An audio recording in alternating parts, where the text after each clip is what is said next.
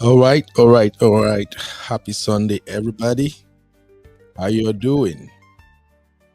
I want to believe you're all having an amazing Sunday. First off, this is our Sunday school. Shout out to my brother Chucky for introducing this segment. And you can all attest that somehow we have been blessed with this segment. Welcome, everybody. It's a beautiful Sunday, and I just want us to have a Christian conversation on today's topic. A younger brother proposed to her on behalf of his brother. Ladies, will you accept it? So we're gonna use this video I found on social media. No, I think my girls they shared the video in our operation backstage, and I kind of pick interest on it because in that video, a young lady was seen being proposed to by a brother, and the story goes that the brother is actually the younger brother to the man who intend to marry her. She was happy. It was a fantastic proposal. There are flowers. People are there doing all the oh, God is so beautiful. You know how these Gen Zs roll these days, and it's such an amazing proposal. But then I thought about it, and I was just wondering, will our ladies actually accept this type of proposal in the world we live today? So I share it in the backstage, and of course, I think Real Fam members are busy, but a couple of Real Fam members actually reacted to that. I remember I think Cece said, "Never, I ain't gonna take it." So, and from there, I just feel like, what exactly did the Bible says about marriage rights? Was there a laid down procedure or processes that should be observed when a brother found a beautiful woman he wanted to wife?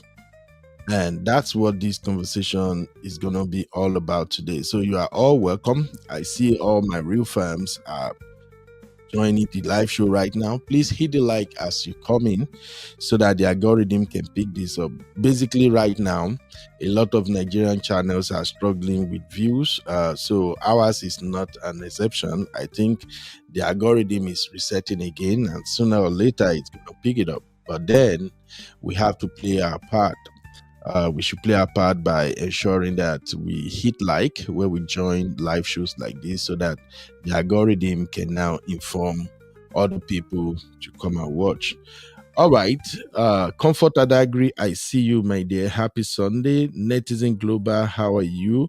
My own sister Grace, Auntie Grace, welcome, man. It's so good to have you here. Mercy Ajini, the beautiful Mercy. Is Mercy Ajine the same as Mercy Kendra? Because I think I saw some celebration at the SM group. I think our Mercy Kendra is the new nurse in the building. You're welcome, Mercy. Mercy, let me know if you are single, I beg.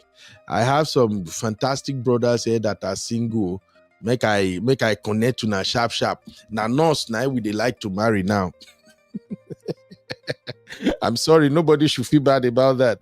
Almost at least 80% of Nigerian men in UK and Nigeria and in US or Canada, they will gladly rush to marry a nurse than any other profession. You get why, and I no go tell you not the why, but Mercy Kendra, let me know if you are single, my dear. Make I begin to advertise you. Ma carry you go our men's group. Go tell them, say, my baby girl is a nurse, so make una call. Oh, Mercy, you're here. Oh, Mercy, you are a pharmacist. Ooh! Yeah, that even make it a lot better, my dear. A pharmacist? Oh, my God.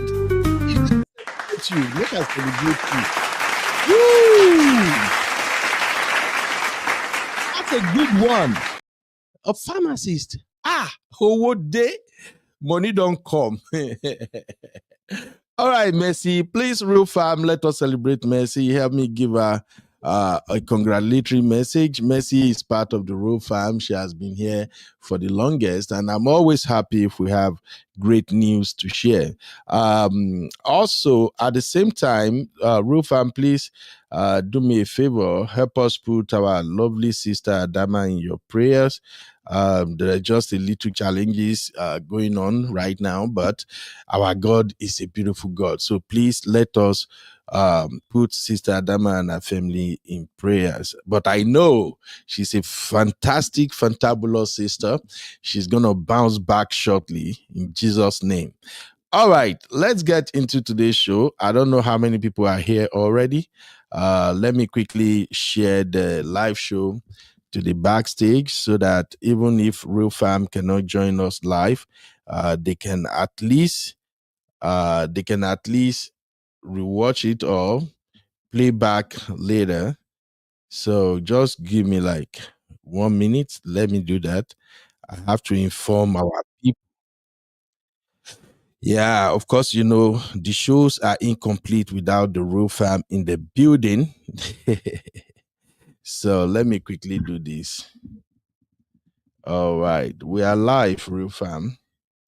Okay, now I see we also have 6 likes and our viewership is growing. So please hit the like. We have 6 likes and I can see we have 12 watching already. So please kindly hit the like so quick. All right, let's take that out of the equation. I see you, Sister Rose. Sister Rose is already screaming. The answer is no. Sister Rose, you must accept this proposal. You have to accept this proposal, Sister Rose, or something will happen. Oh my God. Anyway, as funny as this may sound, this is actually a big deal. And a lot is happening right now. So many people are getting married virtually. So another of our beautiful sister in the backstage, I think Sister Lola, also shared her own experience. So don't just think, is Uncle Ben trying to chase cloud? No, I'm not chasing cloud. These things are happening. People are getting married on FaceTime now. Introductions, traditional marriages are happening in Africa with the 2 parties involved not being present. There is nothing wrong with that. It's amazing. Okay. So, but let's have this conversation in a Christian-like manner. I see you, my beautiful sister. Oh, the mom of 5. Mom of 5. The mom of 5, I can't believe you stream Hida jollof rice for 11 hours and send plates to us. You supposed to say, okay, rice don't done no real far, make una come chop. Only you and Linda just share the rice and forget the rest of us. Thank you, mom of 5, for being here. Again, please help me give my baby girl, Mercy Kendra, her flowers. She's a pharmacist. That is not easy. I'm always happy when my sisters, my brothers are accomplishing great things. They make me happy because at least I feel brag. Do you know who I am? One of my sister is a pharmacist. When they worry you, and they talk, who you be. Me, I like to brag. Even though say me, no be me get the certificate, but I like to buga. That's just how I am. I'm happy when I have people around me accomplishing great things. So please help me celebrate our baby girl, Mercy Kendra. That is not easy. If it easy, make the go run now. It's not easy to be a pharmacist. When I saw their coursework and everything they have to do in order to become pharmacist, I run. Somebody recommended, you can actually do it, You take this class, you take that class. When I see all the fixes, all the calculation, everything, I say, me, not be me and you. I remember when I wanted to enroll in nursing school, the first question I asked was that, I hope so that you not go involve science. The first couple of classes that I took, my prerequisite, it involves, we did chemistry, we did biology, all those basic science, all more. I know to get wahala with many of them, but you see that chemistry, blood of Zachariah, I begin to cram at my age. Me, studying that chemical table. Hey, uranium, iron, zinc, water. I say, God, what have I done to deserve this, God? my primary school back, no, not primary, my secondary school back in Nigeria, I remember in SS1, I was in science class, but I no take I see test tube. Now they draw test tube for us. So if you see anybody who is a pharmacist, a doctor, a nurse, an engineer, people in tech, I beg. I know, say, we might say, after all, what is it? I can do it. It's no easy. Let us appreciate them. So we should celebrate one of our own. In fact, when I made it through nursing school, even though it's an LVN, only me give myself credit. I saw in fact, nursing school, now another way nursing, shit, forget that thing, no. Nursing school is a no-nonsense school. You can't even afford to make mistake. They will chew your eyes out. And when it comes to practical, clinicals, and all of that thing, hey, now there you go, no say some teachers are witch. They won't cut you no slack. I remember one time, I was like, is it 7 minutes late to my clinicals? And my supervisor want to throw me out of that day class. And if she succeeded in throwing me out of that class, I don't fail be that. I prostrate the white woman. The white woman didn't know what I was doing. I prostrate. I'm so sorry, ma'am. I'm so sorry. It was the traffic. I did everything. I wanted to be here so early. Please, I have 3 kids. I can't be thrown out of this class. I thought she probably thought like, this Nigerian guy is so crazy. She said, get up. What are you doing, Ben? Get up, get up. I'm like, please accept me. It's just 7 minutes. And they say, okay, I'm going to give you this one time. It's just going to be this one time. I'm still going to deduct it from your time. I say, yes, man, deduct the time, but don't send me back home. So sometimes people don't really know what it takes to accomplish all these fantastic blessed career certificate. I don't know what it is in a Gary. You know, that's why wherever I work, no matter who you are, the moment you are practicing nonsensical thing, I will tell you, don't do that shit around me. I'm not going to be part of that BS. Okay? I went back to nursing school at the age of 40. All right? Hey, baby. Welcome back. Yeah, I'm live. You don't want to say hi to my people, Blessing? Come on. Come say hi to the real fam, baby. Hey, guys. Guys, I think your uncle, you are saying guys. You are really a Gen Z. Just go. No, why would you say hey, guys? My aunties and uncles. Hey, now you're talking. That's my baby, guys. You're welcome back. I'm going out. Going out with who? Who are you going out with? You're worried about the work thing. My hair needs money. I'm putting it out. Tell me who you are going out with, and then I can give you the money. Friends? Mm-hmm.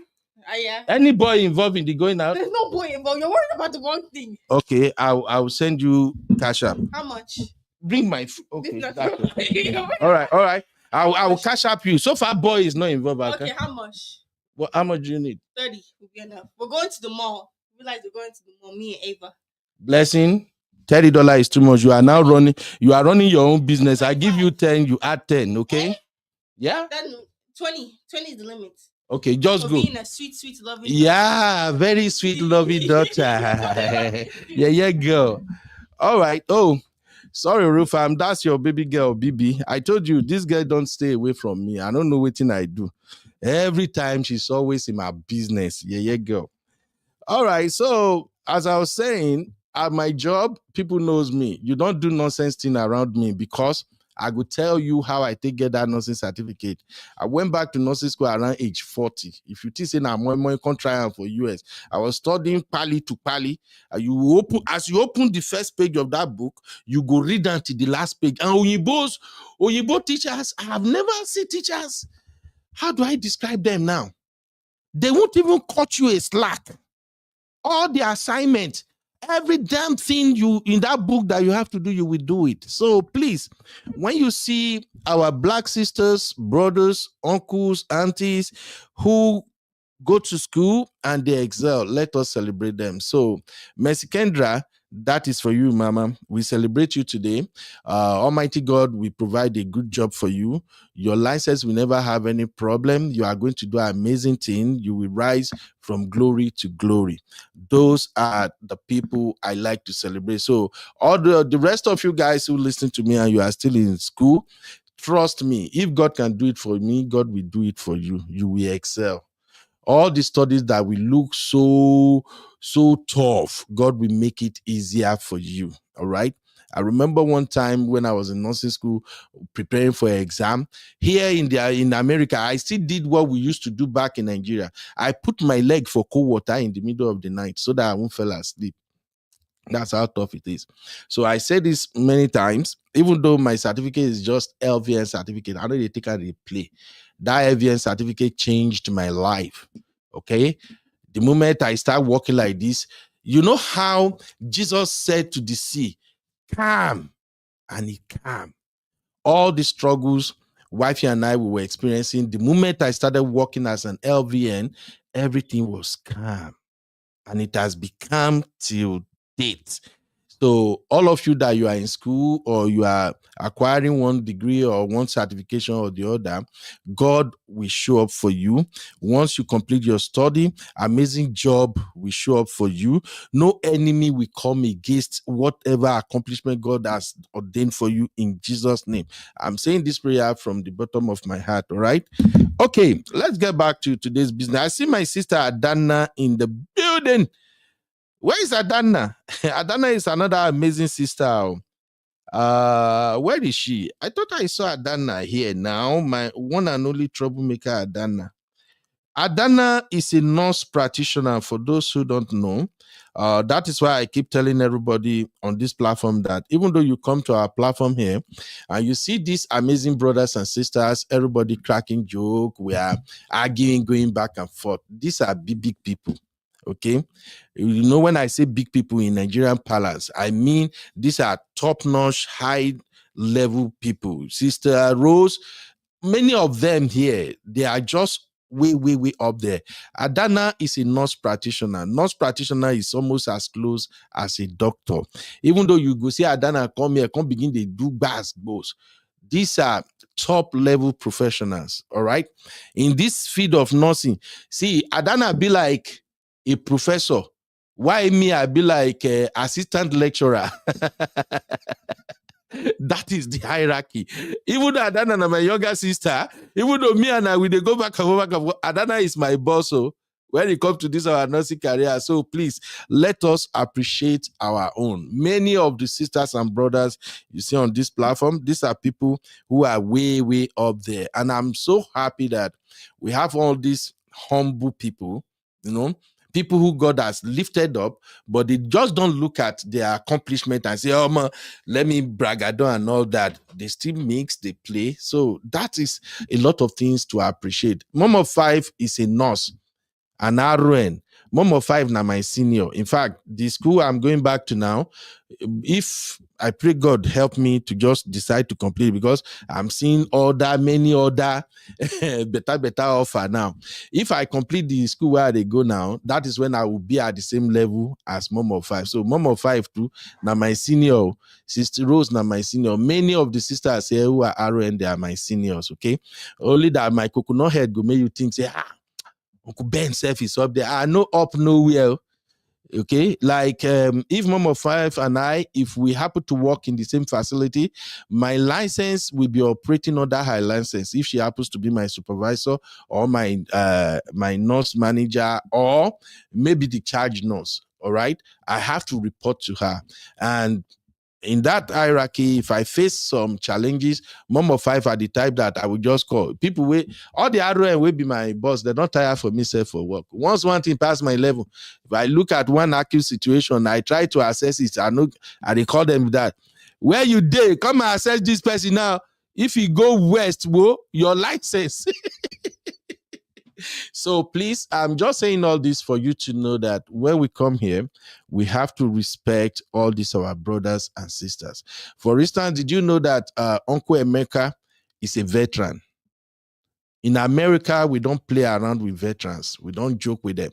These are people who fought for the American independence. These are people who protect us every day.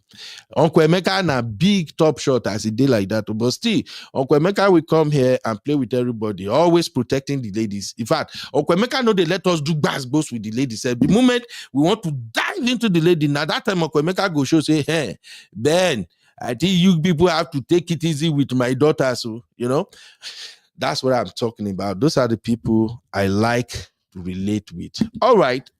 Let's go back to why we're here. Thank you, everybody. I really appreciate you all. God bless you. It's a fantastic Sunday, and this is our Sunday school. Let's get this rolling.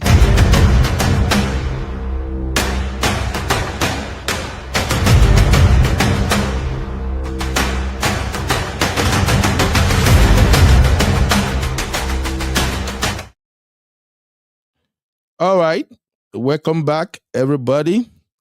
First off, B-Flex say, leave our Zaddy alone. No worry. We go soon sue on Azadi. On Azadi, no let us feed the follow na back to back. Okay, Emeka know they allow us.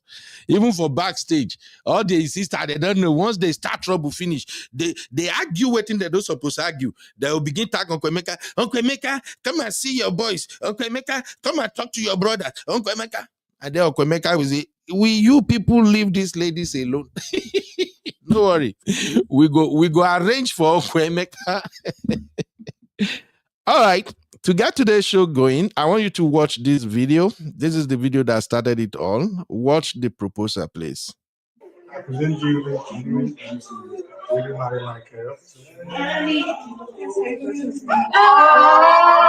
losing my sleep. All right. So, is that the senior or junior? There goes my mind erasing. All right. Oh, here the lady arrives. This lady look amazing. I ain't gonna lie, she's beautiful.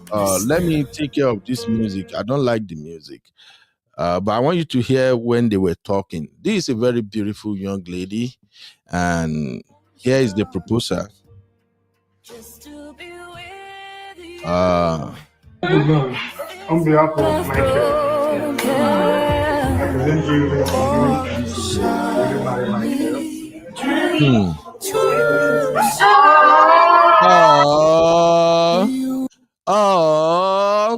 So you heard what the guy said, right? He said he went down on his knees and said, on behalf of Michael, I present this ring to you. Will you marry Michael? Now, this is a pretty young lady. Oh my God. She's so beautiful. Honestly, she's cute. Oh, and then you see the brother right there. I guess those are, the mom.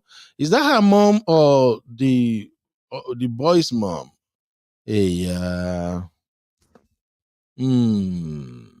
oh man, this is beautiful. I love it. All right.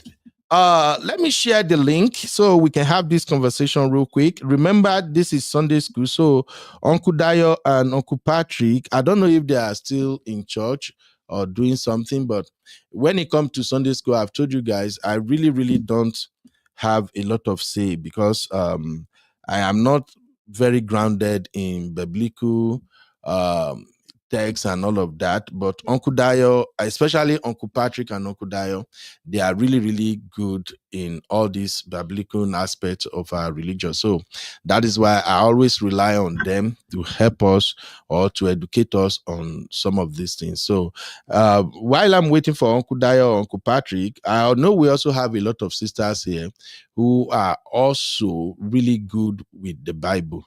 All right. So any sisters with biblical knowledge, please do not hesitate to join us in this conversation. So I'm sharing the link now for those who want to come in. The lesson I want us to take away from today is that we're going to discuss marital rights. All right. From the moment you and your man, you are taking your relationship to the next level. what are the procedures or guidelines you have to observe? If you do not observe these procedures, these protocols traditionally, what are some of the implications?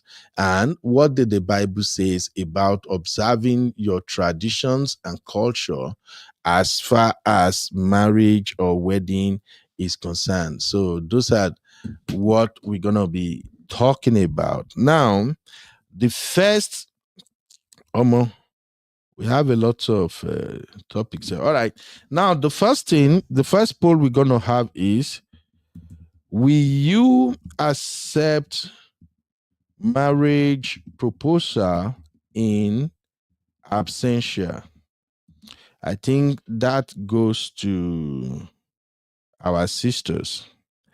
So, okay, let me edit it to make it make sense for those watching for the first time. So 1 is equals to yes, and 2 is equals to no, and 3 is equals to it depends. When I don't talk, say make I always add the number 3 option.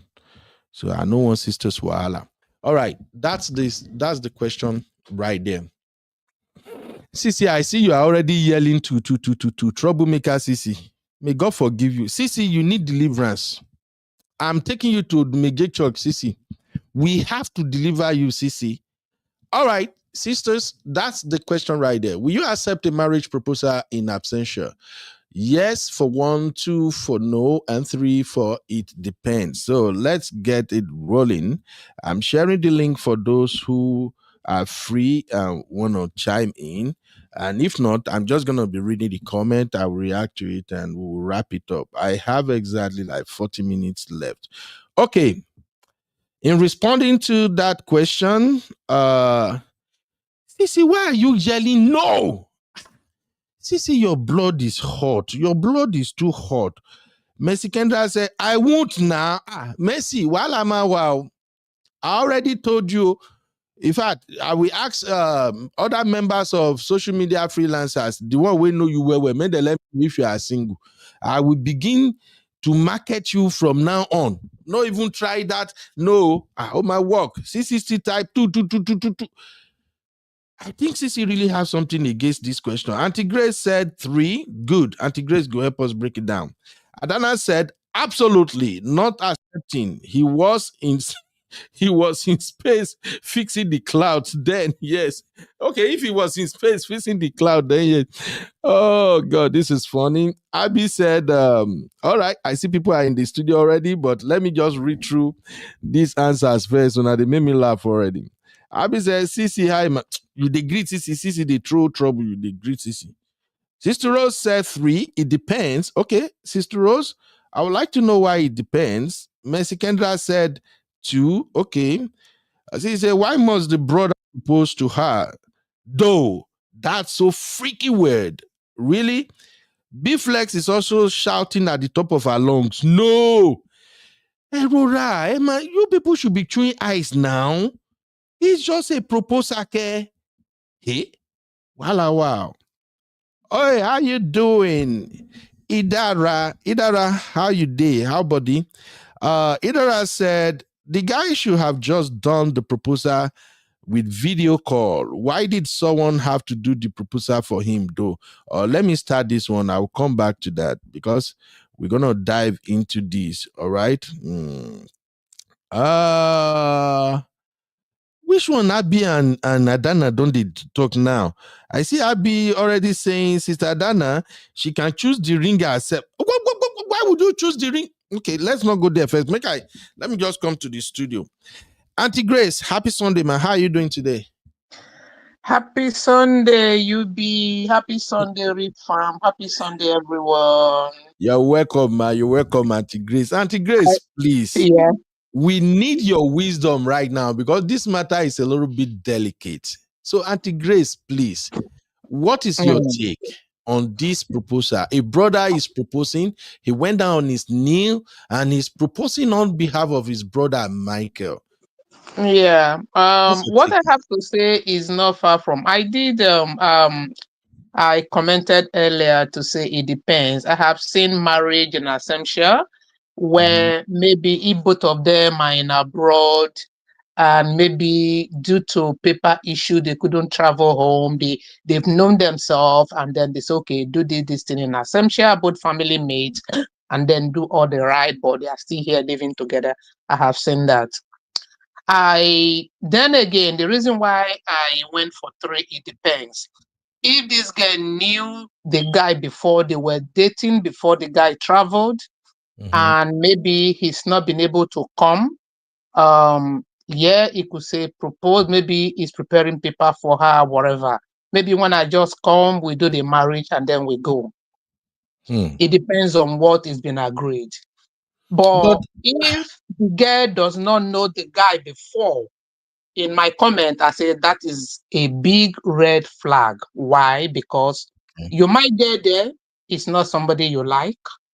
Then again, are they doing this to have the guy to have a wife in Nigeria and then she will forever remain in Nigeria and then she become a visiting wife? It depends. What is the goal behind this? So ladies have to be very careful what they are settling in for. Perhaps maybe the guy has another wife abroad, or he just trying to maybe get rid of the one, and then he doesn't want this one, he doesn't want to lose this, and he proposing to this one. And you don't know how long it's going to take that guy to settle, and you're accepting this. It all depends. So, ladies, women, you have to be very careful for what you are settling in for. If you know the guy before, you are talking, you are in communication, you know the reason why this arrangement is being made is well. If you don't know, my dear, keep your fingers clean so that something else can happen. Thank you. Okay, Auntie Grace. Yeah. If I can just ask before I move on to the next person, man. Go on. Is it not better to forget about this proposal completely and for the guy to just send the family to her family and do the right thing, which is the traditional engagement, rather than this having a brother taking the news? And is that not better than this woman? That is why I said I have said marriage in Absentia. It depends on what they are arranging. It depends on what they are planning. If the girl knew the guy before, maybe they've been talking, and the guy said, I'm going to send my parents to your parent. The girl said, no, I need this engagement for it depends on what their talk is based on, because we are not in their shoes. We don't know what is happening. So this is going to depends on the girl and the boy who know themselves. If nothing is happening before, I have seen people also who say, oh, they want to marry for someone. If you see this girl, this Olivia, the head tutorial and all that, it was the husband's auntie that met her when they went to somewhere in the church, and he said, oh, I saw this girl and I like her. Spoke to the girl, exchange number. But then the guy said they're talking to her. The guy came to Nigeria before marrying her. They get to know themselves. Even the girl even admitted that there was somebody who was on the line before, but when he saw this, he kind of switched. You need to know what you are dealing with. You need to know whom you are dealing with. You need to know why you are accepting. If the guy said, I still need to be proposed to, we don't know. That's what I'm saying. We don't know. You understand? All right. If it's somebody you don't know, you can't just say, go to my parents as well. You need to know what you are settling for. Because you getting married to someone who is not even in Nigeria, who is abroad, there's a lot, because you don't know what the guy is doing there. That's what I'm saying. All right. Thank you, Auntie Grace, for that wisdom. Thank you, ma. Let me Thank quickly go to my troublemaker, Sissy. Sissy, what's Hey, up, Uncle Ben. mommy? Happy Sunday. How you Happy doing? Sunday. Happy Sunday. Happy Sunday. Auntie Grace, long time. Hope you're well.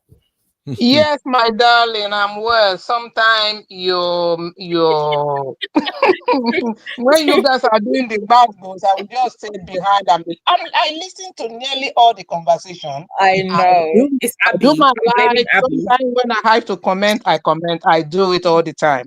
Like I have been on the backstage. I have read most of the comments. I'm like, okay. Yes. So I'm I'm blaming just Abby. Abby's I'm just making us write so much paragraphs. sometimes when I come back, the message is over 400. I'm like, what? What is it? I Justice for just Abby. Justice I, for I just Abby. I just go to the bottom Oh, and look for the and her side chick, that Chucky has entered. Those two, oh Ah, they're my God, I making us know. write too much. okay, and happy. It's The all troublemakers. it's all fun, right? Yeah, Thank that's you, the guys. Okay. Thank beauty. you. That's the Yeah. beauty of the real farm. That's the beauty. But Abby, how are you doing? I'm fine, Auntie Grace. We've missed you. Happy Oh, Sunday, ma. happy Sunday. I missed you guys. Thank you. All Yeah. right. So, Sissy, yes. why is your no so super loud and then two all over the place? What's wrong with you, Sissy? Okay, when we said in absentia, I've never seen this version of somebody proposing on somebody's behalf. I think that's going a bit too far. We're going too far now. There's no need for it. I think it's unnecessary. To be honest, I think it's weird to do all of this and for your fiance's brother to propose to you. I mean, why? What's the point? So if the fiance now cannot later travel on the day of the wedding, would the brother step in for the brother? I'm not understand. This thing is going where no, please, sorry. It's a no for me. I don't want this type to start your marriage in this type of way. I thought the Absentia one that you were talking about is the one that my friend did, where her and her partner, they live in different countries and their families did their like traditional engage. Even that I thought it was still weird, but I can see now that it does happen a lot. They did like their traditional engagement or whatever that thing was, that they went to the families, but they had a whole grand massive wedding and they were not there. And I was just like, what is the point of all of this? To be honest, I don't understand. But she said, but they carried her picture and her Mhm. husband's picture to do the wedding. I'm just like, why? So I mean, clearly it happens. And if it's needed, like maybe they couldn't attend the wedding. I think that's what Sister Lola was saying in our backstage, that the Yeah. husband didn't get his travel documents or whatever. Okay, fine. The wedding has already happened. She's already in the country waiting. Okay, I understand, but this no, this is going a bit too far. Okay. Your husband's brother, cousin, auntie should not be proposing to you for what? Okay. Why? Okay. Yeah. Shout out to Sister Lola and shout out to Sue, even my Dachoki. You welcome everybody. I see our likes is still 13 and we're like 26 watching right now. So please hit the like. Real fam, hit the like. Let's get the like up as soon as we can. Please. I know it's a very juicy conversation, but if you don't hit the like, the show will struggle. So please hit the like. Now, Sissy, I've seen a couple of recommendations before I moved to Abby, and I just wanted to Mhm. ask you. My baby girl Simbi is in the building too. So before I move to those two young troublemaker, Abby and Sissy, let me ask you. I'm seeing this narrative that you can get your ring, a lady can get her own ring, she can choose her own ring, and all of that. So, what is the beauty of presenting a ring What do you to mean choose her own ring? people are now saying you can choose your own engagement ring. You know, a lady can get her own ring, maybe buy the ring. I don't understand what they are saying. This Gen Zs, they Listen, are as going for nuts me, Uncle these Ben, days. I'm Uncle never Ben, gonna Abby, tell a Abi, Uncle hold person. on, Ben. no, hold on, no, I'm not Abi, gonna oh. tell. Sissy, one For second. me, Sissy is my comment is talking about. Oh, he did not read the context. What's the context? The context is that Adana said, so we're talking about why can't you do it on video call if there's restrictions? Then Sister Adana said, but rings don't look the same size on video, Abby. And I said, in that case, let her just choose her own ring so she knows the ring that she's getting, since there's a distance issue. That's the context. Why would okay? Let me just finish okay, that makes sense. Sissy. Sissy, Mhm. are you in support of a lady going to choose her own ring, To be even if there honest, is it distance? happens. To be honest, when I first got engaged, my partner picked a ring, and clearly he did not listen to what I actually wanted. So we went and got another ring, which I picked out. So it happens because I feel like men sometimes, if you're not somebody Wait, who pays attention to detail, maybe you know your I'm not partner, hearing you this. just want to. Wait, Sissy, let me clear my ear. Just want to be sure I hear you. Can you say that again, Sissy? What did you want me to say again? Your man gave you a ring. This is an X. Because it's not the mix you wanted, you now took him back Absolutely, yes. to go and We take went the and bought a ring. new ring. Yes, absolutely, we did. Because Is he a clearly, Nigerian? yeah, he's Nigerian. Yeah, And brother, I agree. of course he has to agree. It's my ring. I have to be happy. So we went and got a different ring because I'm sorry. Why would you get me a gold ring and I don't wear gold, bro? Are you not listening to what I've been telling you? Oh So yeah. it's just No, wait. Sissy, you just mentioned another crucial part of this conversation now with that gold ring. Did you know that if not until, because I used to change my wife ring sometime 3 years, sometime 2 years, depending. Once I just see one, I woof money. I just want to impress her. I say, okay, baby, show me what kind of ring you want. Yeah. Then my wife started, because when we got married, we got married with golden rings. Then my wife went to the US, and when she was coming back to visit, because my wife do come and spend like 1, 2, or 3 months with me in Nigeria, then she came back with silver ring, and I almost threw a fit. Like, I gave you a golden ring. What are you doing with silver? In my head, it's not silver, it's white gold. There's a difference. White gold. Yeah, white gold or platinum. Yeah, difference. I just thought it's silver. So I'm like, I gave you gold. You came back with, what is going on? Did someone else give you a ring beside me? It was a lot. And what did she say? She doesn't like gold, right?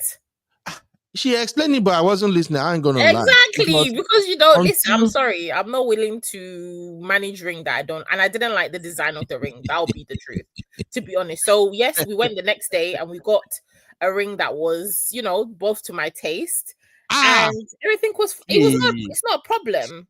We are dealing with different set of women these days. The gesture was nice. I appreciate it. He did get down on his knee, but the ring just was not. The ring was just not ringing. And if I'm gonna be, you know, happy with my ring, it needs to be perfect. So we changed it. What do you mean? Uncle Ben, we're going off topic. Sissy, what I'm trying to point out is this: when you go and choose the ring, you took away the element of surprise. There's no surprise. You already proposed. What's the surprise again? The surprise was the proposal. The ring came with the surprise, and I was surprised, yes. But I did not like the ring. And it was going to be a problem for me. So, but anyways, aside from that, most girls or most women, you do talk to your man. If you know that he's coming to propose, you do kind of hint, you kind of say, oh, these are the type, you would have been looking at rings together. So your man should kind of know, at least seen some pictures. And a lot of women, if the man proposes and they don't like the ring, we go and change that ring. It's not a problem. You just didn't get it right. But if I'm going to wear it for the rest of my life, I need to be happy. Okay. Uncle Beno, why are you so surprised about that? Because you guys keep talking about communication. And they don't listen. Somebody that I was with for 5 years. If this man does not communicate and he doesn't talk about it, and then she's carrying this ring in her hand and she's not happy, would you prefer that than for her to say, okay, thank you for bringing this ring. Can we go take it for exchange or another one? Okay, Auntie Grace and Sissy, as well as my other sisters, please listen to me. I'm coming from a Christian biblical man point of view. What is that? It's not supposed to be. The ring is just a symbol. You are not supposed to have trouble. But you gave it to her to wear, right? Yes, it's a symbol of love. She should just wear irrespective. Whether she's reacting to it, whether she likes it or not. Do you know that some people that can react to certain kind of rings? Auntie Grace, this is why this is a Sunday school, because we're gonna end up with what Bible says about all of this. This is not about Bible. This is about listening and communication now. Exactly. Auntie Grace. Exactly. Thank you, Auntie Grace. Auntie Grace, I'm gonna speak another grammar I learned from my sister now.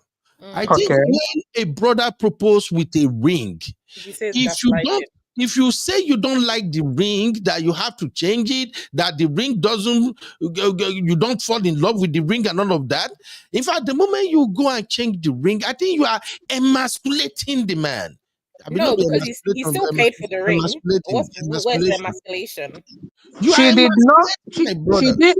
You listen to what Sissy said. He did say, I went and I changed the ring, right? She spoke to the guy. Thank you for the ring, but I wouldn't wear this type of ring. They went and they changed it. This is you have to listen. You're not going to force her to eat the food that she doesn't want to eat. Auntie Grace, but isn't the ring? Hey, shout out to my brother, man of prestige. Man of prestige. I don't know how you are dealing with these people. Maybe you need to come back and revisit this topic. Oh, I'm available on Tuesday, oh, man of prestige. I don't understand the set of people you counselors are dealing with these days. The ring is supposed to be a symbol of love. It's Yes, it is. it's a It token is. from the man's heart presented to a woman and say, I love you. This is an indication that I want to marry you.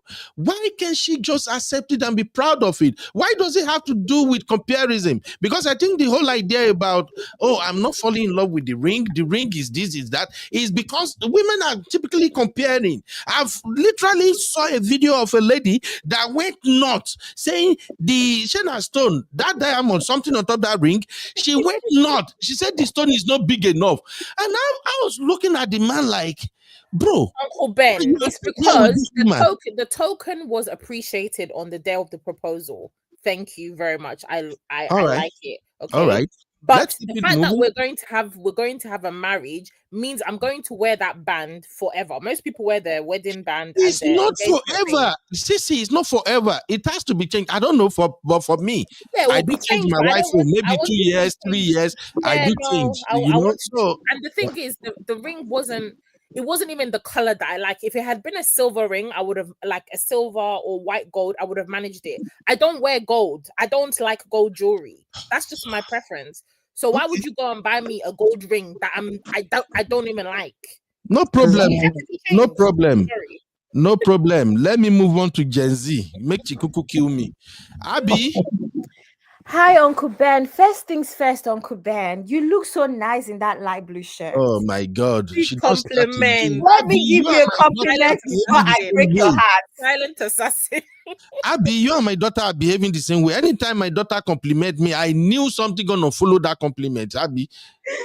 Uncle Ben, blue looks so nice on your skin tone. Oh, thank you. Oh yeah, now roast me, Abby. I don't want to roast you. Also change the ring or not? I will, but Uncle Ben, I think you're getting it wrong. It's not like we just go to the store and say, babe, I went to buy my ring. Thank you. Bye. That's not how it works. It's not usually that harsh. It's usually a conversation that, I actually prefer this part. I actually prefer this sort of, whether it's white gold or rose gold or whatever. It's usually a conversation. It's not that we just go to the store and pick a whole ring. So there's no emasculation in that whole thing that you brought up. Nobody's emasculating anybody. But I wanted to say something. I've been engaged before. And I think that there really should be a process. So because my partner at the time was planning it, what he did was he actually bought me a ring. So we went into a store for fun, right? So one of our dates was actually just looking at rings and, oh my God, what cuts do you like? Also, I think most women know, because I know a lot of my friends have told me their wedding cuts because they know that their husbands will most likely come to me or come to their close cousin or their moms, whoever you talk to. So a lot of women tell their friends that, oh, I really, really, really like emerald, or I really, really like an oval cut or whatever. So a lot of men have that information if they care to find that information out. So in my own case, we went on a date, and then on our way back, we walked past the jewelry store and we just walked in. And that was when I knew my ring size for the first time. That was when I knew the cuts that I like. And he just kept that information to himself. So it wasn't hard for him to figure it out at the time when it was time for proposal. So I really do think that I'm going to take it an extra step and say that I said it on the backstage a couple of days ago. I will be annoyed if my husband doesn't go above and beyond to make sure that it's the cuts and the style that I like. Because I promise you, I have friends that have that information right now. And now that even my taste has evolved. Sorry? No, go on. Now that my taste has even evolved, I know I have updated that information with people that matter. My dad has that information as well. So I don't know. I find it a bit unintentional and a bit lazy when a man doesn't just do that as the barest minimum. I have a friend. Do what exactly? Find out what I like. What you like? It's okay. He will find out what you like, but and he needs to buy what I like. You need to buy what I like. I'm sorry. I need to post it on Instagram. I need to show my friends. I don't want to be embarrassed carrying my ring that I'm not happy with. Let me put it this way. Before I go to Honey Babe, because I see Man of Prestige is here too.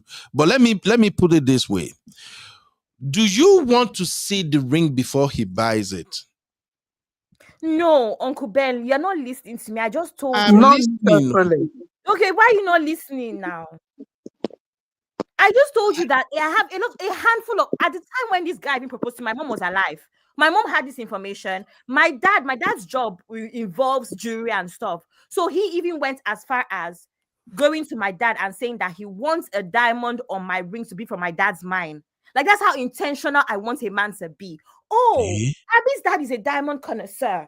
Come and get it. Top proposal. Yes, that is thoughtfulness. Okay. That means that you're willing. See, Uncle Ben, how do I know a man is willing to go above and beyond for me if he's not doing it in the little things? I told you this before on previous shows, right?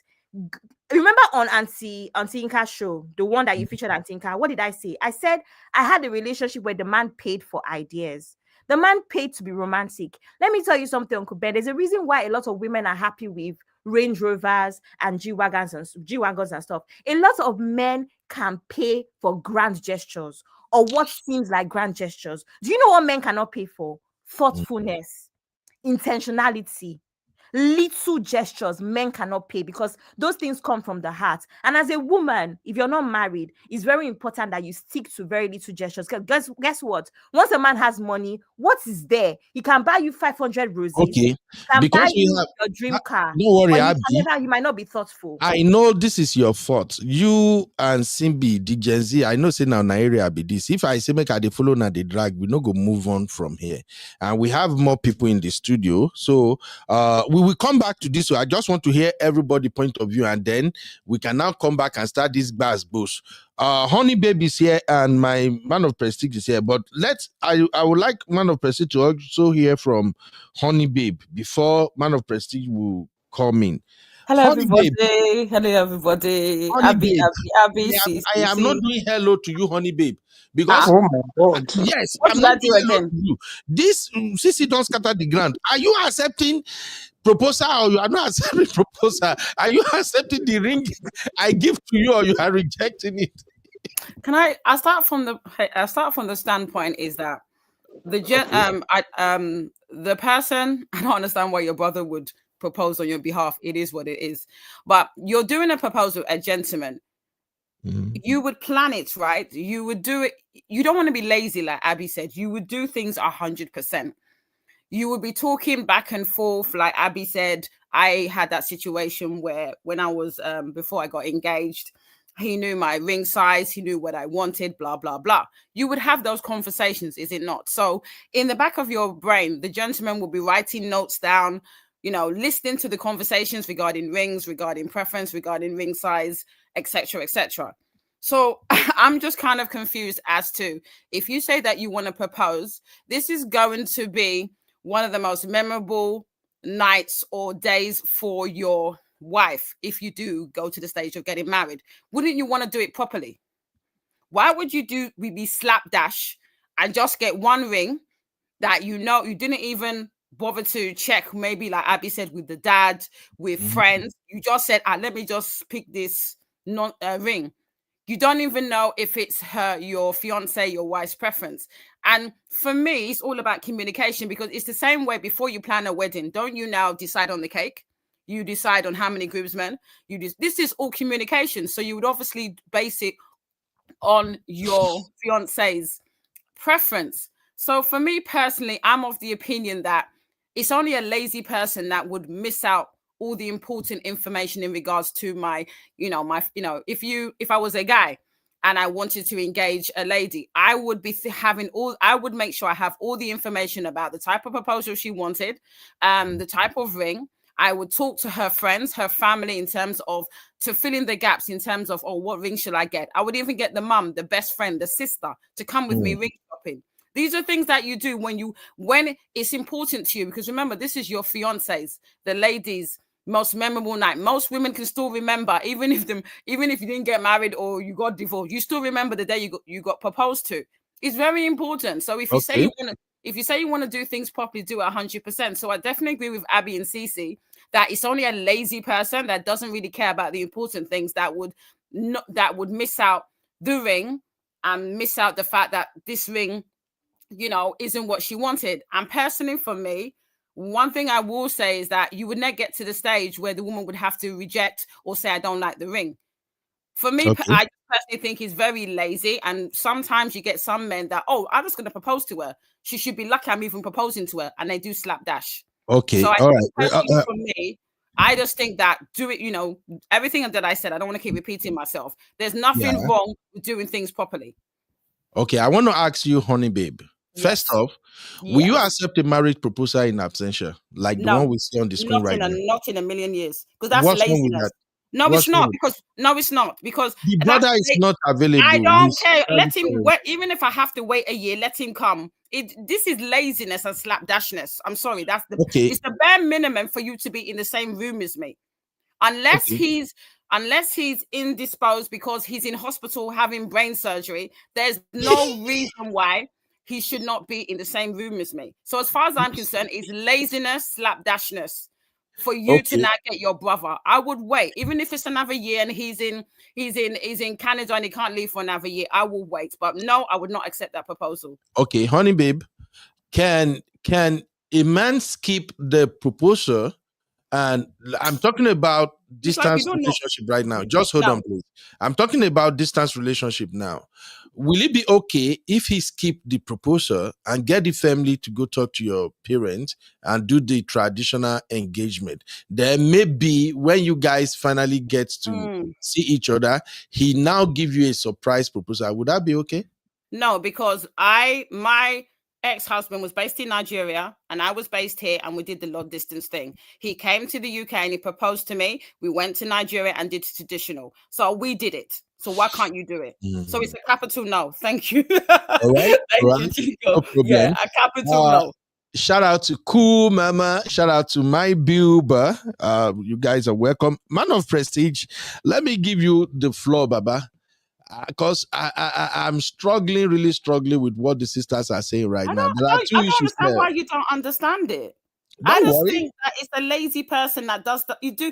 If it was work, you would come to work at 9 o'clock. You would do your 8 hours. You wouldn't be late. It's the same thing on proposal. If you're gonna do a proposal, do it 110%.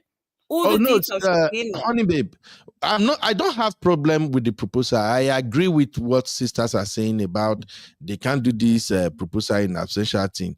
Only that when you add brain surgery to it, I'm just saying in terms that that's the only reason why he wouldn't be in the same room as me. Why would his brother propose to me? Yeah, I get that, honey babe. I get that, honey babe. The part I'm moving on to Man of Prestige, I'm just bringing that back to Man of Prestige to have the full picture of what we are talking about. The part I'm struggling with is the ring part. I have to select my ring. The ring has to suit me. The ring has to match. That is the one that is driving me crazy. Yeah, but Uncle Ben, when you have a wedding, when you have a wedding, both of you would discuss preference, the colors, what the groom is wearing, you have that preference. It's the same thing with a ring. Preference. All right. Can you hear me? All right. Yeah, I can hear you, Man of Prestige, but you are still sounding like a little bit far away from your speakers. You got it, Baba? How about now? Oh, yeah. Yeah. This is the Man of Prestige we know. What's my father? Hello, everybody. You know what? I think it depends, right? But I have a question for the ladies first. So you're saying a man put together a proposal and you're using the word lazy. Can you please help me arrange that? I'm confused. Here we are. Here we are. If What's the we've question? been dating for a number of, if we've been dating long enough for you to feel that you want to get married to me, then I feel like you should know what I like, what I don't like. Don't propose to me with a gold band and you know I've never worn gold in my life and then expect me to be happy with that. That's my issue. So if I now want to say, babe, if you ask me, oh, do you like the ring? Do you like the ring? And you can see by my face, I can't lie. And I'm like, oh, you know, it's nice, but it's not really my style. Then you're like, okay, should we go and change it? And I'll be like, hell yes, let's go and change it because it's not my style. And I pick something completely opposite, then I don't see why you would have a problem with that because clearly you are not reading the room. You're not getting the memo. And there seems to be a communication gap somewhere. And it's not from my side because I would have expressed to you the type of things that I like, what I don't like. So why you would go and get the opposite thing and expect me to be happy? No, that's to me. Let's go with Cynthia. Let's go with Cynthia. Right? That's what happened in my own circumstance. I don't know about everybody else, but that's what happened. So let's go with Cynthia's scenario, right? So clearly it happened in yours, right? So tell me how the fact that you think that's lazy did not show in your attitude when it was being proposed, when you were being proposed to. How did that not show in your attitude? Because if you feel like it's lazy, I feel like it will show in the way you accepted the proposal. No, I didn't. I'm not the one who said it was lazy. The other ladies are the ones that are saying it's lazy. I didn't say it was lazy. I just said to me, you would, in the moment, I was really, really happy. But after a few days, I really tried to look at my ring like, I'm not happy with this ring. Once everything had calmed down, 3 days later, I was like, I can't manage this ring for the rest of this engagement until we get married to change this band. No, we have to change the band now because I just wasn't happy with it. But in the moment of the proposal, I was happy because I was getting proposed to and everything else was fine. When everything had like calmed down and I looked at the ring, it's not the type of ring that I would want to wear for the rest of my engagement. So it had to go. Okay. Here's what I'll say, right? For me, I didn't experience that, but I was much younger too. So I was like 26 years old. My wife was 25 years old or so. The thing is that when you're younger, it probably won't be much of a point of contention, you know. But I would just tell men, the older you get, the more intentional you're expected to be, you know. So I would say also it is true that I don't think you would just wake up one day, you propose, and then you find out that your girl likes things in a certain way. I think you would have already known that she's particular about certain things, and you might want to make sure of that. But I have one more question for Cynthia. What is the difference between, well, you already said you didn't call him lazy, but what is the difference between this and the lady who rejected the proposal for a man not kneeling down? Nice question. Say that again. What's the difference between me changing the ring and the lady not accepting the proposal? No. Sissy, you saw the video making the round last week. I don't know, maybe it's a skit or not. Yeah, I think I saw the video. A guy did not let down when he was proposing. That's what MOP is saying. That okay, there's no difference. The difference is it's called preference and it's called lack of attention from the man's point of view. Before you got to that point, you would have known the type of proposal your girlfriend wants. We watch things on TV and we'll be like, oh my god, I love this kind of performance. You go to weddings, you see things on social media, you should be able to gauge what your girlfriend or your partner or somebody who you want to propose to, you should have an idea of what they would want as a proposal. For me personally, I'm not a grand gesture. Don't ever propose to me in public, in front of my family, my friends, in a restaurant. I would hate that type of proposal. And I've said that. I think everybody in my family knows. Why would you hate that? Because I don't like public display. Because you want to say no. Because you want to say no, Sissy. No, it's not because I want to say no, but I feel like it puts somebody on the spot. What if I do want to say no? Now you're making me want to say yes because I don't want to embarrass you. So Sissy, please. I'm so sorry. MOP Noves. Let's just clear this now for those who might get to see this Uncle clip later. Ben, it's my preference. This is what I will advise people. when a man puts in the effort and proposed to you publicly, and everybody brought their phone, hey, yeah, the right thing to do is to accept that proposal, say yes. And then once the cameras are gone, it is just you and the man. First give and one dirty slap that.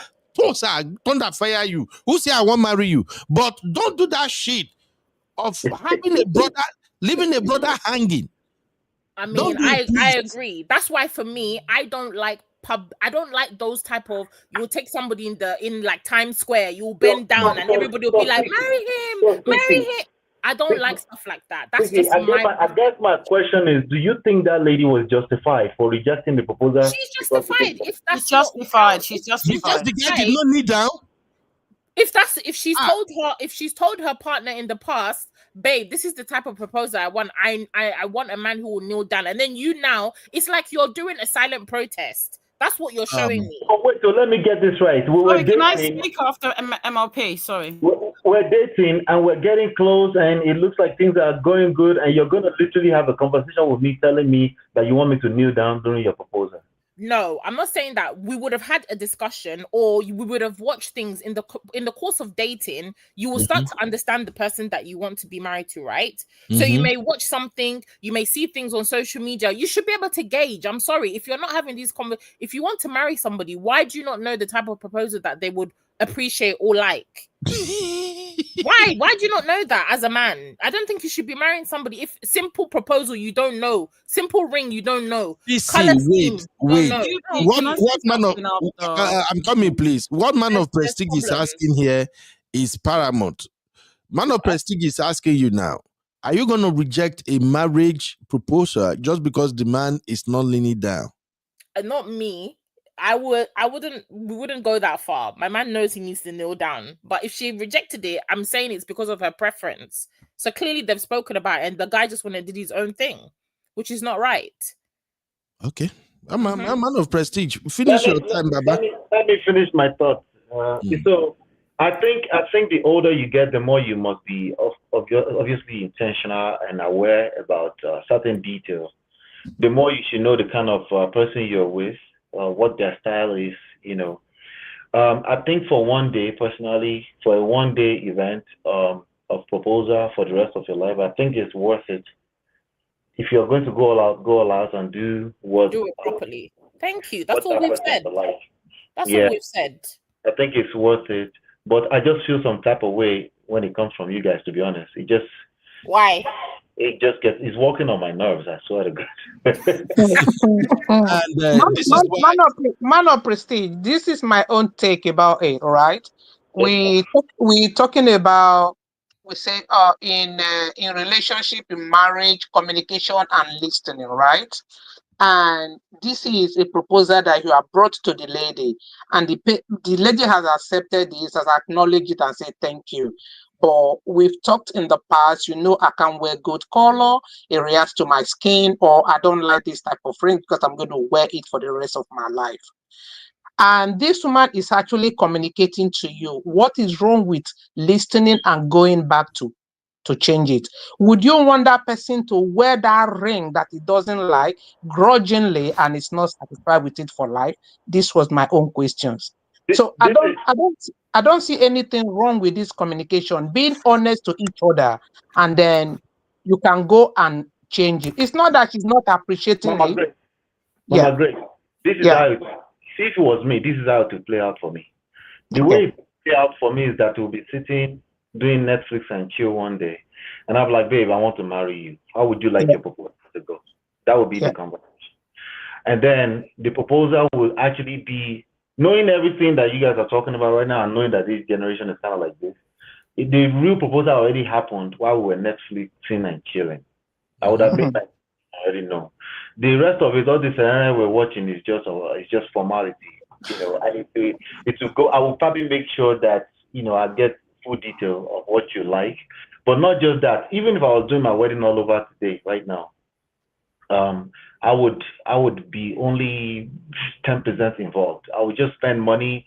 I'll be involved in terms of decision making as she wants, but I won't be as involved as I was back then. If I was to do it all over again, I will make sure that it's just about her.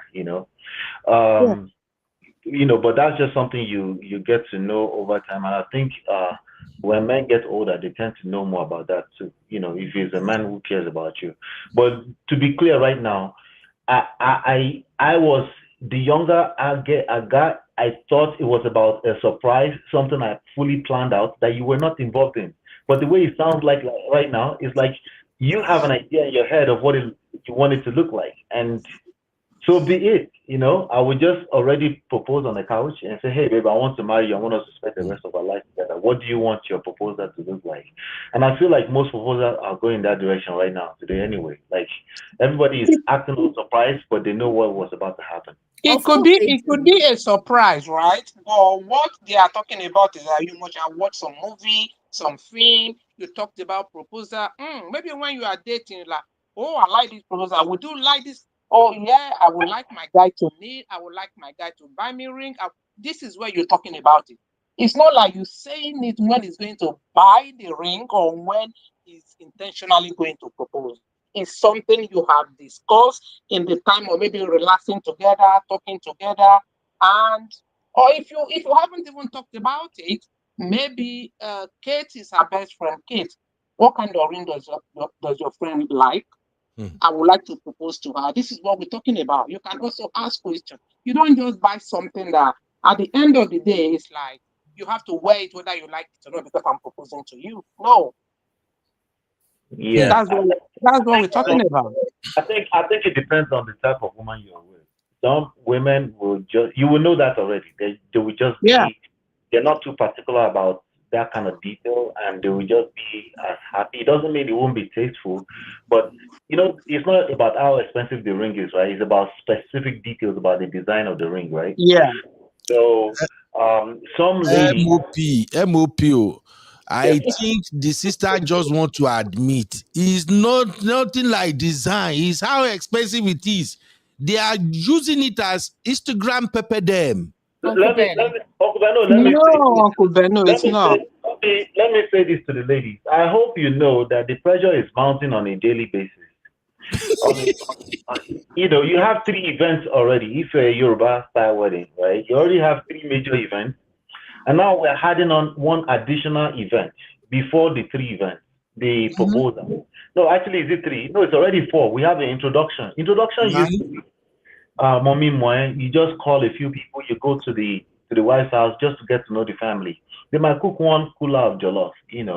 That's what it used to be. I remember my uncle doing that in the late 80s, early 90s.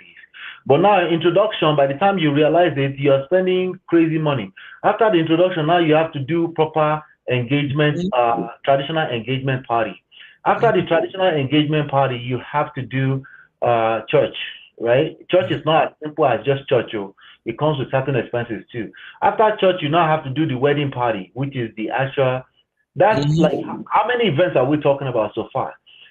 And each vendor is multi-million naira. If you're doing it. So now the drink, I was looking at one of my buddies, my wife's cousin, the family friend. He runs like a drink thing now, like a drink vendorship thing. You have to pay him certain amount of millions of naira to design the drink for the wedding, for the event. So I hope you guys are paying attention to they won't keep man to the pressure you're mounting on top of this thing.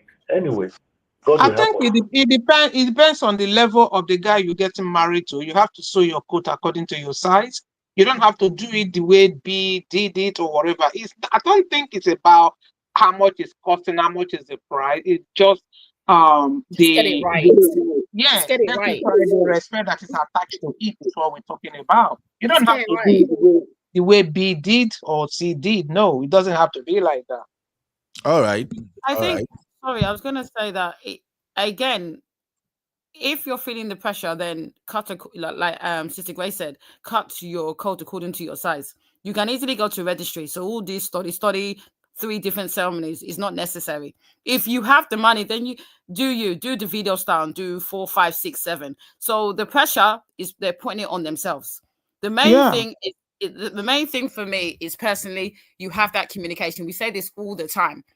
And a person, for me, that if it was my situation where my Alexa's gone crazy, sorry. If it was at the end of the day that you know, I've said everything like similar to CC, I don't like gold, blah blah blah, and things like that, and you deliberately get me a ring, then I asked the question, if that in the little things if you don't listen, then in the bigger things we're going to have a problem. That's always an indication, because when you're having conversations and the other person deliberately doesn't acknowledge, listen, and take on board certain details, even as something as, you know, not important as, or is important as an engagement and all the things I like, then that's an indication of someone that lacks details. And do you really want to be married to that type of person? Okay. Now, I'm making it very simplistic, but if someone says, I don't like gold because I have an allergy, and the person deliberately gets gold, I think there's a question to be asked.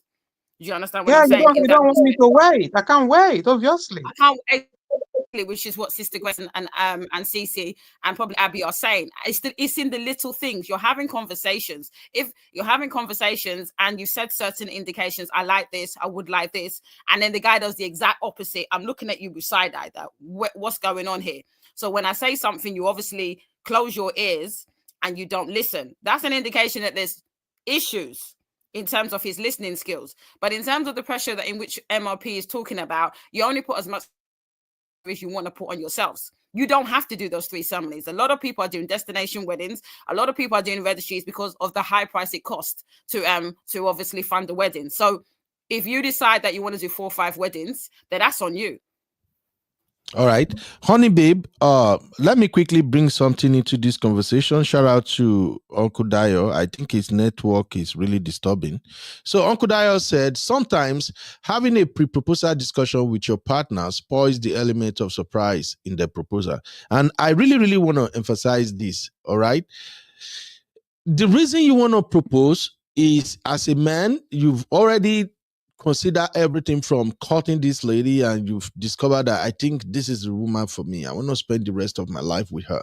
So you now think about, let me propose to her. I don't want any other man to have her except me. I want her to spend the rest of her life with me. So that's supposed to come to the lady as a surprise.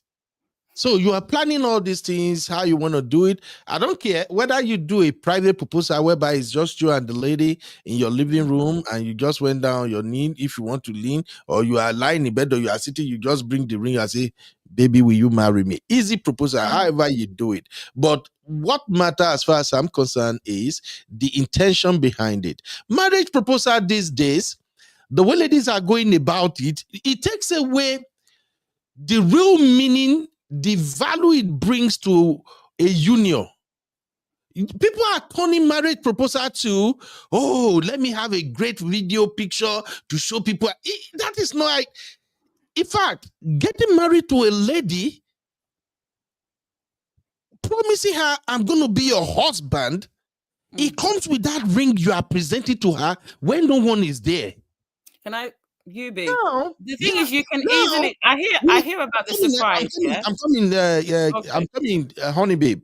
So now, with all this drama now, oh, the ring is not fitting my color. That one is not matching this one. You are standing while you are proposing. You are not leaning down. That defeats the purpose of proposing for Christian marriage. That's what I'm saying.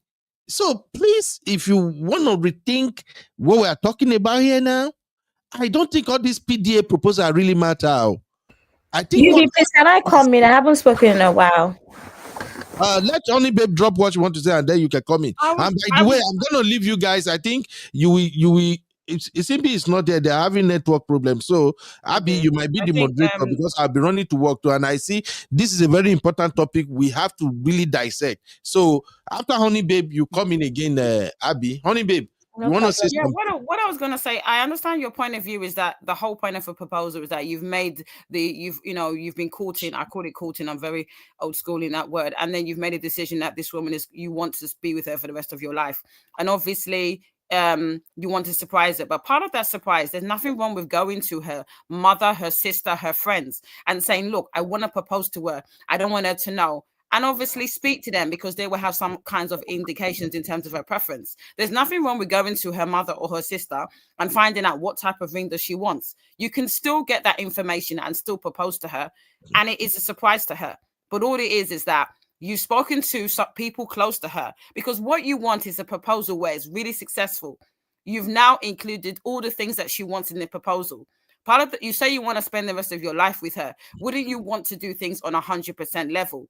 You want to have the ring that she has mentioned, that the mother has mentioned, the sister has mentioned. You want to do it, like Cece said, not in public because she knows that's not her preference. You want to do everything that is correct in order that is the best. What do you mean correct? What do you mean Everything, correct? what I mean by correct, about love. Okay, let me land, because you're saying to me that surprise. Why will you? It's like you take me to dinner and then you order steak. I hate steak, but because it's a surprise, yeah, you want to surprise me, but you don't understand the information at the back that I don't like steak. I'm allergic to steak. I'm not allergic to steak, but I'm just saying that you need to have all the information. So what I'm saying to you is that if you say that you want to propose to a lady, you've been courting her for a year and a half, you've had conversations like Cece and Sister Grace and Abby are saying, why wouldn't none of that information sink into your head to understand she doesn't like gold, she doesn't want to be proposed to in a public setting, and she,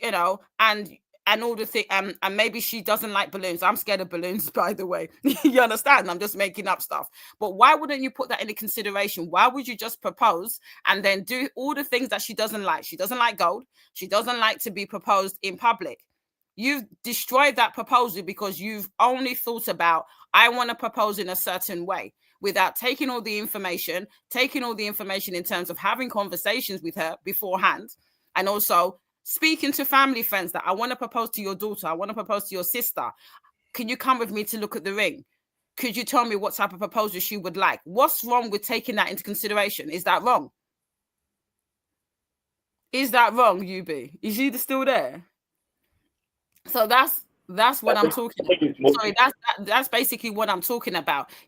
Yeah, carrying the family, I'm here. I'm just it's carrying the family along. You know what I mean? Because if you're going to, like I said to you, there's many men, and this is the reason why we're having this show, that propose. The ring is shite. You understand? Like Cece says, you propose to me in public. I don't want to be proposed in public, all because you did not take those variables into fact and didn't listen. There's no way that you wouldn't know. If your girlfriend tells you time and time again, this is the type of proposal I like. I don't like to be proposed in public. Why wouldn't you take that on board and do the necessary and adjust your proposal? So I get what you're saying, that it's, he's prepared all this, but prepare with all the information on ground.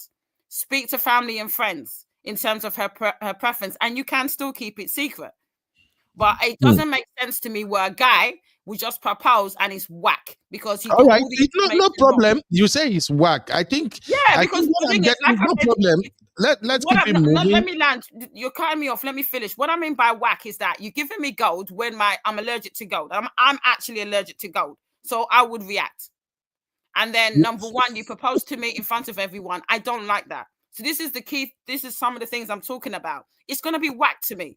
Because one, my hand is. You made your point already, honey babe. You made your that's point. That's what I'm saying. Yeah, that's fine. It's not even fight, honey babe.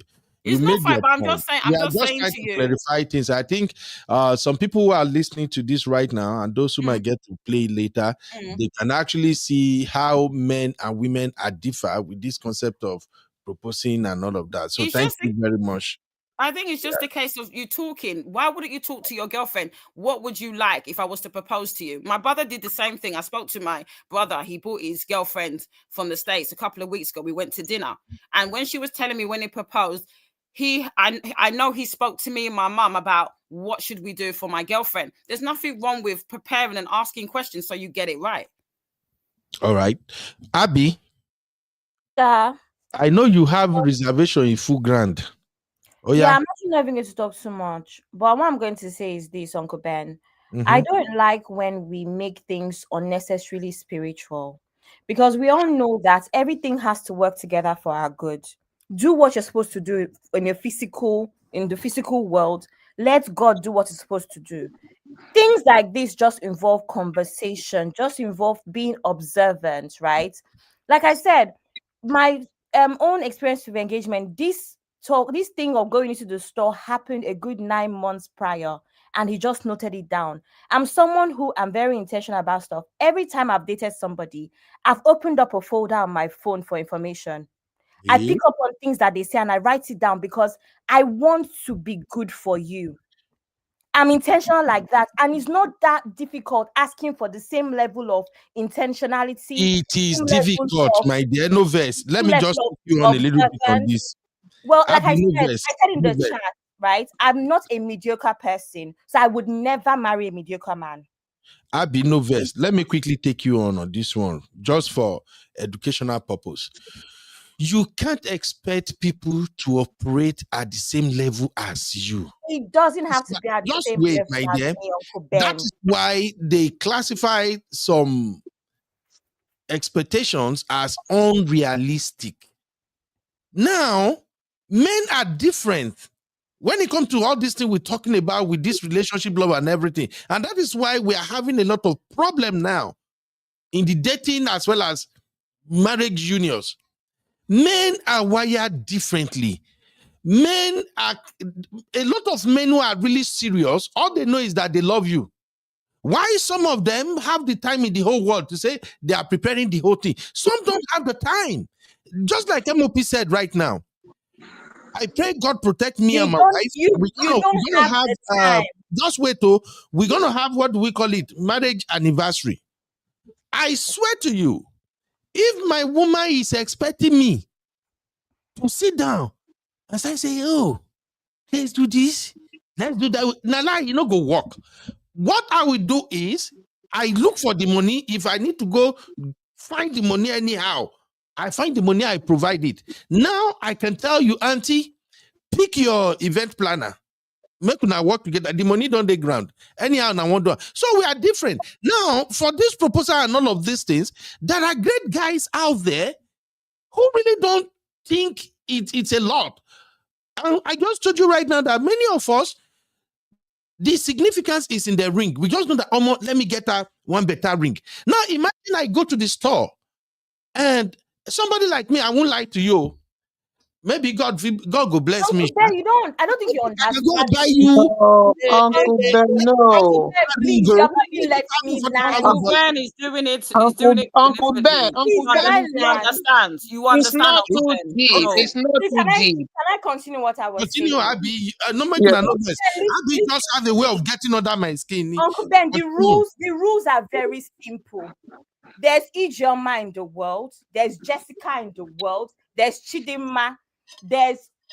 Just leave Abby alone. Life is not hard. This is my own standard. Like I said, I go all out for even my friends. I know, see, I don't forget anybody's birthday. I don't forget my friends that are married. I remember their wedding anniversaries. I was your bridesmaid. I remember. I'm that sort of person. It is going to be a disservice to me to not marry a man that it has the very least thoughtful. I am going to be in cage. No, there's a very high chance that a lot of people cannot match me. I'm aware. I am extremely meticulous. I know. But for you to be extremely lackluster, to be mediocre, I cannot marry you. What is mediocre about giving you a ring and promising you life, girl? Uncle Ben, I'm talking about Abby. Because of my extremely high, I don't know the word to use. It is very difficult for me to just marry a random person that believes in the basics. Uncle Ben, you see this thing that you just said now about the money. Oh, sorry, Baba MOP. The money is ready. Let's get married. You see this thing you just said? We discussed it on Auntie Inka show. Money is never enough. There are too many men that just have the money to buy a ring. There are too many men that just have the money to plan to pay for a wedding, but don't even want to be involved. Uncle Ben, I want to carry my husband to cake tasting. Let's taste our cake for our wedding. We understand. All those ones are okay. Just throw money at me and say money is ready for wedding. Abby, wait. But if you are saying let's go for tasting, do you want to tell me a $5,000 cake tastes way differently than a $50,000 cake? Uncle Ben, let me just round it off and say this. I want to marry a willing participant. Someone that wants to put in as much effort as I want to put in. To impress the public. Not to impress the public. Uncle Ben, I've gone to 3 countries since the last time I posted on Instagram. You are following me on Instagram. Have you seen any posts? Have you seen any posts? I don't do things for Instagram. I told you that even my wedding ceremony, I don't want it to be photographed by the public. I'm one of those people that would run a wedding ceremony where everybody's phone will be locked up. If you know me, you will know that social media. But what I'm saying is this: the last I posted was in March. I've been traveling. Please, see it on Instagram. Abby, please. What I'm saying is this: putting too much expectation on a man to do this because of marriage. That's why it's too much. If the man has the intention to be there forever, a man may not do all those things you are expecting, and he can literally buy himself. Then as far as I'm concerned in love. Not my husband, Uncle Beno. Anything that you're saying is so unfair. Do you know why? Exactly. That's lying. The previous live stream that we spoke about how men, their attitude change. As a woman, you need to be observant. As a man, you need to be observant about the little things that your woman likes as well. Uncle Ben, I've said it so many times. Grand gestures are not hard because all they need is money. Okay. Uncle Ben, Uncle Ben, the small details. It's not too deep.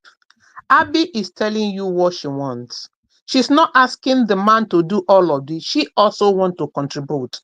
So what Abby wants is not what another Kate wants, another Angelica wants. You understand? But what we are saying is this. But you are just like, if I buy it because it's engagement, whatever I give you, you wear. This is where we are coming from. If the person doesn't like it and has appreciated your gesture and has said, but I can't wear it, you can't compare that person to wear it. If we leave it at that, Abby knows what she wants. There's, like she said, not every random guy will just come. She will say, okay, I'm going to marry you. She must have seen that guy who is meticulous enough like she is to say, yes, I will do. Okay? So her own preference is not B or C preference. Everybody has different way of doing things. There are other guys that could just overlook and said, okay, but you buy me this ring, and speaking out, I can't wear it. Will the guy also accept that this guy cannot wear this ring because of A and B? So it's like you are just like, okay, I buy it for you, you have to wear it. This is what you are saying. That's what they say. Every woman's standard is the same. It's not. No, so Auntie, I understand, man. Auntie Grace, I 100% understand what we are saying. I just want our ladies, and this is not about Abby. I just love Abby for the fact that Abby can actually speak up. A lot of ladies share the same view with Abby as we're speaking right now. If they share the same view, Uncle Beno, if they share the same view, they have to look out for the guy that will stand for those things that they want before they will say, I do. You understand? Then we have to. If they don't find those attributes and they say, I do, and they see the red flag and they go in for it, they should know that it's not going to work. This is what we should be preaching. Not, is the standard is too much, the standard is not much. Everybody has their own standard. If you want to stand by your standard, watch out for those standards before you say, I do. Okay. Men should also recognize what the woman they want to settle down want before they say, I do. It goes both ways. Okay, I have a MOP is here, and I have a different angle I want to introduce. Maybe we can also dissect that before I will leave and rejoin you guys again. Just the way Abby just emphasized now, and Honey Babe, even Cece, everybody have said they wanted their proposal in certain ways. Can a man also have his own dream proposal? Like, oh, when I want to propose to my woman, I want to do it in certain places. I want to take her certain places. This is the arrangement I want. You know, that kind of thing. I'll give you an example now. I've been saying this for a while, and I know God will grant it. I still want to propose to my wife. And I have this specific place in mind that I want to go and do that proposal It has always been there. I'm saving gradually for it. I'm begging God for it that this woman for this long, I want to take her to this place and I'm going to propose there. So what I'm saying is, what if my wife has another idea of, okay, if this man is going to repropose to me again, I want it to be done in certain place, certain area, this way or that way. Are we now saying that I should do it according to what she wanted and not what I planned? So bring it back to what is happening in the relationship If now. it's the second time, yes. You have to have a You conversation need to have and a agree on what conversation. to And do. it takes away the element of surprise. You're not saying That's it what as I'm in, saying. babe. I'm saying, babe. Sorry. You're Did you say, babe? I don't confuse. Uncle Ben, you're frustrating me. I was reading something from my Bible. Uncle Ben, you're not my babe. Uncle Ben. I don't want to be your babe. You are too troublesome. You're so annoying. From now, you can be dropping hints. You can, when you watch something on TV, you can just be dropping it in. It's not something you will say, oh, if I'm gonna propose to you again. No, you need to know how to drop it in. You need to even get the kids involved to be saying, oh, mom, we saw this person did a surprise proposal in this place. There's ways that you can go around it, that you can extract the information that you want without being obvious, and then you use that information to plan the perfect proposal, to plan the perfect wedding, whatever you're trying to do. Me. I'm the one with my money. I'm the one. But it's not about you. It's not about you. But it's not You about still have to consult your wife, isn't I it? want to surprise her. Once we heard what all the men are saying now. Chucky, where are you? Where are the men? Okay, a man of prestige, please chime in here. What is the element of surprise not being taken away? Can you hear me? Normally, the thing is, you've been married already. The second time, wouldn't you consult with each other? Because it's just going to be a blessing. It has to be a surprise. Again? Yes. No, you want the surprise to be what you want to do. It's not necessarily what your wife would want. Do to surprise my woman. But that's the please. I'm up here. I beg. Come inside Can here. you hear me? What's my We head? can hear you. We can hear you. Okay, so I think I just think there's something. I won't say maybe it's close to element of surprise, but there's a better word for it. Something is missing that we used to have when this was really, really. Everything gets watered down over time, right? And I really think the proposal thing in general is getting watered down. Eventually, it's going to lose the taste. I think it's close to surprise, the element of surprise, but there's another word that might be a better word for it.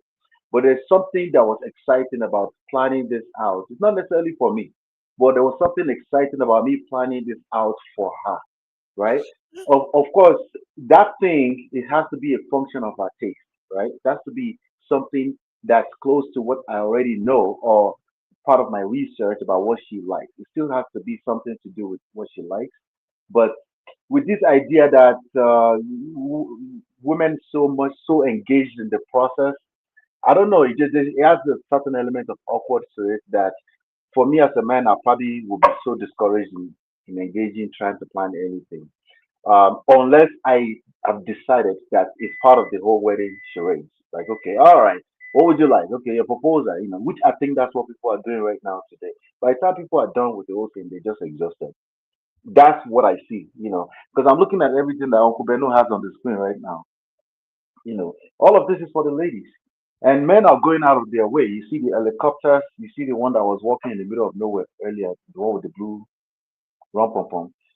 This is just, it tells me, you could see the way they pan all the videos, and the video has to be on point too. It's certain types of video production because it must be released on a certain date. There's no way you're telling me that after planning this kind of production, you're not stressed out and you've left the relationship on itself on the back burner at that point. But before, it used to be like, I'm planning a small proposal. Hey, I talk to your sisters, I talk to your friends. This is what she likes.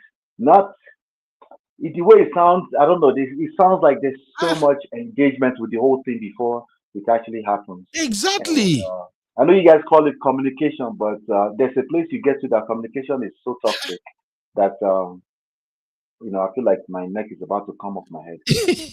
Exactly, MOP. Please, I have something to say. Especially when Abby is saying it. Especially when Abby. No, this thing you are doing is very disingenuous, sir. Do you know why? You're talking about someone that wants to go and rent helicopter. This is not real life. Some people are social media content creators. This is what they want to do for their content. Me now that I'm telling you, as much as I like amazing things, if you bring helicopter, you bring production crew, even me, I'll be tired. I'll be tired. And I'm telling you this from the bottom of my heart. I'm very happy to be somewhere random on a trip that we take together. My only request is talk to my father. That's my only request. Abby is not like that. I don't know why women are not listening nowadays. No, you're the one that's not listening. No, you guys still don't get it. And this is what happened with all these boys that don't know what real men looks like, because they are all dancing to whatever women want. Do you know the one thing that I can walk away with here and I will be happy? What Sissy say about ring? I think Sissy, Honey Babe, and Natty Grace, and maybe Abby himself agreed to it about ring. That okay, you can just play, try to figure out, okay, what's her ring size? Okay, what kind of ring does she like? Oh, she doesn't like gold. She like, what is the one is it white gold? Which one does he call it? I used to call it silver. I didn't know you call it white gold. I didn't know. There's silver and there's white gold. They're both different things. I don't know the difference. I'm sorry. Now, that is the only part I think make a lot of sense here. Uncle Dio, I don't know why your network is bad today. Uncle Dio just said this now. He left it in the chat. Let's face the fact. Proposal is a man's idea, why wedding will be planned by both of you. But the proposal is best left for the man to plan and execute. What is so hard about this? You're not being honest. Go and look for the rest of the comment says that he asked his sister to talk to his wife and they planned the proposal and kept it a secret. Exactly. Papi is saying two things. Go and look for the rest of the comments. Wait. You always do this. I mean, in 2025, that's what I would do. Is this surprise, right? Is this still not surprise? That's the point. But we've been telling you the same thing too. No, you are not listening. You are the one. No, you're the one that's not listening. You have to match me. You have to do it. No, that's not what we said. You. And it is not by force. It is not a must. Listen, it's not a must that a man must plan with a family member. This is a proposal. It's the man's proposal. I don't like that. You must plan with a family member. You must plan with the family member. In 2025, if you don't plan with the family member, you will get rejection. It's not even just about family member. For me, my own thing has always been, my thing is, my dad is... Wait to no vessel. Make I understand this one. This other element of planning with family member. Uncle Ben, ideally, before the advent of social media and all this Gen Z thing they are doing now. It's not a Gen Z thing. It's not something you do quietly. No, Uncle Ben, no, you agree that it's important to ask for the blessings of the father now. No, that one is different now. Wait, MOP. Before you begin to go to ask blessing of the father, mother, you are doing the introduction and all of that. Are you not going to ask the lady first if she agrees to marry you? Is that not the step? No, what are we talking about? You have been dating, right? You have been dating. It should be obvious that you guys are probably going to be together. You have a certain level of relationship with her folks or the people that she's closest with. And if she has a father, it's okay to of course she has an idea that you want to spend the rest of your life together. I'm talking about the official aspect of things now. The formality is to we are going to another angle now, MOPO. Yeah, you have to seek the blessing of the father. I already said that that's my preference. Go to my dad and say, no, let us hear MOP point finish first. Please, MOP, just finish. It's just courtesy to seek the blessing of the father. It's just a conversation between you and father. You know, it also shows that you respect her source, where she's coming from. But it's not all formal. It's just like you visit and you say, "Hey, Dad, can I talk to you?" Right? It's not like they're seeing you for the first time. That's not what we're talking about. We're talking about actually saying these are my intentions, you know. And that's what I think. That's what Abby speaks to now. That's different from the proposal we're looking at. This one we're looking at on the screen used to be like the man will plan it without necessary over input from the lady. Exactly. Now they are saying they want to be a part of it by force. That's the point where I'm losing it now. This I have to be part of it. I have to be part of it. You need to let me know. We have to work it together. No, I don't like what you be. Please let me speak because I don't like what you're speak, my dear. Nobody said that. Nobody said they want to be part of it. The only time that came up was when Sisi said she did not like her ring. So she had a conversation with him and said, can we change the ring? And they did. Not that she went out to buy her own ring. The man even understood that, oh, yes, babe, you're right. You don't like gold. Let's go and change the ring. What we said is that most of the time, as girls, we talk about these things all the time. I can come to say to Sisi that, oh my God, Sisi, look at this ring. It's so beautiful, right? I could say that to my friends. So as a man, if you want to get it right, there's a very high chance that if you speak to your woman's friends, her siblings, if she has siblings that are of age, they might have a rough idea to point you towards the right direction. She likes silver, oh. She reacts to white gold, though. She reacts to rose gold. Whatever the case is, these are the colors that she likes. This is kind of cut she likes. She likes oval. She likes emerald.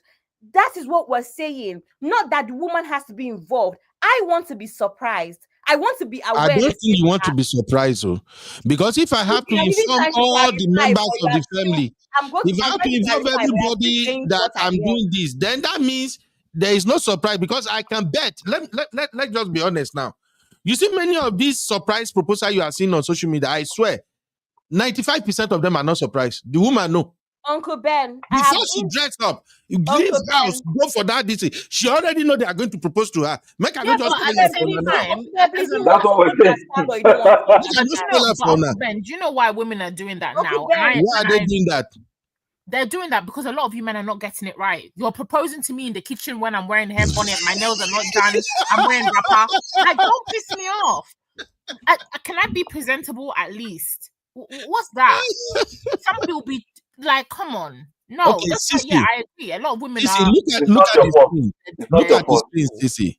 What you see on the screen right now, this is a proposal from a man with his daughter, and he's proposing to his woman. Oh, very cute.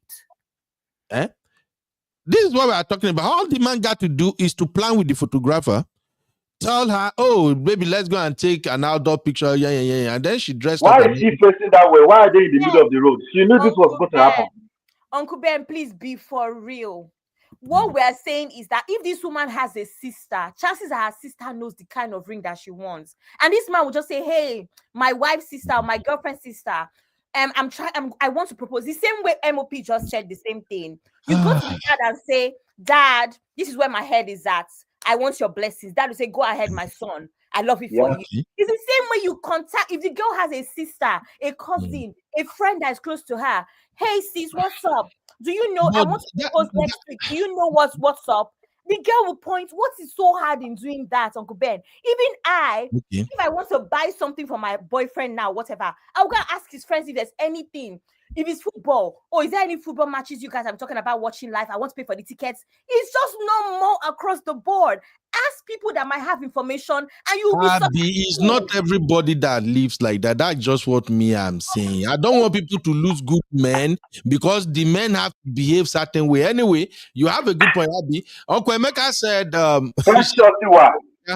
Uncle Emeka said, my daughter is here listening with me. After listening to Abby speak, she made only one comment. Who is that? I love her. Abby, you have undercover fans, so Uncle Emeka tell my sister, say she need to come and meet Uncle Beno first.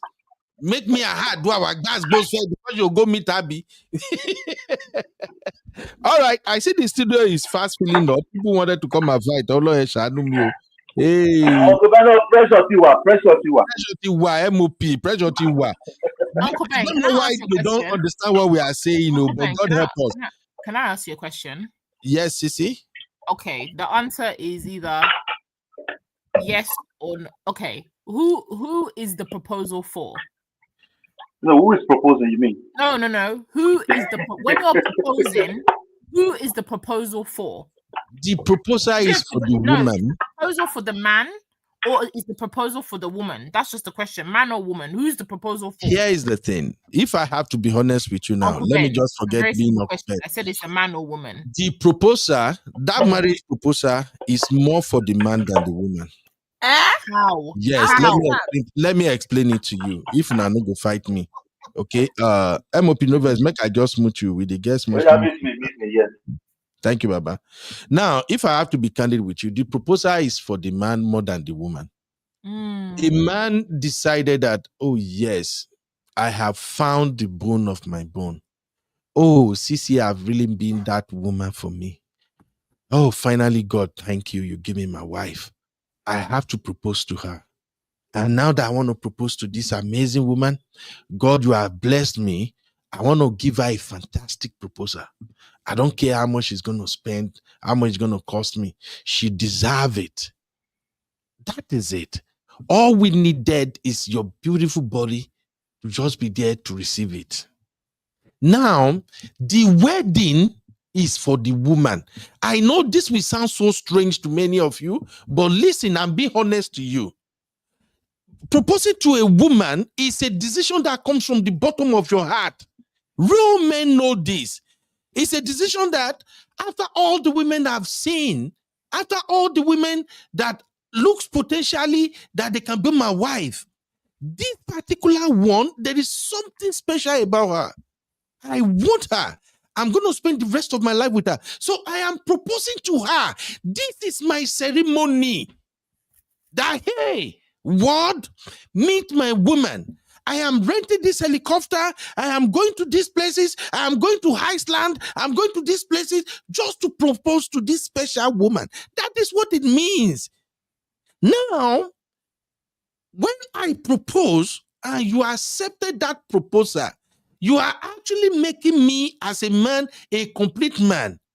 That God, thank you, she accepted. From there on, you are in charge. Now, when we're talking about wedding, you can now dictate, babe, you know what I think about my dream wedding? I want us to have this traditional wedding like this. I think one day we were having a conversation here. One of our sisters here said that I don't even want this huge crowd of bridesmaids. I just want few. You know, when we're talking about Temi, let's call it what it is. It's because the word have turned it around. The proposal is for the man. It's the man that finds you worthy, that is saying, I am going for her no matter what. So I want to surprise you. I don't know. I'm not saying you should accept it, but we have to preach this message for women to understand. The moment you are dictating it, the moment you are saying, oh, if a man gonna propose to me, he gotta be, we gotta get to Hilton, he gotta be at the lakefront, he gotta be here. Do they have to say this? They have to do that. You are no longer, you are the one marrying yourself now. I'm sorry. But Uncle Ben, you're not making any sense at all. I can never make any sense because the idea is, oh, the woman is the one. No, the man is the one in charge of the proposal. Sorry, Uncle Ben, if your logic is that, you know, the ceremony is for you, and if your logic is that once she accepts it, you're a complete man, wouldn't you want to do the proposal that she would love in order to be the complete man that you're talking about? Once she accepts it, then if that's the case, so basically you do anyhow, and when she says no, you're not upset because you couldn't be bothered to do things and at least include her in terms of her preference. Okay, let me say this, honey babe. If I do it my way and she said no, do you know what somebody like me will do? I'll say thank you, Jesus. She's not the one. I thought you said that she's the bone of your bone, she's the flesh of your flesh. You're complete man. Isn't that all the story you were just telling us just now? You're not getting this. Sorry, you told us all of that. Honey now babe, wait now. No. I wish women can understand better to your long. I understand what you're saying. See, honey babe, we are different. We are different. For me, I'm speaking for myself, not all men. Yes. One of the prayer I do the most is, God, whatever is not meant for me, don't let it be possible. Okay. So if I go do this or spend all this money and everything, because I wanted you to see how much I so desired you, that I wanted to propose to you this way. And you look around, you feel like, the flower is not red as I want it to be red. This one is not there as I want it to be. No, you should have consulted me. No, I'm not saying I'm sorry I can't marry you. It will break my heart. Listen, it will break my heart. But guess what? After a day or two, I will go down on my knee and say, God, I thank you that she rejected it. because you are not the one made for me. That's what it means. That's fair. That's Uncle fair Ben, enough. can I ask But you a sorry, that's question? fair enough. Let me just finish what I'm saying. Then I'll say, you want to give a good impression. It's the same logic you have when you go for an interview and when you have your first day at work. You turn up in a suit. You come correct. You want to give a good impression. If you want to propose, why would you propose in a slapdash way to me without not making sure that anything that my baby girl wants in terms of a ring, it's not always about the money. So It's calm not the down. ring. We It's already not talked even about the money. So about what the I'm saying ring. to you, that wouldn't you at Sorry. least try? Let me Let's finish use that what I'm logic. saying. Can I finish what I'm saying? Go ahead. Go ahead. We'll Yes. just So finish. what I'm saying, yeah, I'm not going to be long, but what I'm saying to you is that what's wrong with all the information you got? I'm not going to repeat myself because I'm tired of saying it. Why wouldn't you at least incorporate some of the information and some of the preferences that your fiance wants? Why would you not come correct and do what you want? And then when she suddenly rejects it or there's an issue, you're shocked and you're upset. You want to please your woman, your fiance. So why wouldn't you do all the things that is her preference? That's all I'm asking. All right. Well, let's keep it moving. Thank you. Zeno. Sorry, my No, dear. wait. Zeno want to say something real quick. MOP, you will take them all together. Because Okay. Zeno is Abby's paddy and another baby way God just dashed me for this space.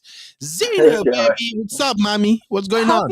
Happy Sunday, everybody. Uncle Ben and MOP, I have a question for both of you. Blood of Zachariah. Oh my So- God, she sounds so much like Abby. What did happen? I tell you now second Abby be that. Oh my goodness. So the question is, how long did you two individually date your wives before you got married? How long we date our wives before we got married? Yes. Me, I met my wife, I think later part of 2023, and we were together till 2027. Then she 2023, traveled. that's 2 years ago, or Uncle Ben. 2003. In 2 Just years' wait time. now. 2023 to 2027, she traveled, and then we got You married. repeated. Uncle Ben, Uncle Ben, how many 2 years, years. y'all? I don't even know. 2027. He meant 2003. He meant 2003. 2003, Uncle Beno. Please check No, your guys, years. I think that this Abby and Zeno. It's 2027 2003. is, are you time That's what traveling? I'm thinking. Maybe he come from the future. So, in a nutshell, my wife and I think from 2003 to 2010, we were together 7 years before we got married. Does that answer your question? MOP, Yeah, over so- to you. Yeah. MOP, For over me, to you, sir. for me, we dated for 3 years.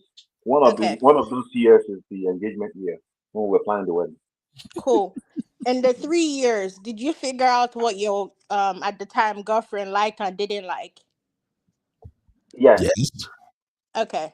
And then right Yes. now, what is something that your wives have been talking about that they want, but you haven't yet given them, but they say it in passing, and you are thinking of how to get it for them? Like, I don't understand. So, for See, after example, they don't now, pop up all this baby or baby, I mean, before they pop up the babies. like present day, is there something that your wife has been trying to say for, or she has been hinting at that she wants? Mm-hmm. Yeah, Is of there course. Women always have load of things they want. There's so much Okay. going on. So if you have the opportunity to do it, will you not go and do something that she has never spoken about, or you will do that thing that you know that she absolutely likes? Of course not. But this is not a marriage No, proposal. Uncle Ben, Uncle Ben, answer just the answer the question. questions. That's Stop it. going off That's all track. I want. Answer the question. Yes, I would do exactly what my wife wants. But this is not marriage proposal. Uncle Ben, I'm just asking. Just answer that question. You do I've what you want, answered the right? question. Yes, I'll do it. Okay, MOP. What about you? So for me, right, I definitely always whatever I want to do for my wife, I still have to tailor it to what she likes and her tastes, right? Okay. That's just the truth. Now, with regards to, because I wanted to pull in Honey Babe into your question. I want to pull No, in I'm Honey. not done. I'm honestly not done. Zeno's I not just wanted to finished. make sure. So we are being scrutinized now. No, Jesus. Now, I just want to answer the we're on question hot based seat. off what you said. We're on hot seat. So yeah, continue. Yeah. So now that you are married to her, you would do things based off of what she said she liked, right? And Mhm. so also too on a second phase, your bosses at work, if they tell you in a certain way, I like my you're nursing, right? I like my surgical equipment or whatever. I like my medical cards arranged a certain way. Will you not go and arrange it in a different way and expect them to be happy with you? We get it, my dear.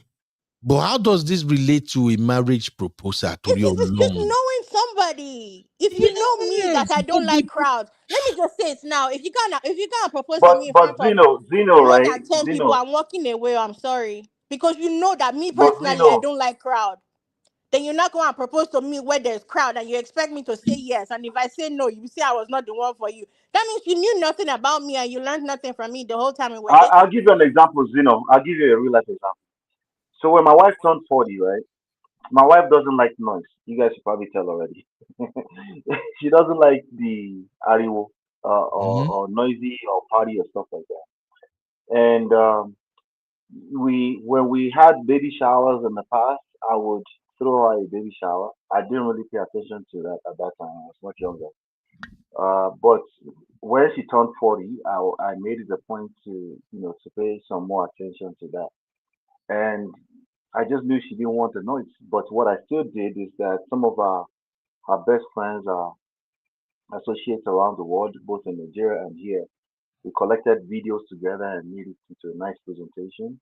And then I had the closest family and friends, our siblings, my siblings, in the living room, and we had a good time while we showed her the video. We also did the new thing that they've been doing, where there's a live band that does like a studio live band thing for her, and she was comfortable instead of. So we can do things like that. What we've been saying is not that we won't tailor to the taste of the person we're trying to make a presentation to.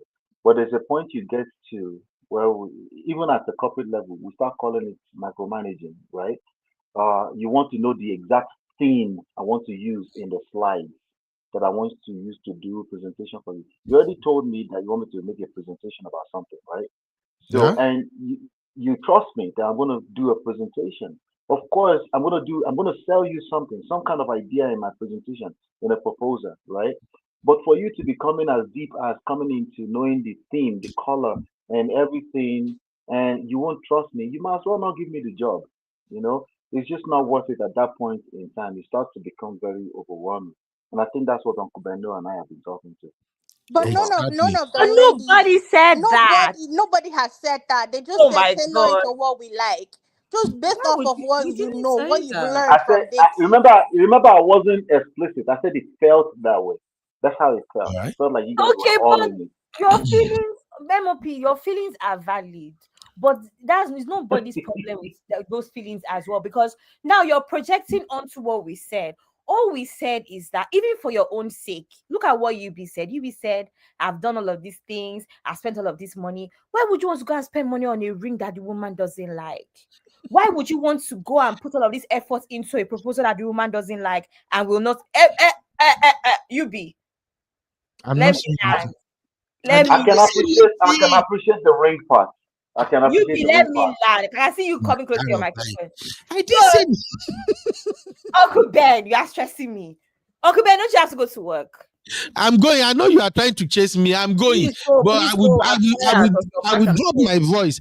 It's just my work is just 30 minutes from me. Once I reach work, and they I'm come just back to be again, fair, Get I'm there just you early. totally Get there break early, most Yubi, of it. please. I'm just exactly. Don't be late. No, but on a very serious note, right? I just feel like the rules are very simple. I know somebody that went to buy her own engagement ring by herself with the guy. People Oh are God. very so my thing is What madness? that, as in, they had a conversation in bed, and then the next morning they went out to buy the ring. You Me, I carry don't the woman, understand. go buy the ring. That's So what both of them you went to see. the You shop. guys, you You ladies of be calm nowadays, You down. Let's just you be cut them this let time. don't We'll me go and relation buy to What everything. is the God. what is the fun in doing that? Thank, no, but thank you. now That's I up told to them let, to you. What let is the me say, fun let in thank what's doing that? going on in this house? What Let is me the fun doing that? Why thank would you. I want to know. take Do somebody you else? know that there is Why should I nothing take that I my have lady to said There's go and that buy a nothing. ring? anybody has allowed me land?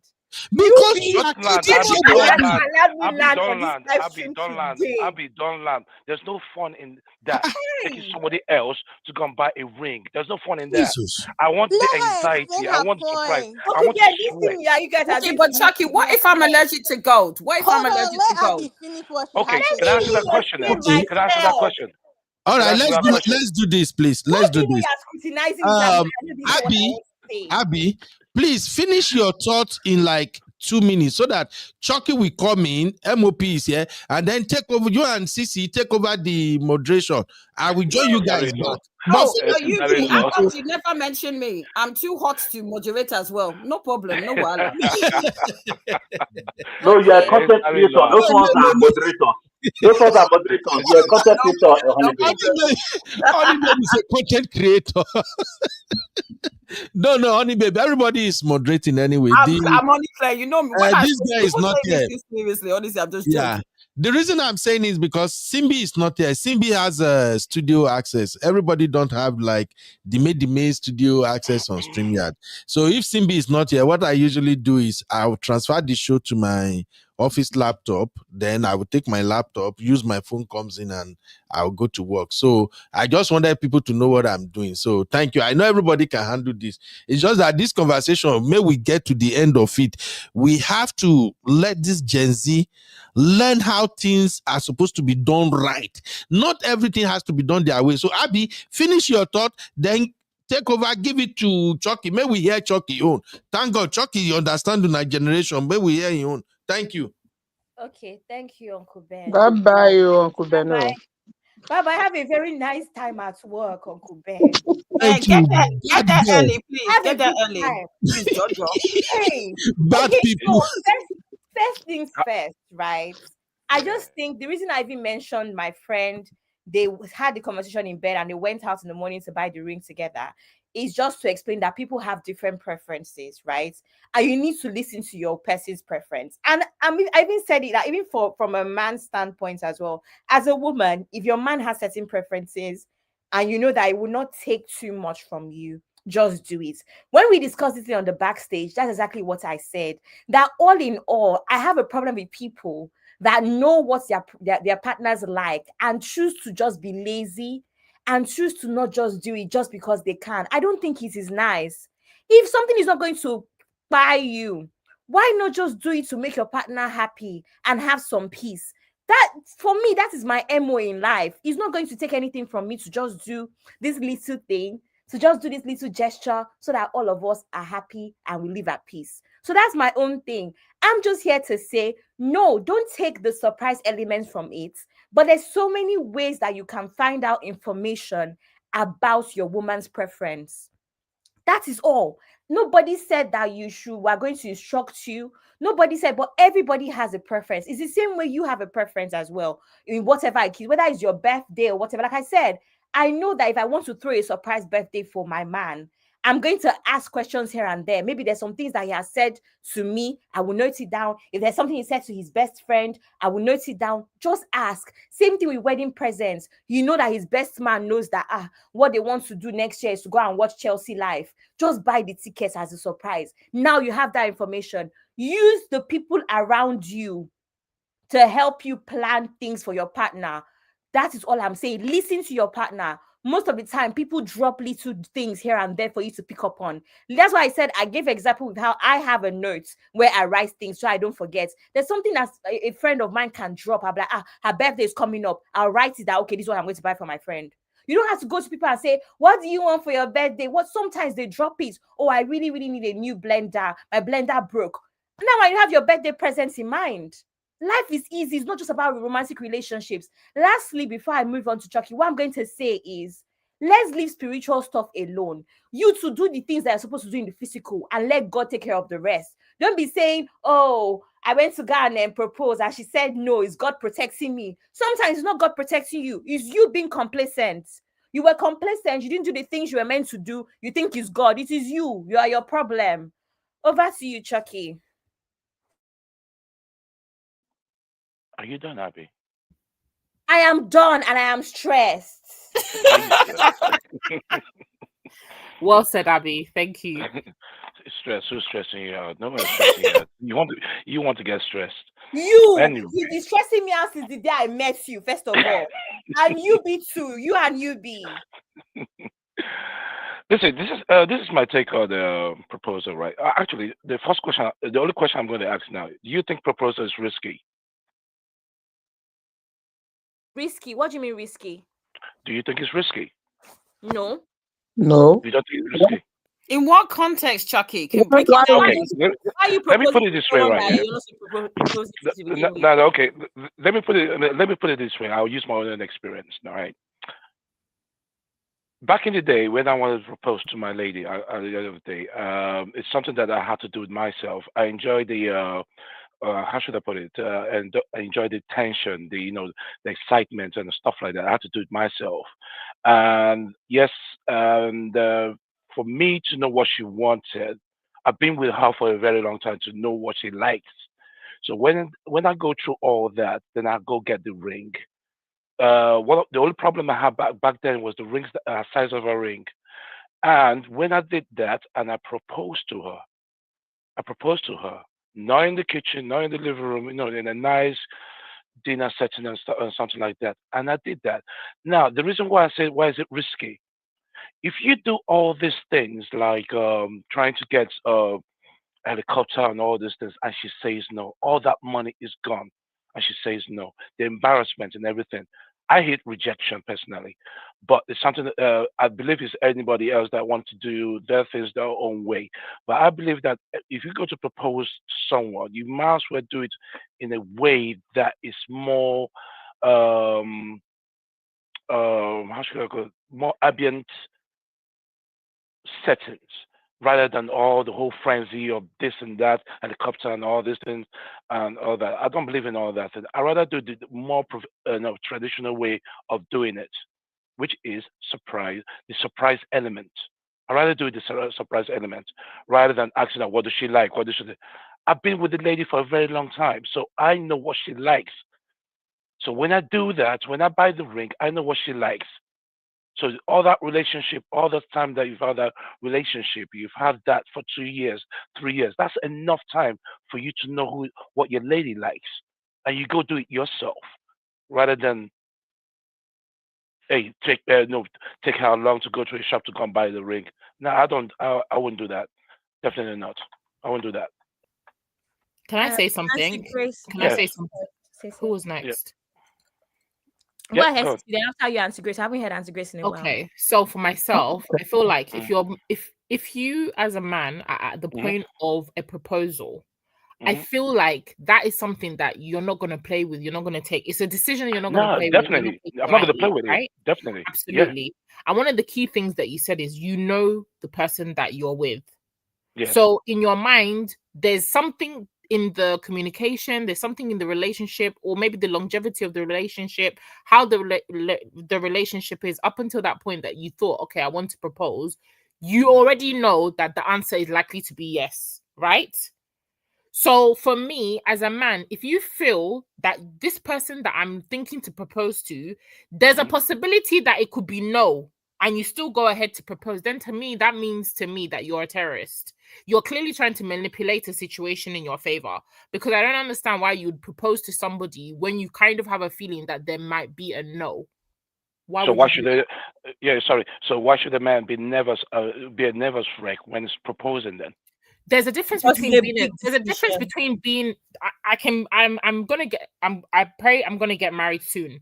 On the day of my wedding, I'm still gonna be nervous. I'm still gonna be anxious. But do I know that the man that I'm marrying is my man and he's gonna be my husband? Absolutely. Exactly. That's just normal. It's just the circumstance. It's something that you've not done before. That's completely different. But if your nervousness and your apprehension is that you think that this person is going to say no, I don't see why you're going ahead to propose. Clearly, there's some lack of communication. You two are not on the same wavelength, because I feel like if any man is proposing, he already knows that that woman is the person for him. The woman knows that is waiting for that proposal from that man. So the answer is going to be a yes. It'll be crazy to get to that point and the person says no.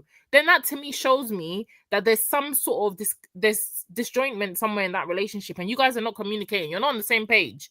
because Yeah, that's I a agree with big you on that. mistake to make. Yeah, I really agree with you there. But if they're not discussing about their relationship and he happens to pop up that question and she says no, yeah, I agree with you on that one. There is Yeah, the of course. communication is But not how would there. you be having a conversation about marriage and you've not discussed it with the person? How is that happening?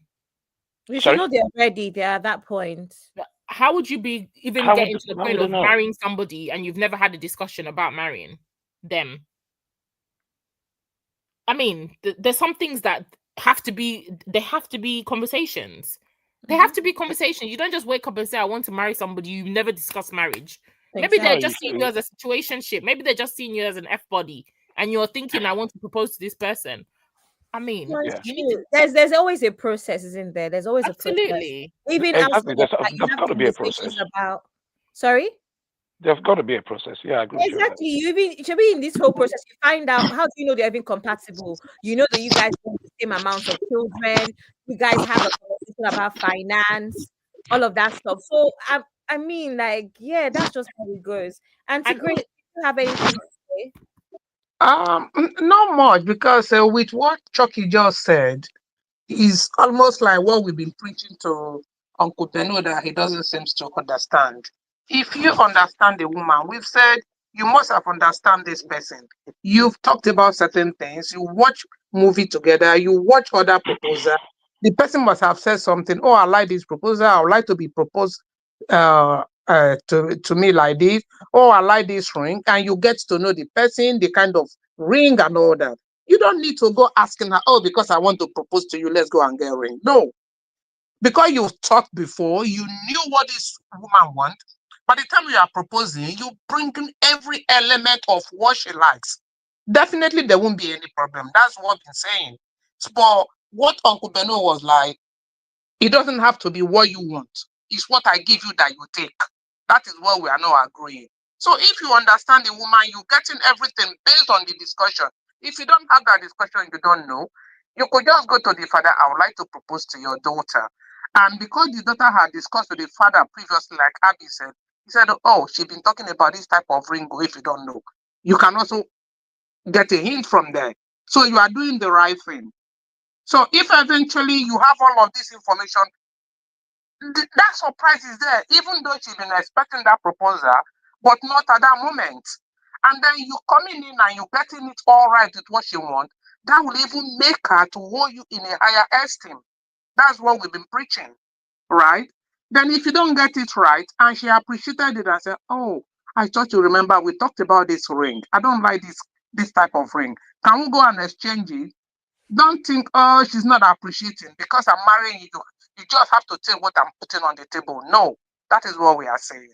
So, Chucky, yeah, because you understand your woman and you got her what she wants, of course, there won't be any problem. Thank you. Thank you, Auntie Grace. Man of Prestige, please, do you have anything to add? I mean, I think it's pretty clear. Honestly, I think most of the conversation thus far is just cruise, right?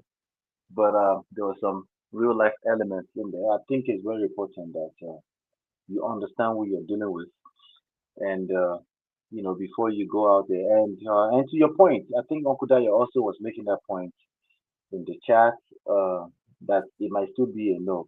Honestly, that I will make that negligible because, like Cece said, I don't know I will be proposing to a person that I have doubts about.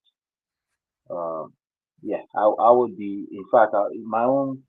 I was too sure that it was a yes, and it wasn't exactly because of explicit conversations because we spent enough time together. We've had moments. We've shared very important moments, life moments together, and I just know that this is my person, and as proposing to that person was a no-brainer, and not to say anything wasn't possible, but the surprise would be a no, not the other way around, right? So, yeah, I definitely won't be proposing. But back to the main conversation itself, I think it's very important to. This is one of the reasons why it's important to get to know a person before you try to go into a lifetime partnership with them. Get to know them, and I think it's okay to still pick their brain, pick ideas, do some research about what they like before you go propose. The truth is that 20 years ago, it wasn't that deep. It wasn't as deep as it is today.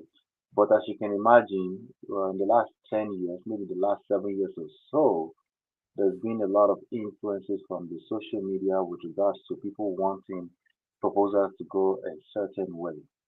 So it's one of those cases where you might say, "Oh, traditionally we do that." Well, no, tradition is actually a moving target, and whatever has influenced culture or tradition has done exactly that. And if you are a leader, you need to pay attention to how people like things now, how a person you want to propose to for a lifetime, how do they like things to be done.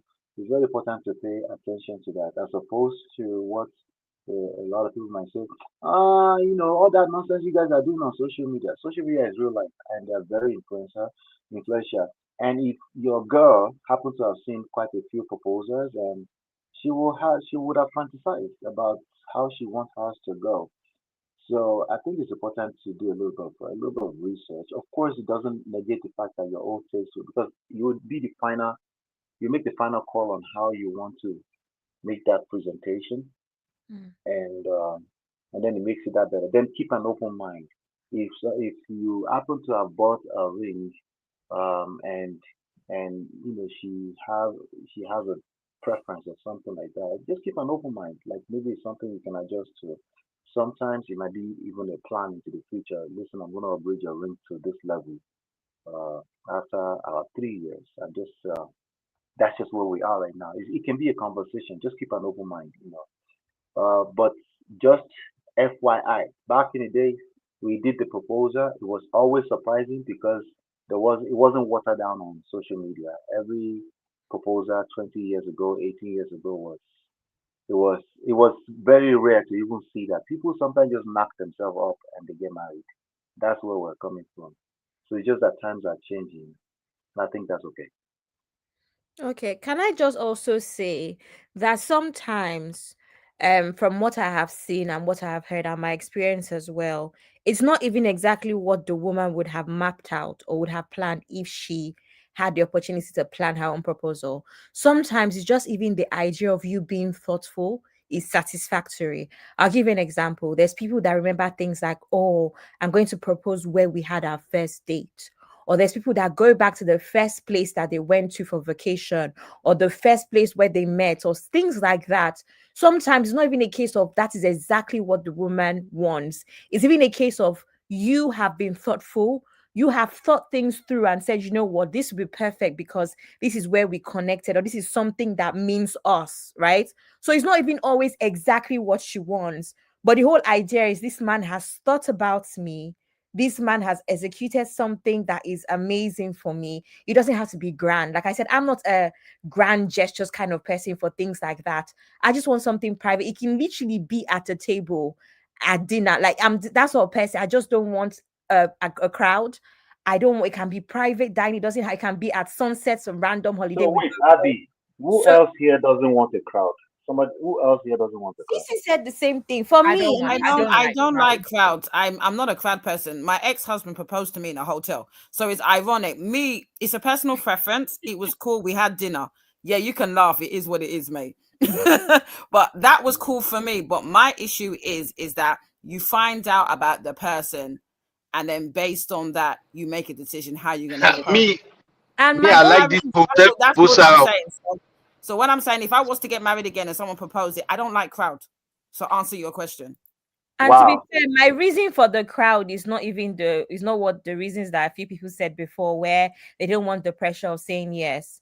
Personally, the cheek of you to even propose if you don't think I'm going to say yes, that's a problem that you have, not my problem. But I think that for me, I've always been that sort of person that thinks that vulnerable moments like that should be private and we should Mm. share when we want to share. It's the same reason that I said I do not want anybody to have their phones in my face when I'm saying my vows to my husband and vice versa. I'm telling you, if I did not love a lot of my friends and my family as much as I do, I would do my vows between myself and You my would husband. elope. You would elope, I'm basically. Actually, telling that you. is actually my my And ideal it's wedding. just that I don't think it's fair on my dad. I don't think it's fair on my Right. siblings and maybe his own side as well to It's not definitely not fair. It's evil. But the It's funny evil thing, to elope. experience that. I But for me, I really, really, really I know for a fact, and I hope that the husband I'm going to marry agrees, the ceremony part of our wedding, I don't want phones. People are going to have to put their phones away. Maybe from reception, at some point at reception, I would allow phones and after party. But you see, my ceremony, where I don't want phones. It is something that I do not want. I literally am sort of person that I want to see my pictures or anybody share a couple weeks later. I don't want it on social media in the moment, and that's just me. So I've always been a very private person with a lot of things. I know it doesn't tend to seem that way because of the way my Instagram is set up. But again, even if you follow me on Instagram, you'll see that I'm not like that. Yes. Abby, you're going over school, isn't it?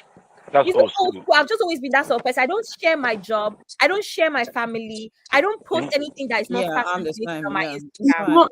It's not old school. I think it's personal. Yeah, I don't think it's old she just school. wants privacy. No, And not in that context. the thing is, the ironic thing is that most Nigerian weddings, they want to flaunt it. And like I said, I have a lot of friends, a lot of them Caucasian, a lot of them definitely not Nigerian, that all elope. I went to a lot of weddings in Kenya.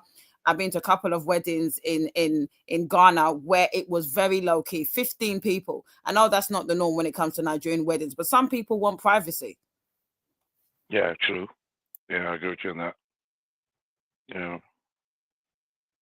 Okay, who's next? Does anybody have anything to say? I don't really. Yeah, I was just gonna. Oh my God! When you let me ask you something. Quiet before you came, you now come and scatter again, huh? Uncle Beno. Wait. Let me ask you something. Hello? Yeah, What's going on, Chucky? I'm Nice here. to meet you, Are you Chucky. asking me, Chucky? Yeah, sorry? Are you asking me something? You said. Yeah, there's something which you mentioned, Go right? ahead. Yeah, you don't like crowd, right? Now, if you were proposed in a crowd, would you say yes or no? I would say yes because obviously I love the person, but we're gonna have a problem when we get off that yes. I'm not gonna. What kind of problem? Elaborate. What kind of gonna have a problem? problem because I would have told you that this is not the type of proposal I wanted. Like, I don't understand why you don't understand that. I would say yes to you if you were in front of your family, your friends, I'm not gonna embarrass the person by saying no because clearly you do still love the person, right? But we're gonna have a big conversation as to why you decided that was a proposal you wanted to give me. I'm not happy with that proposal. Okay, now you see the reason why I said that proposal is a risk, because at the end of the day, it's all about your feelings, your thoughts. He took a risk and do something that which he didn't like, and you might say yes or no. Sorry, you might say no, and that's it. So because he didn't go follow your kind of what you want. He didn't go what you want. So that's the reason why I say proposal can be a risk. It's not just. There's some other elements that can easily say to you, "Oh no, I'm not going to marry you because of that situation in place." That's why I said. Chucky, can I ask you a question? So why are you taking that risk when you know that your lady doesn't like that crowd? It doesn't make sense what you're saying because why you taking the risk? If someone babe, can Auntie Grace finish, please, and then you go after. Sorry? Yeah, sorry. I was just the link to Cynthia. Guys, please, can we not speak over each other? Can Auntie Grace finish and then Honey Babe will go Yeah, after? send a link to Cynthia. She got dropped, I think. Yeah, thank you. I was just asking Chucky, if you know that your lady doesn't like crowd, what would you take that risk of going into a crowded place to make that proposal? That's why the you reason why taking I'm the asking. risk? That's okay. That we live in the social media friends as it is right now. What if that gentleman decide to do it in a crowd, just to like, oh, let me take this chance to please her with a crowd? Now the question is that would it be a yes or no? Would that affect the actual person? I'm not going to say like Sissy answer you. He said because I still love him, I will say yes. But when they get home, they're going to have this conversation, like a kind of trashing it out. But if that woman now say no because you did it against my will, then you stand to take whatever comes out of the risk that you decided to take. Because you had a discussion, you knew that he does not like the crowd, and you still decided to do it. And if she said no, then you're on your own. If at the end of the day you say, thank God, maybe that's not the woman for me, like Abby said, this is not the will of God. It's you who caused it. You brought it on yourself. And I feel like, sorry, I got kicked out. I feel like for me, my personality, I think everybody in my family, my friendship know. There was a few birthdays ago that my friends were trying to plan something for me, and they were getting my daughter. It was a surprise something that they were planning, and they got my daughter involved. My daughter's older, and one of the proposals that they had, I don't know what it was, but my daughter was like, my mom is not gonna like that. Don't that's a no-go. My mom wouldn't like something like that. My kids know, my family know. So you as my partner, we can't be together and you act ignorant and give me a proposal in Hyde Park or in Oxford Circus, and you tell me I will personally feel like, you know what, we're not ready for marriage, because clearly you don't understand this very big and obvious thing that is something that everybody in my circle, everybody in my family know. Why are you the only person that's not getting the memo? So I feel like there would be a problem, because clearly it's either you are disregarding information that is very obvious, which to me, if we're going to be together, that's going to be a problem down the line. That means that there's things I'm going to tell you, you're going to constantly disregard it and just go ahead and do your own thing. That's a problem for a marriage. Because at dating stage, at that kind of at that point, there's things that you shouldn't be doing just because you want to do them or because you can pay for them. You should be doing things with me in mind, with my preference in mind also, and things that will make me happy. So I feel like there would be a problem. But in that moment, I wouldn't say no, just because I don't like embarrassment. I'm very big on embarrassing people. I don't like to publicly embarrass people. So I would say yes. But when we get off that stage or wherever we get off, me and you're going to have a problem, sir. We're going to have a problem. And it's likely not going to be it's likely not going to be yes moving forward.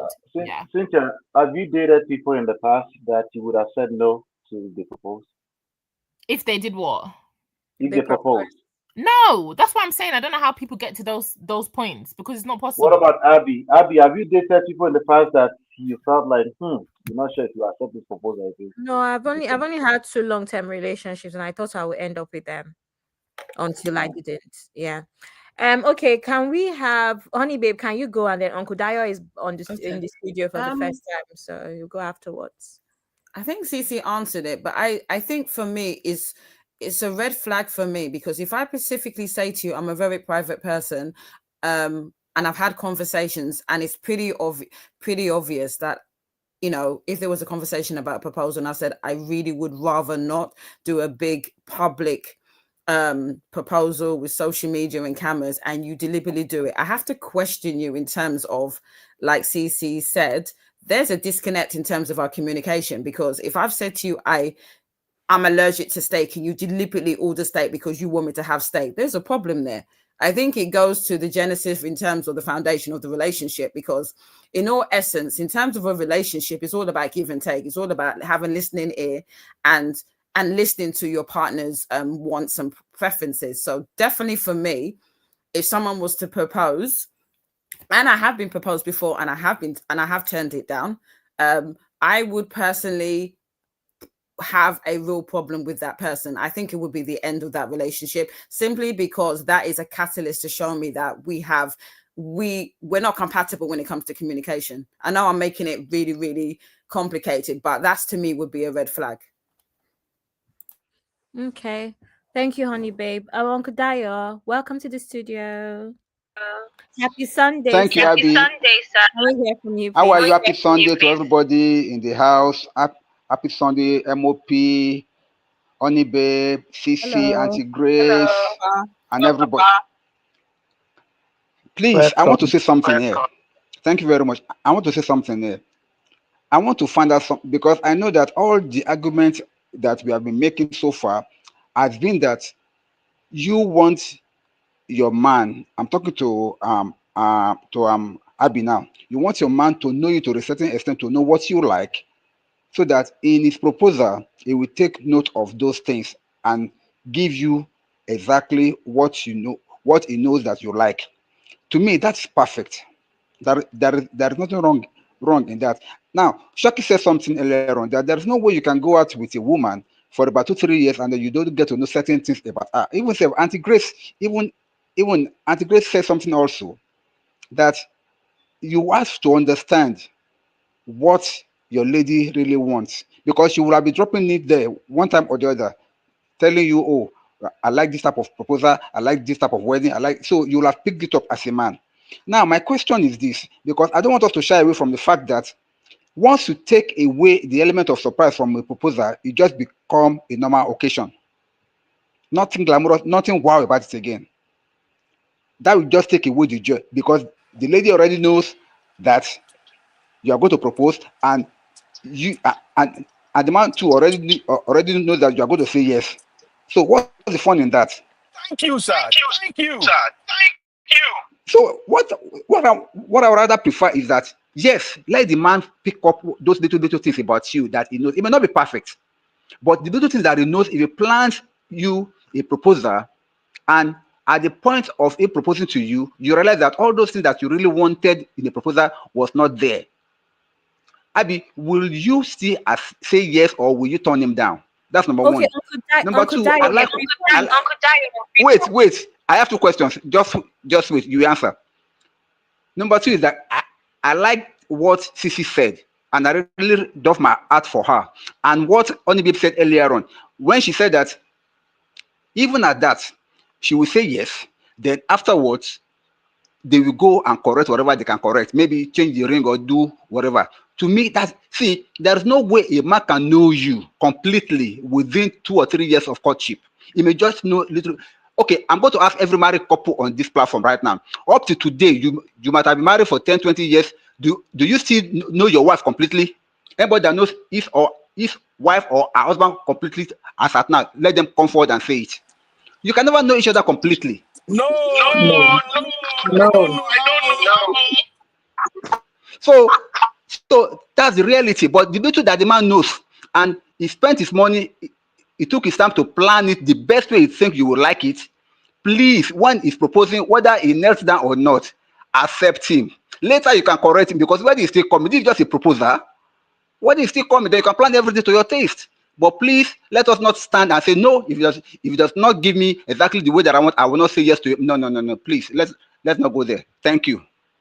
Okay, Uncle Dio, before you came in, I said something. I said that sometimes it's not about perfection, it's about thoughtfulness. And I gave an example. I said there are men, if the certain women, if the women had to be the ones that planned the proposal, it would not be what the men would plan. But the idea is the man has decided that, oh, this is the first place we had our dates, so it should be sweet, it will be thoughtful, it will take us down memory lane. There's things that men do. It's not, of course, I'm not the one that has planned it, so it cannot be exactly what I want, right?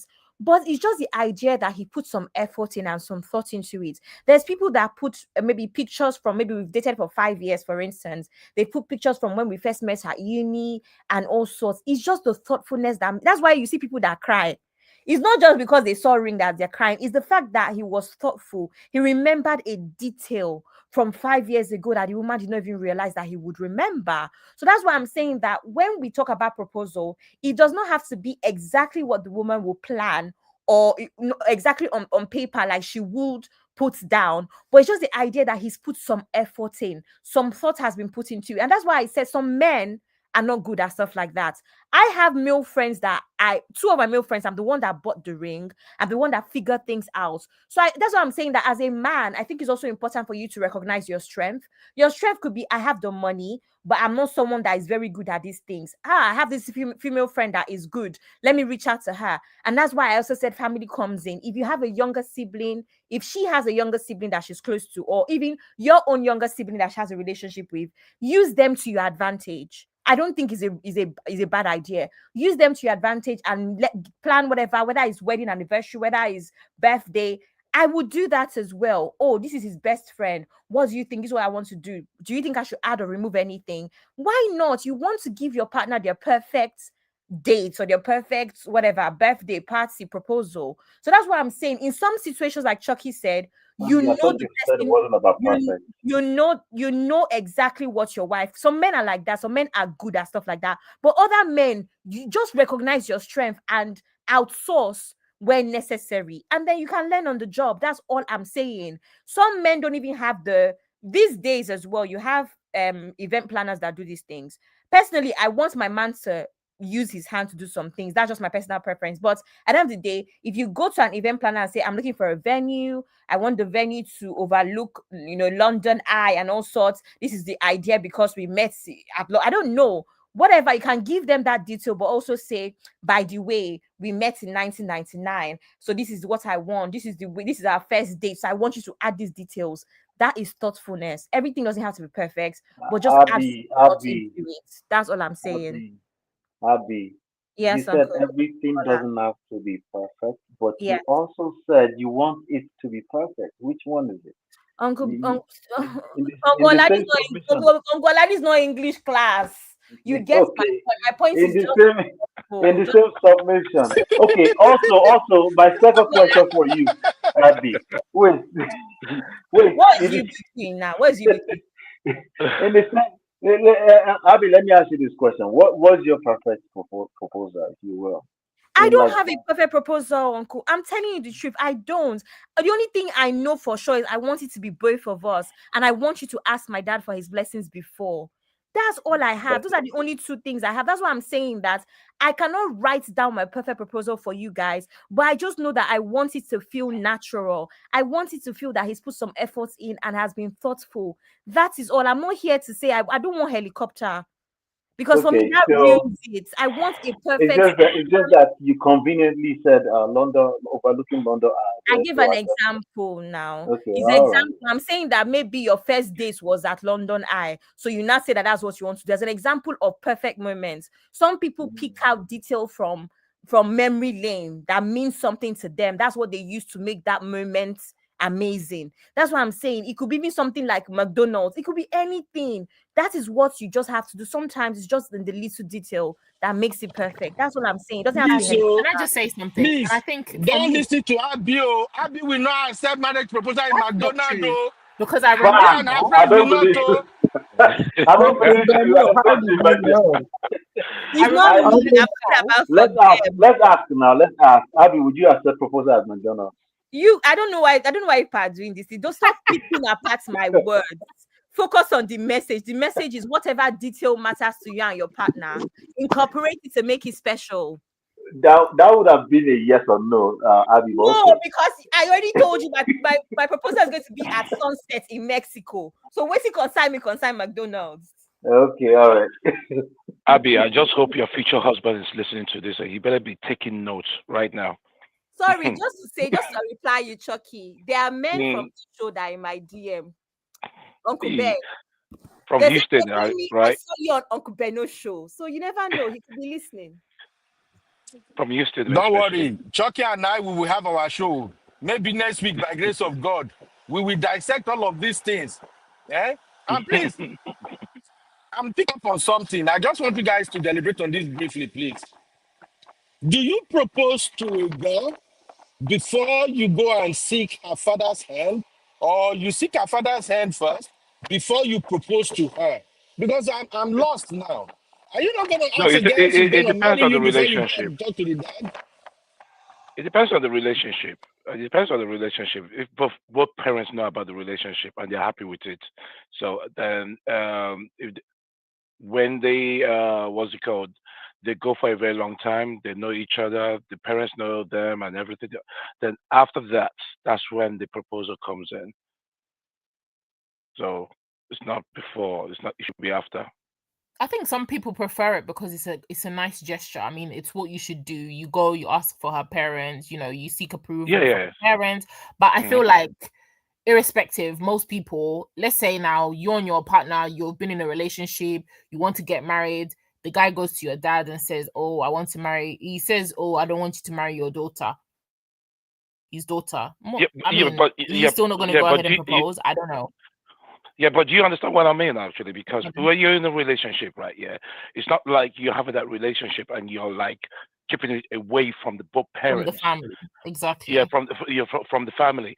Then all of a sudden, oh, I've met the girl of my dream, and you go present her to the parents like that. I was like, I don't know this girl. Who is she? Is she this? Is she that? Start asking that kind of questions. Actually, you start asking 21 questions when you should be less questions because you've known that person. If I'm right. Yeah, If I'm I right. think to me, it's a nice. I think it's a nice gesture, but it's not Mm. everybody that will do that. And I know people that have got married and the parents are not that. They're not that bothered about it. But if you know that it's something like Abia said, it's something that is a preference of hers, then you as a person that's going to propose, you shouldn't overlook that very important detail. This is the thing that I mean. And a lot of men will just be like, well, I'm ready to propose. You'll go bam and propose to her. And then maybe she'll ask you, oh, thinking that her dad knows, and her dad is none the wiser. Now it's like, okay, but I've always told you that I want the person to speak to my dad before proposing to me. Now you've gone and just overlooked and just done what you wanted to do, which I Yeah, think is the exactly. wrong Yeah. thing to do. And, So that's and what Wait, we're honestly, can we act like we actually live real lives here? I, If I Hey. know, first things first. Sorry, MOP. 1 second. Sorry, sir. mhm. First things first, though. Before you even get to that point, when you're in a serious relationship, dating for 2 years, would the man not come around for Christmas dinner? Come around? Don't your parents know who you're dating? I'm sorry, Abby, but Abby, did you hear what I said to you? But Right? that's Yeah. what he said. That's what I said. If you're in a relationship and both parents don't know about this relationship, exactly. So it's it not doesn't hard. mean. And then Mhm. if my dad is saying that, I don't want you to marry this man, me, I know that No, hold on. it's really That hard. creates a question for me. Why would that be getting ready to marry to a person that both of my parents don't know about the Don't know. relationship? Exactly. These Exactly. are the issues. So let's act like this is real life now. Our parents know about us and each other. It's not a case. So we know that there's some like they like us or they're happy. Before you now go, why would you talk to my dad? You have my dad's number for you to even call him to begin with. Mhm. For him to say, Daddy, Sorry, when are oh, you coming to the house? So that's how it sorry, goes. oh, I'm Uncle confused Bedo, let me again. Oh, answer. please. Uncle Okay, Bedo, let Baba. me answer. Ideally, my advice is to seek our father's hands, or even if the father is no longer available, find a father figure. It's very important in so many ways, in so many reasons why it's very important. It's very important, in Yoruba land, it means you don't know a girl's husband and then know their what do you call it? Concubine, I guess. You know, um, Concubine. yeah, I don't know the flip word for, I don't know if it's gender fluid, but anyway, my point is that you don't know, or a boyfriend, you don't know her husband and then know other boyfriends. Once you know the husband, you know the husband, right? So it's very important because sometimes you go, she might be bringing other people around, right? And you will see signs when you go seek for father figures blessings. You will see signs. If you're intuitive enough, you will see signs that something is off. But like Adi said, you should have been hanging out with that family even long before you're asking for her hand in marriage or seeking his blessing. You should have been around the family. Yeah. And even if you are countries or continents apart, people get. I've seen people make that mistake these days, and I wonder, like, what do you think you're getting into? I don't think people understand how serious of a business marriage is when you're literally about to take somebody's hand in marriage for a lifetime, and you don't know the closest people to her. I have close examples like this to me. It's a terrible idea. Get to know the family, be around the family long enough, and then before you propose, actually seek for the blessing of the father or a father figure, somebody, or uncle or something like that, because they will give you get some hints that might be useful for you before you propose. Actually, in my opinion, and I'm speaking from a standpoint of a person that didn't do that because I would blame it on being younger and being naive. But the thing is that I was around the family. I was crashing on their couch almost overnight sometimes. I will watch TV with them. I will eat lunch and stuff like that. But if I would roll back the hands of time, I would actually formalize it and ask for my father-in-law for his blessings. I would do that before I actually propose. And I advise people to still do that because again, there are certain things that I feel like you need to pick up from that conversation. It's a full-blown conversation. It's not just asking.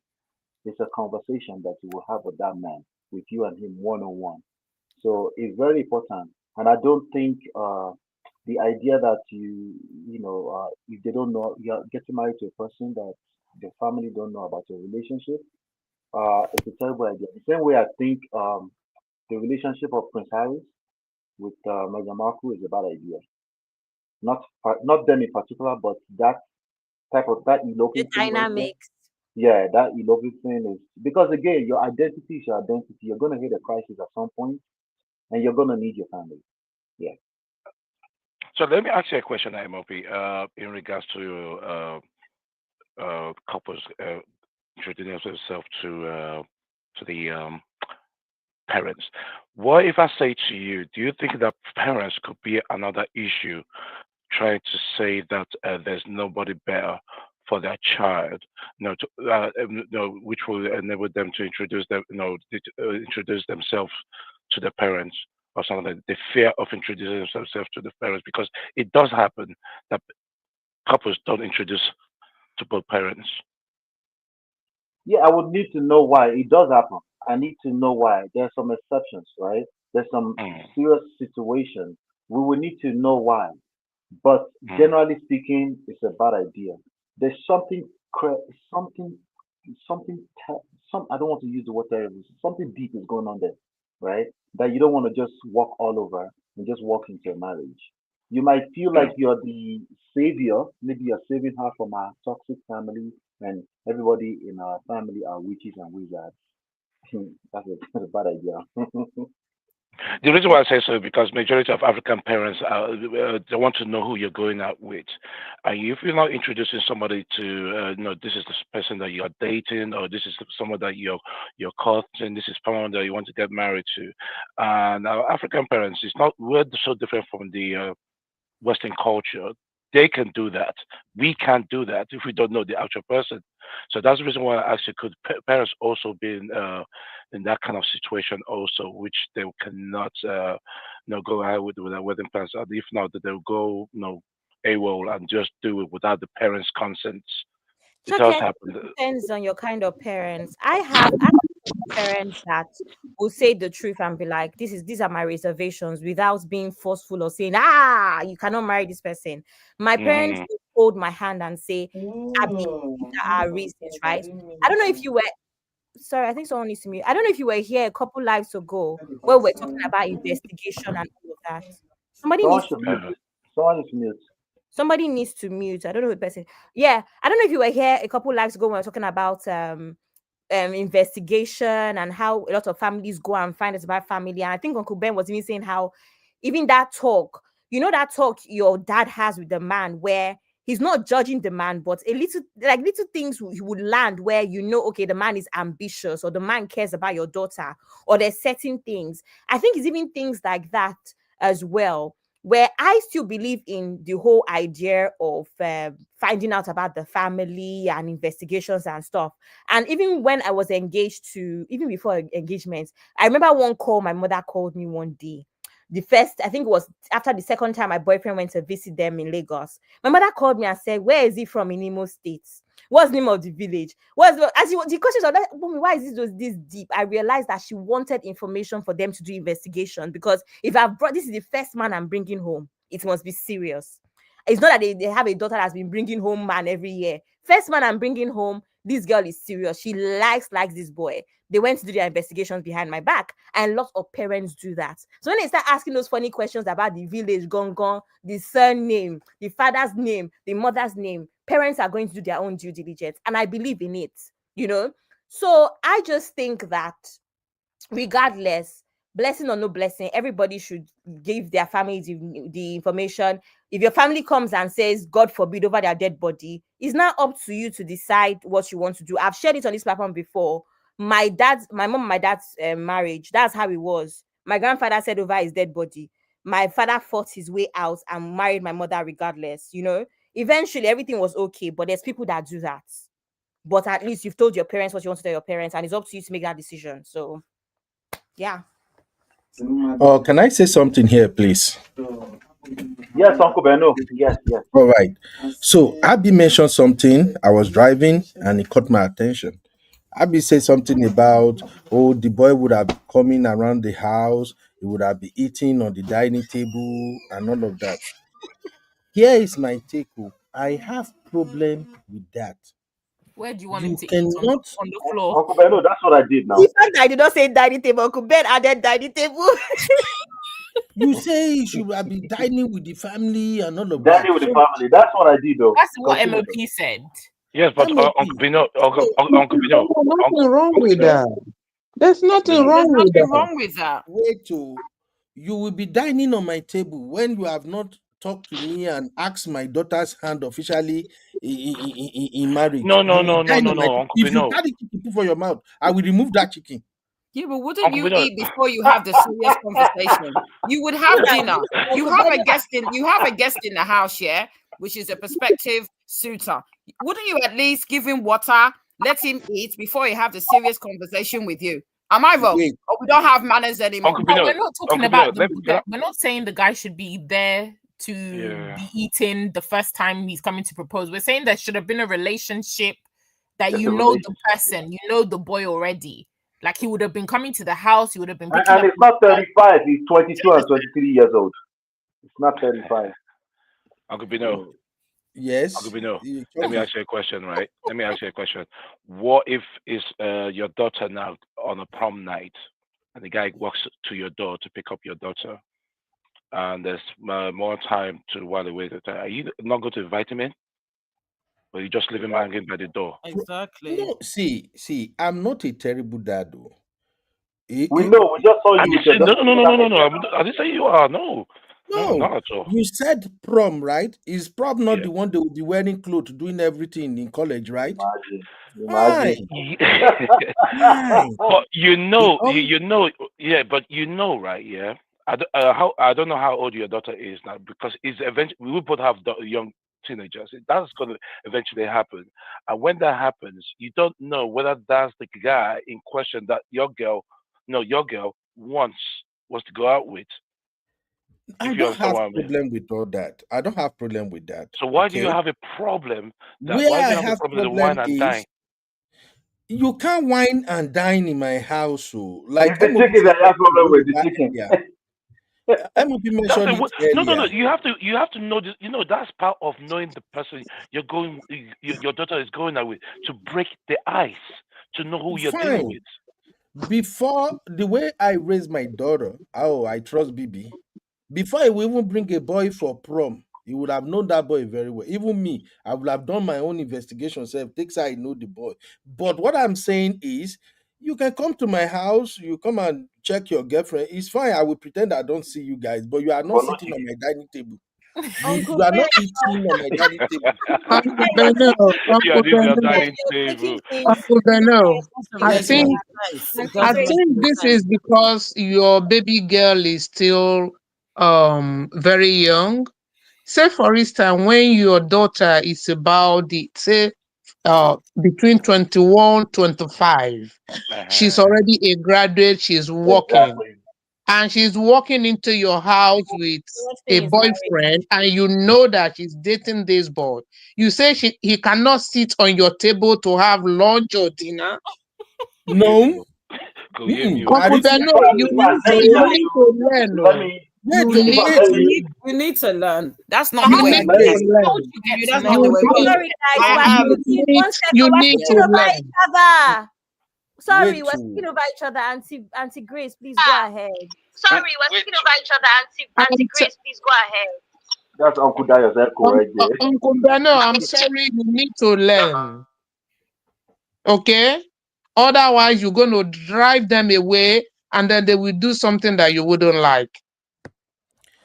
If they don't This is come playing in your sitting room, they don't come eating at your dining table at that age, how are you going to get to know these guys? okay. Here is my question, Auntie Grace. This boy come, they serve him, he eat my food, drink my wine, What you mean everything. by your Just food? wait to Auntie Grace. He eat everything. Okay, I've seen him. His name is John. Okay. And then suddenly, maybe it didn't work out between them again. They drop each other. Then start bringing another boy again. He will come and eat my food, my wine, carry my NSC again. Why are you And then, doing for no. that? And let's see us out. Before she start bringing this guy to the house, she must have made up her Can I mind say that something, please? One second, please. Oh my God. Uncle Dayo, you go next after Auntie Grace, please.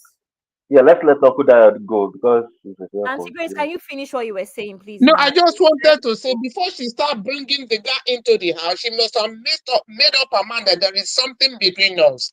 This is the time you start studying and looking at them and pray for them. Why are you praying that that thing is going to pray for her to bring another one? How many has she brought before?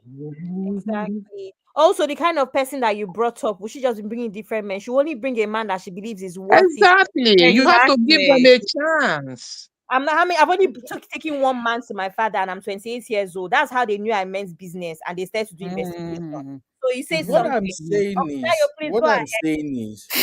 there should be some Sorry, guys, I need to go. Good formality. night. There Good Bye, should night, be Auntie some Grace. Bye, formality. Grace. Auntie Grace Yeah, is right. running Yeah. away. Auntie Grace is No, running no, away now. she's not I have running to. away. It's 9 I'm, p.m. I'm working tomorrow, Uncle Ben. I'm just kidding, man. Thank you very much, Auntie Grace. Good night. All I'm saying is that there should be some formality. There should be some serious intentionality from the part of the boy. Before you come to my house, I hear MOP say he go to his in-laws house, he will be playing on the couch and everything. I guess there should have been some rapport between MOP and the dad before MOP can Yes, be that now comfortable. before Oh, there call, would be. that's how it Uh, goes. The boy that I was engaged to came to the house because he knew that he wanted to get engaged to me at some point. He took me to meet his parents. I took him to meet my parents, and he knew that he had to go there with a bottle. He did not go there empty-handed. That's the intentionality. I am a very serious man. Here's a bottle for Eh, you, sir. that's Of what course, I'm now saying, that's what I'm Abby. When saying. you Okay, bring But the yes. bottle, that's what we were when you saying. You bring the just jumped to bottle, conclusion. I won't That's bring when a what you man we bring were the to go bottle, and you saying. bring my all father. of that, then you can eat There's my. a caveat. There's a Yeah, but caveat to that's it. what we were saying. It was That's it. intentional. Yeah, No, that's no guy will come to the house just eating your table without intention. Nobody does Uncle that to Ben. My themselves. father is a military man, no. He There's will a Let's caveat. hear There's a from Uncle caveat. Dayo, please. Let's hear from Uncle Thank you Dayo. very much. I just wanted to say something, please. I want to say something. Number one, we don't seem to be getting the angle Uncle Beno is talking from. We have to understand something that in our own context, I mean, the generation of Uncle Beno upward, we are not most likely going to be receptive to this new type of ways of doing things by this Gen Z and this millennial generation. Because why? That was not the norm during our time. So now crossing over to this new generation style and everything is not going to be easy. I agree with MOP on one thing. If you have a good relationship with your supposed to be father-in-law, it's a good thing. However, every father is always cautious about their daughter, particularly the kind of guy you are. If you are lucky enough for your to be father-in-law liking you and then to the point that you can come to the house and play around with them and do stuff with them, then you are very, very okay. That's a good one. But not every proposer or not every couple will have that opportunity to say, okay, I like what Abby said. That means during courtship, you must have told the girl that, see you, before you can do anything like proposal, you must first of all talk to my father about it. If that is the case, fine. The boy must go and talk with the father before proposing. No problem with that. But I can tell you, all of us that are talking now, we were once young, and when we are dating a girl, one of the fears that we have is meeting with the father. It's not because of anything. Not until we are sure. It is when we are now sure that okay, we want to marry this girl, and I love her so much. That's where we will now summon some courage to go and meet with the father and say, sir, I want this, I want it. But it is not mostly playing out for most boys because they prefer first and foremost, let me propose. If he says yes, then we can both, or I can now go and meet the father to ask for his hand. And most cases, if I go to meet the father and the father said okay, and then I proposed to my girl, and my girl was like, no. Where would that land me?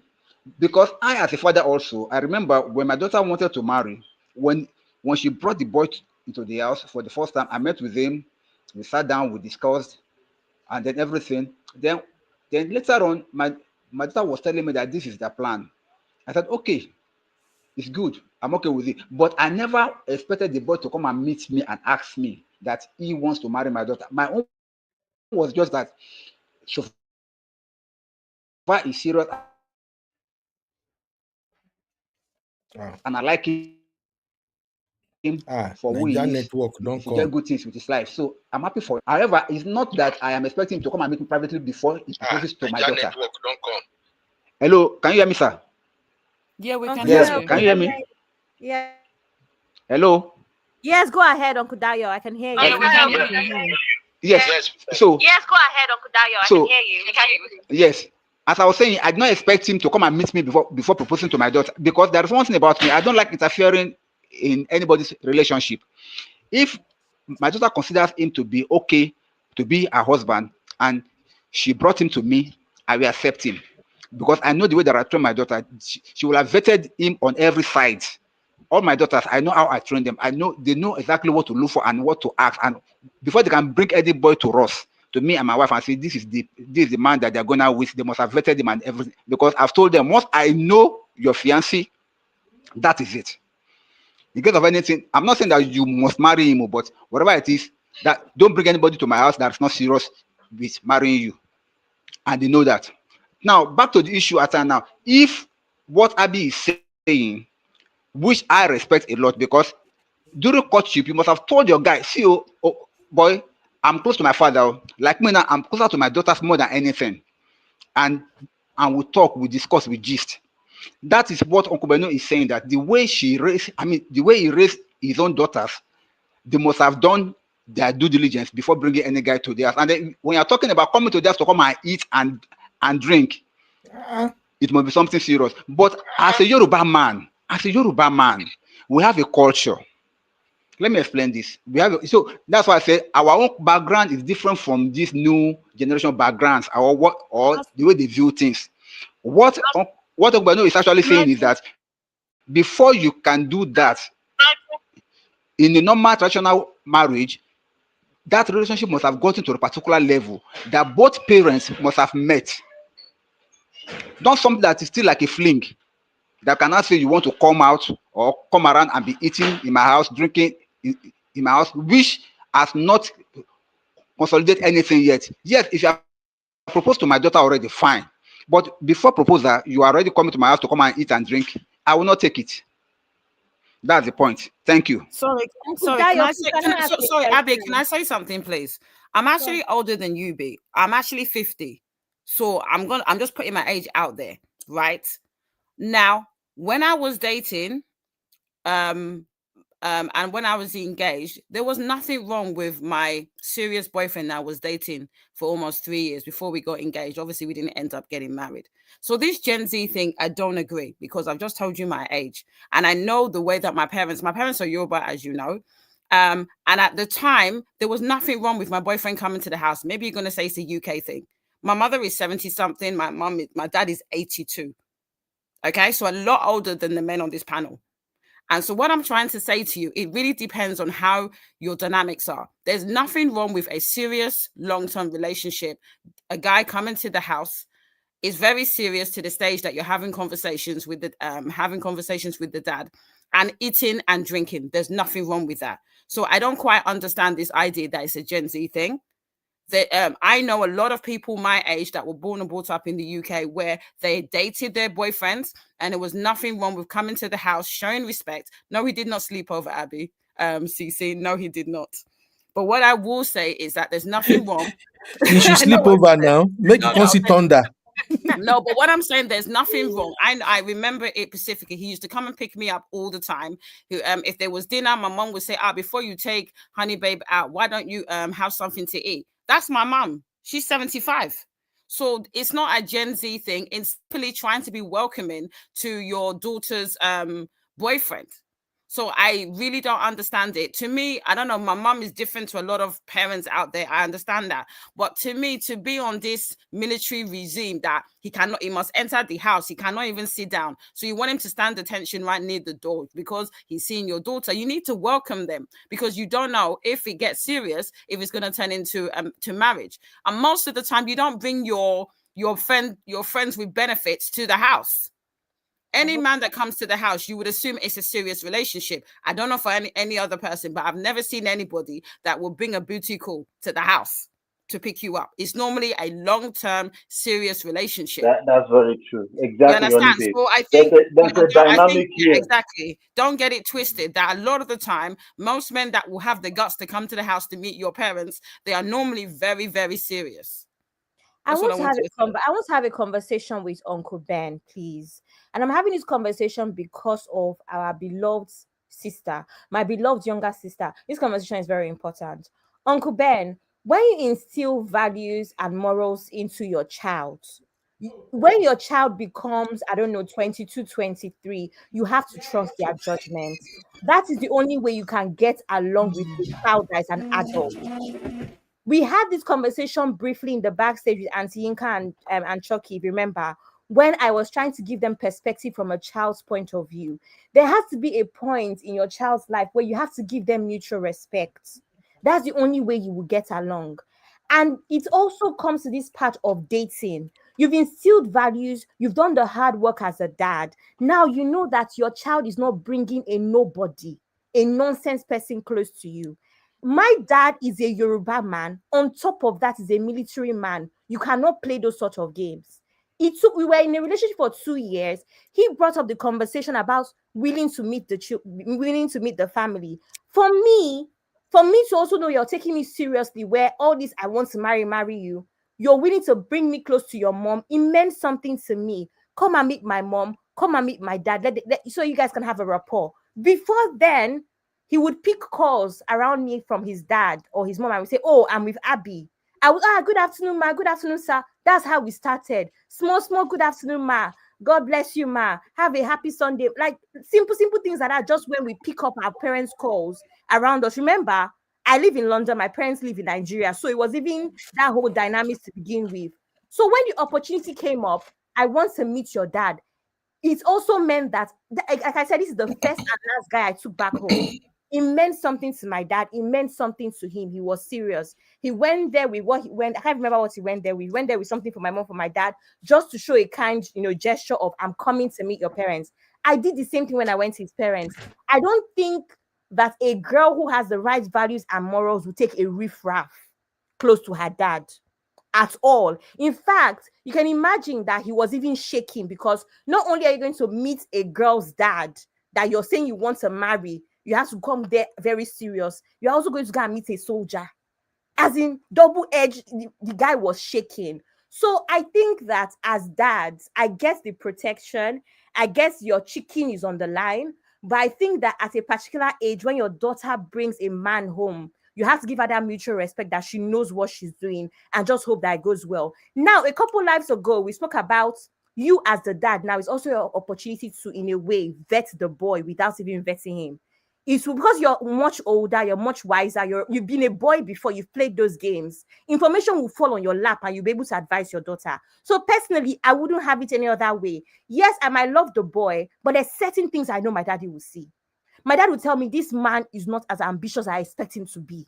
There's certain things my dad will see. In fact, once we got to a point where we're engaged and all, my dad even started, in a sense, to be one of this man's mentors. Because for him, that is now my son, which I've also shared here before.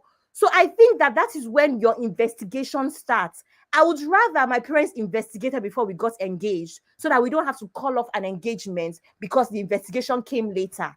So generally, the conclusion, Uncle Ben, particularly, is that please, when a girl gets a certain age, trust her judgment, because you have already done the hard work by giving her all of the resources that she needs. So bring a man that is worth your time. Because I say this all the time, I cannot take another man close to my father if it's not worth my father's time. I will be doing him a disservice. That is my mindset. Okay. Can I respond?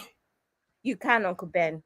All right, my dear. I love you. I don't want to put your business out there, but I just wanted to draw a big lesson based on this conversation we're having right now. The guy you took to your dad that brought wine, that did everything, so comfortable around your family and everything. Are you guys married now? We're not married. Okay. That is why for fathers, we don't move like Gen Zs. For a father, you are not a friend to your daughter's boyfriend. You are not a friend. You only become his friend after he have successfully married your daughter and treating your daughters right.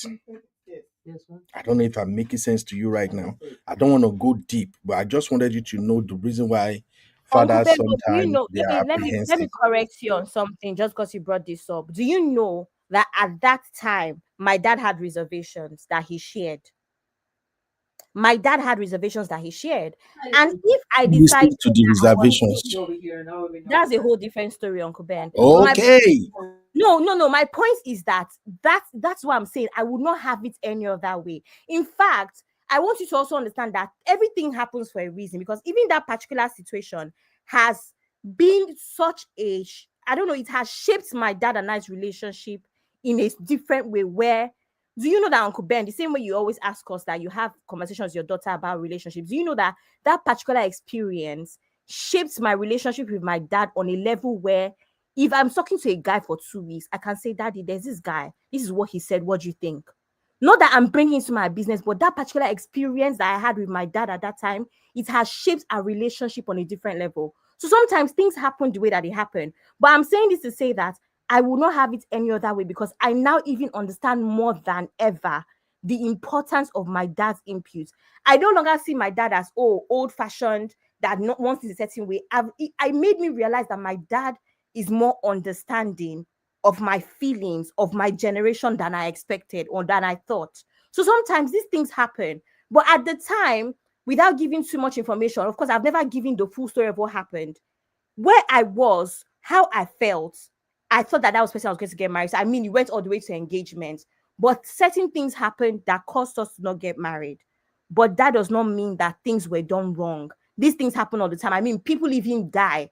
These things happen all the time. But like I said, that particular experience with the breakup, it shapes my dad and I relationship to a point where I trust his judgments way more than I have trusted his judgment before because I realized that it's not just about him being protective. He sees what he sees, he knows what he knows, and I am more confident in my dad's judgment than I ever have been. I don't know if that makes sense. So some things just happen that way, and it's not the end of the world. But again, my point is that that was not a riffraff. I would not take a riffraff to my father.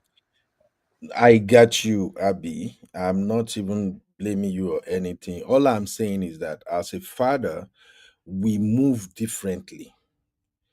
You have to give the man your daughter brings home, you have to give him the impression that you are a no nonsense dad.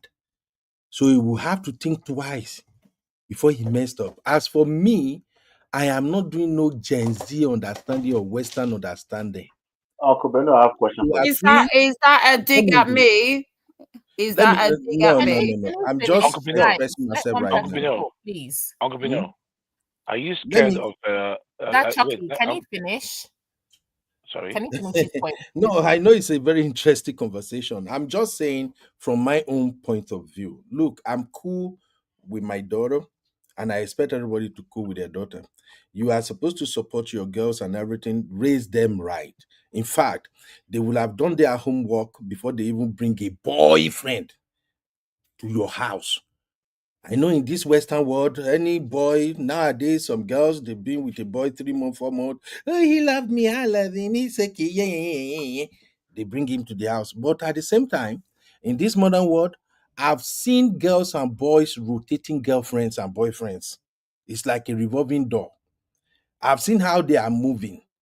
No loyalty or anything to each other. The moment the boys start moving mad, they are dropping him. Then they find another one that show interest in them, they are picking them up. As a father, I'm just saying, you have to let your daughter know that you are not ready for BS. Now, when they bring the boy to the home, of course, you have to welcome the boy, make him comfortable. Hey, son, come on in. What's your name? So What can are I you say doing? something? Can I say something Okay, to that, Uncle Beno? You okay. see, there is ideally you are correct. Ideally, unfortunately, there are many situations that are not necessarily ideal, right? For example, um, kids that are still in university, they are dating each other. Okay. Um, there's no bottle of wine or anything. That's just okay. If you're in the same neighborhood and that boy is coming around, you get to know the boy. You actually saw the boy growing up, maybe 18, 19, 20, 21. In fact, you'll be comfortable, because you actually know this person. If you're talking about somebody is 25 and above and it's obvious they have intentions, obviously you want them to formalize things a little bit. And then the example you keep alluding to where they're just dropping each other, they usually don't bring those kind of boys at home. All that activity happens outside of you, especially if you're a no nonsense dad. The last thing they want to do is share that part of their world with you. You understand what I'm saying? Which is what I think as the Grace was saying earlier on. There's a balance here, right? That you're looking for, where your child is they feel free. They know they're comfortable bringing certain things to you. Um, as opposed to, yeah, if you're no nonsense, people actually translate that to marriage too. People will still do what they want to do. They just hide it from you. That's all. You know who else is the people? Your children. I know you never expected it. They are also people. If you made you beat your chest, you're no nonsense, they will hide whatever they want to do from you. But I think all of us really want the same thing, which is we want to be able to guide them. We want them to be comfortable around us. So there's a to the point I was making earlier on. It's not if my son, um 17 now, let's say within the next 2 years he brings home a girlfriend, and I mean, it's not that deep. If it's a son that wants to be philandering around, it's not going to bring every girl home. Okay, let's flip it around. More so for a girl, they're not going to bring every boy. If they're flipping boyfriend like bugger like that, they're not going to be bringing the boyfriend home. And you should still be a present dad and be able to pick that up, even if they don't bring a boyfriend home, right? You should be able to tell that your daughter is hanging out with some people and you want to know more. And the example of that will be my mother-in-law. She noticed certain behaviors in her daughter when she was 23, I was 24. She had an accident, and I followed my wife, then my girlfriend, into the hospital to go see her. So she had an accident, sha. So and I met her. That was the woman I met her in the hospital bed. And Lema, sorry, so sorry. Well, nice to meet you. My name is Ola, and that was it, right? And after that, my wife would say, "Oh, she wants to go and hang out with some friends. She might be gone for a Friday night and come back on Saturday." You know what she did eventually? A very wise woman indeed. You know what she did?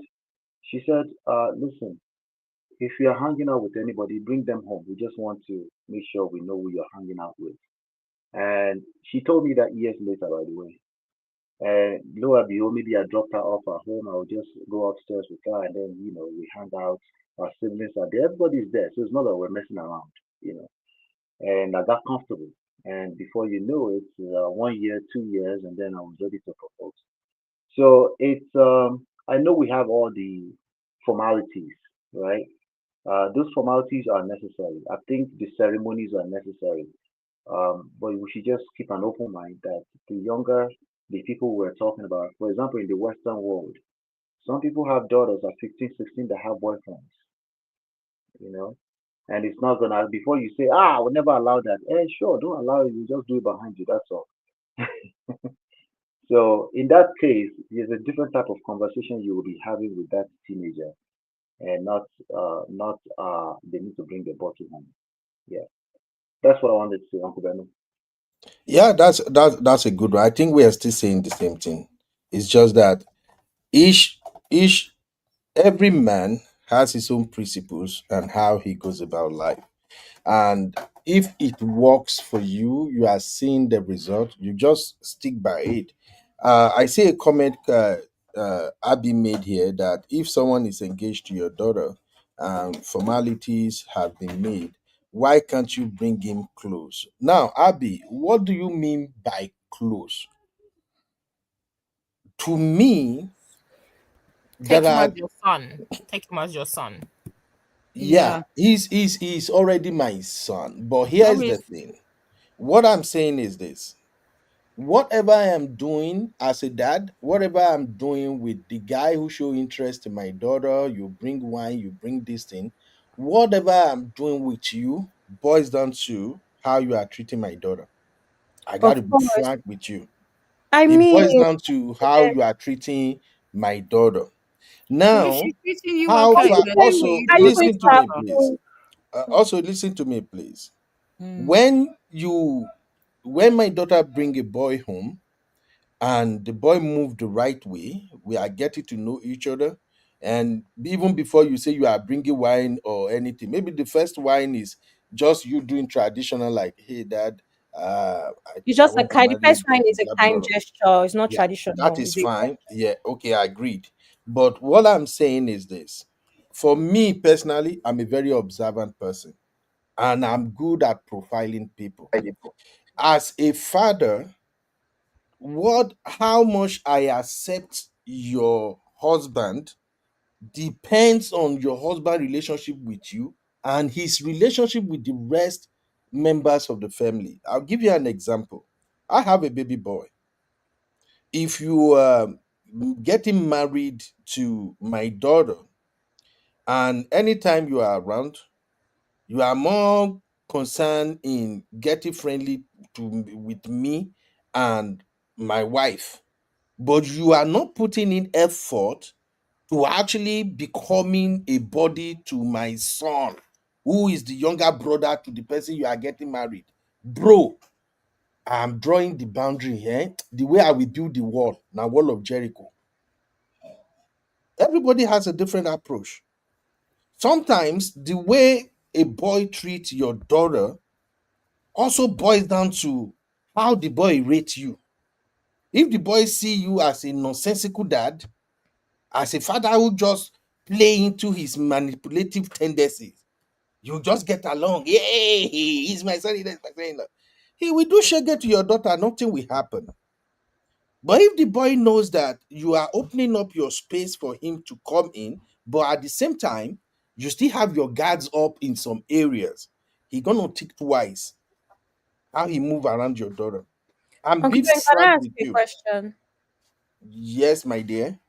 Can I ask you a question? If you saw a red flag, maybe from conversation, and the reason why I'm asking this question is because we had a live where you spoke about your own idea of investigation. Your investigation, you might do whatever investigation you do on family back home, but one of your investigation style would be talking to him to see Mhm. if anything would land on your lap freely. Now, my question is, Yes.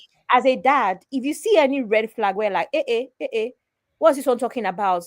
Would you call your daughter and say, listen, this is what happened. You need to be careful. You need to watch out for this. And would you do that or would you leave it? Now it depends on what kind of red flag do I notice. No, And it no depends amber. on Uncle Ben, red flag is red flag, no amber. Amber could be no, no, no, no, no, no, no, no. red. Wait. There are different. Sometimes you might pick some energy from somebody that energy looks like a red flag, but it's not actually a red flag. It's just who they are. You see what I'm saying? So Then that's who why you I want said, to have a red flag now, Uncle Ben? eh? That's the worst red flag. What do you mean who you are? You don't get what I'm saying right now. For Please explain. instance, it's just like the conversation, one of the conversation we are having about leaning down, non leaning down. For instance, a boy proposed to my daughter that they both love each other, they've been doing a lot, and that boy did not lean down, net down when he proposed. Now, if you say that is a red flag, I can tell you that that is not a red flag. So that's why I say sometimes it depends on what you call the red flag. You feel me now? My generation is different. So, Uncle but Ben, to not what answer is your question, flag, not what is red flag by your sister, by your daughter's standards. What is red flag as a father is what I'm talking about. I'm not the that's one that what has I'm the conversation. saying. It's Now, you. if for instance, what I pick up is really a red flag that could be detrimental to Mm. them being together, I'm calling my daughter straight off. And if I'm gonna talk to my daughter, I'm not telling her leave him, don't marry him, because of course you can't determine whatever they're gonna say. But this is just what I'm gonna tell my daughter. I'm a consequentialist. I will simply tell her, girl, I noticed this. So I don't know if you observe it too. If this continue, I don't think this guy is an ideal guy for you. But I know you love him.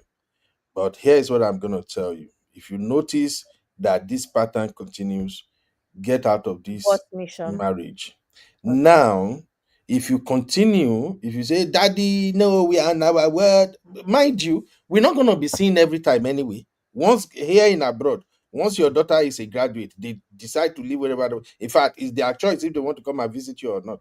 So I'll just tell her, if you overlook it and the reverse is the case, the house is open for you. You can come and cry and do whatever you want to do.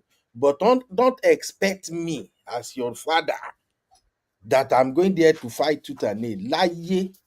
I will just comfort you. Tell your mom, make your daughter comfortable. That's what my dad did. I Now. hug you. That's all. I'm not going there to fight if you don't listen. Because I will tell you from the get-go, this thing, there is this proverb they used to say that what an old man will see sitting down, even if a teenager or a young man or girl stand up, if you like clap ladder, you won't see jack. So it's simple. I'm a consequentialist. I know they beat, I know they fight. I only tell you, see, this thing, it might result to this. So weigh your options now. If you say, Daddy, don't worry, it's nothing, he will change. Yeah, yeah, yeah, yeah, yeah, yeah. After that, I will talk to your mom too. Babe, I noticed this about this, your son-in-law. I know you are a prayer warrior, but this thing that I'm saying is not right. Okay?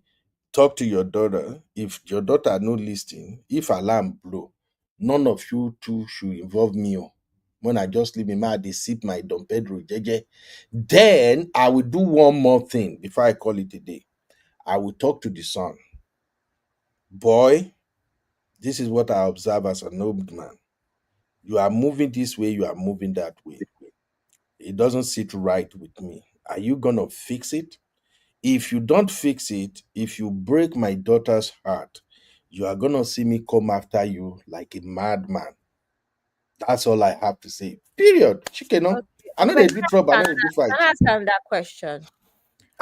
See, are you interrogating me now? Mo No, down I to be actually need to alone. understand your angle All because the right. thing is that regardless, yeah, at some point, whether it depends on how close you are to your daughter, whether your daughter lets you know or not, at some point, everybody's going to have a heartbreak. And people in the house, if they still live at home, will feel it. They will feel the shift. And that is also a turning point from my experience between parents, right? Because again, like I said, you have to give your children the space when they are older. You've done your best. You need to give them their respect and their trust, and it's a different dynamics. And my question is, wouldn't you rather, because this is also based off of what Uncle Dio said, based off of your previous generation, blah blah blah, no wahala. Wouldn't you rather you had the opportunity to meet a man that has the intention of making it official at some point, your daughter, before all of the formalities, so that you can go back to your, because I remember when this man met my dad, the first thing I asked was, oh my god, what do you think, guys? I was nervous. I was anxious for my parents' approval, if that makes sense. Mind you, of course, I've been saying this here. I think there's also a bit of trauma there where my mom wasn't accepted. So things like family not liking you, I don't play those games. It's not something I'm ever going. If my mother-in-law to be does not like me, abort mission. I'm not doing it. It's not something Okay. that it's not something, it's something that I'm very, very, very particular about. I try my best to be well behaved, to be kind. If after everything I have done, I am doing, you don't like me, then it's not meant to be. That's my own take, but that's a whole different topic. Wouldn't you rather you saw any potential red flags or anything that could be fixed way before any proper formalities are made? Wouldn't you rather you had an opportunity to say to your daughter, hey, are you sure? You need to check this. Wouldn't you rather you had that way before any formalities? Of course now. Okay. Of course. You want to know the person that is proposing to your daughter and all of that. Of course, you want to know him. And it all boils down to the relationship between you and your daughter. If you are a friend to your daughter, of course she will carry you along. Of course, you talk a lot, you share so many things together. Okay? And if you're seeing the red flag, you and your daughter will sit down, you talk about it, and your daughter will get it. You feel me? the point is that there are some daughters nowadays that they know they hear nothing. Just like you said, I'm a grown woman. I can make my own decision. If you are raising your daughter right now from teenager all the way to grown adult, and you are seeing that attitude of I can make my own decision, I can do my own thing, I will advise you as a parent, correct that shit now before it gets out of hand. Because once they become an adult with that attitude of I can make my own decision, I know what I'm doing, they don't know jack. You are seeing them crying up and down on social media now. They don't know jack. So you correct them. You stand firm that hey, this your attitude, this your oversabi, he will bite your butt. I'll give you a simple example. When my eldest daughter was like 12, 13 years old to 14, we used to have a lot of bad bulls because she want to talk over me. She want to talk over her mom. I shared with you guys one time when she tried that shit and the mom lost it. I had to sat her down and train her that listen, when you are talking, when someone is talking and you are talking, you are not getting anywhere. It becomes up as arrogant. When somebody is talking, you listen. Let them finish talking, then you now express yourself. Now, so far you listen to that person and you are also talking, the person can hear you. Then you can both agree on something mutual. Your shouting and yelling will not solve nothing. So that's my take. Over to you, Gary MOP. Hey, Akuba, no, I won't go. I will start show in about 20 minutes. So, make I just go. Oh, you have Uh, a show? yeah, in about 20 minutes. Okay, cool. So, I We will will go take even round shower up now. this one now because I think this has been a very good show so far. But go It's a ahead, very Baba. good one. It's a very good one. So, I think uh, I think formalities are necessary, especially now as we move. In fact, I was on Mom of Five show this morning, and we kind of talked about something similar. You know, formalities are necessary as we move into this new era because people, frankly, are moving mad when it comes to relationships and marriage. We need to be a little bit more intentional. Uh, we have people saying they don't want to sign with the state and things like that. People are trying to create solutions that requires not being held accountable. I think we should go the opposite direction because for as long as we will continue to knuckle, we need structures around it. You know, we need people to be educated. By the time, first of all, by the time somebody is 18 years of age, they should have. The ideal is that they should have seen enough good examples to guide them through the rest of their lives. By the time they are 25, they need to be vigilant, pay attention because a life partner might come around, right? There's no rush, just be attentive, particularly from a skill set standpoint. Okay, like okay, if I'm interacting with people, either we're talking about work, my siblings, my as long as it's human interaction, social skills, ability, we need to take them a little bit more seriously. And doing ceremonies is very important. Okay, this is what we're doing, but we want to make it formal, and we want to sign certificates. We want to put things around it to to seal it, if you will, that everybody can agree to. We need to be moving more so in that direction. The reality is that back in the days, all you need is somebody who says, I'm going to take care of you for the rest of your life. This time and age is a little bit different. So, and if we're going to intentionally jump on the internet and drag ourselves, we should intentionally do the necessary things right. If a young man is interested in a young lady, he needs to make his intention known. He needs to do the right thing. He needs to seek for blessings. He needs to understand that he's marrying into another family, not just the individual. And but he also needs to manage his resources. This is where I think the conversation today comes in. Um, he needs to understand that the pressures on the internet are kind of like the weather. You cannot do much about it than to learn how to navigate it. You look at the resources available to you at your disposal, and then you make some very tough decisions around how you want your life to go. And if you're able to lead your life in that way, women generally they follow. They don't have to. You don't have to force a followership out of them.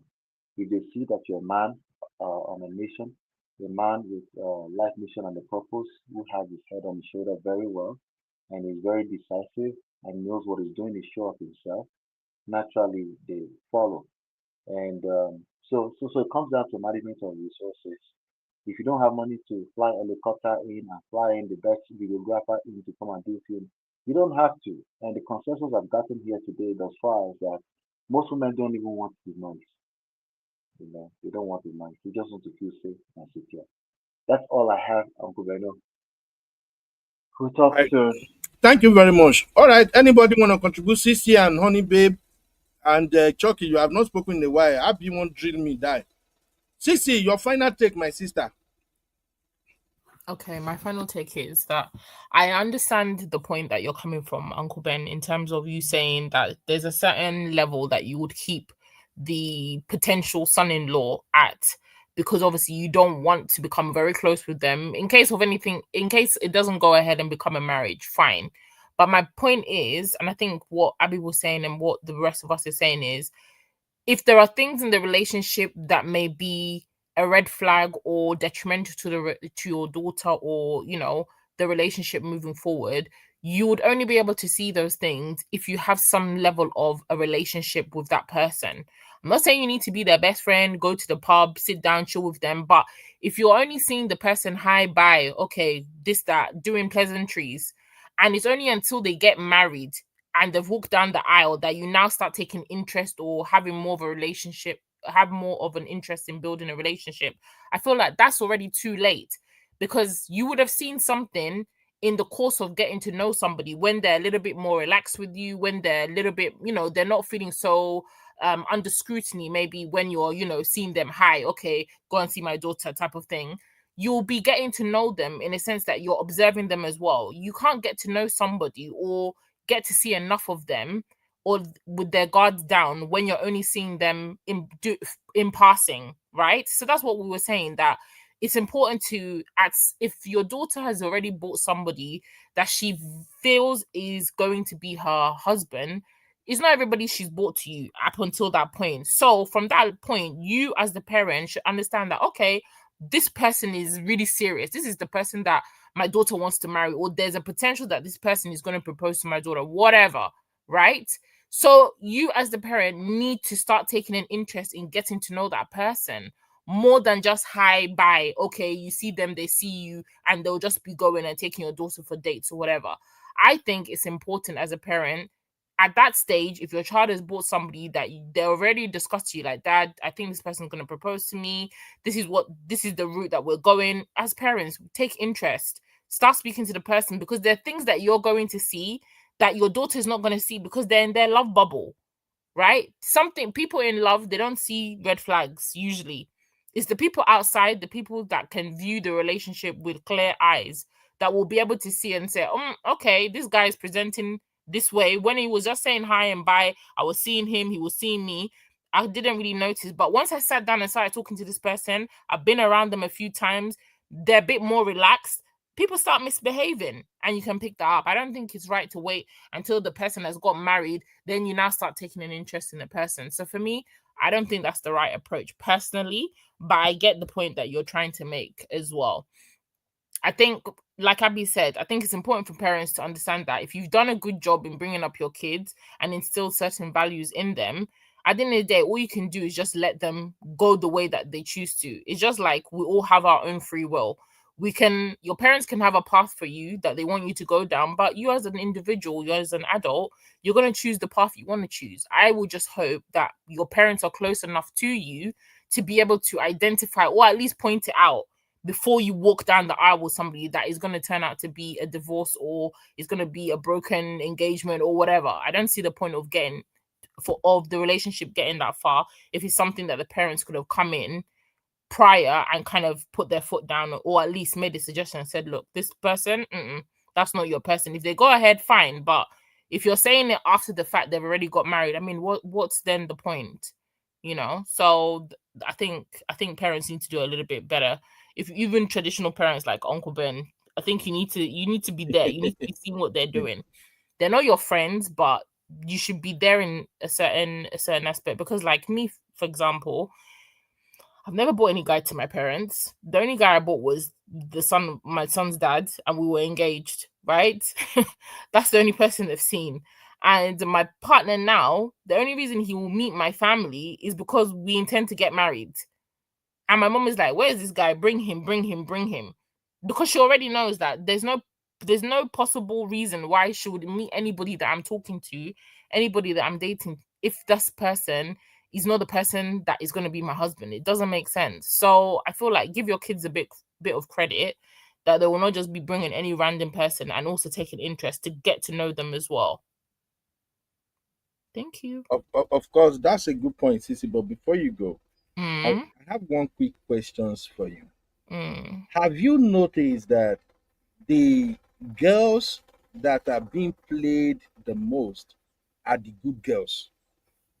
Of course. How can I describe it? Let me put it this way.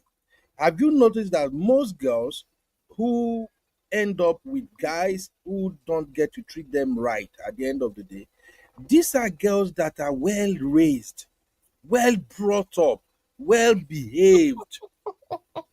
Oh, you don't get what I'm saying, Sissy. And Uncle one of Yubi, I the think I understand. Uncle Yubi, I think I understand where you're coming from, because I think what is after raising a child throughout the whole years to be this mother person, and they happen to go off the year. I think what you're insinuating is the perfect judgment of the kind of person they choose, and they choose. So you don't want to be like disappointed in her decision of the actual person that she is going out with. I think that's the problem that you are having right now.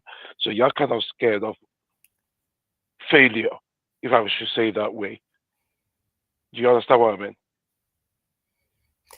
I think yeah, it's not yeah. about. I think it's not about. It's I not think about me, it's not about basically. failure. I said Uncle Yeah. Ben is saying that most good girls. I mean, that's just a stereotype. I think is a generalization, but I think there's a when you are somebody who looks at things at like the glass is full, right? You're somebody who lives life. You don't, you're not looking for the bad in people. You're an optimist, or you're looking for the best in people. You're always going to be the type of people that will be let down, you'll be hurt, because your view of people is kind of at you're viewing people from your own viewpoint. Like, okay, I wouldn't do this thing to somebody, so I wouldn't expect somebody. So that naivety tends to be in a lot of so-called good girls, that they're judging everybody with their character, their good girl character. They just don't realize that everybody cannot be you. So that's why they get played. That's why, because people take that naivety for their it's like a weakness.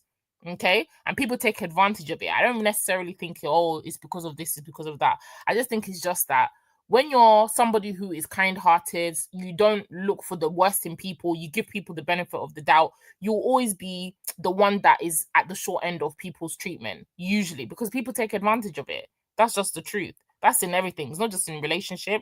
It could be with at work as well. If you're always the person that says, yes, okay, let me help, let me bend, people would be like, oh, can you do this? Uncle Ben, oh, can you stay for this shift for me? Can you swap shift with me? You always be like, oh, yeah. They'll now see, oh, Uncle Ben is the Mr. Dependable. You always say yes to everybody's shift. Everybody will now start piling shift on you because you just don't know how to say no.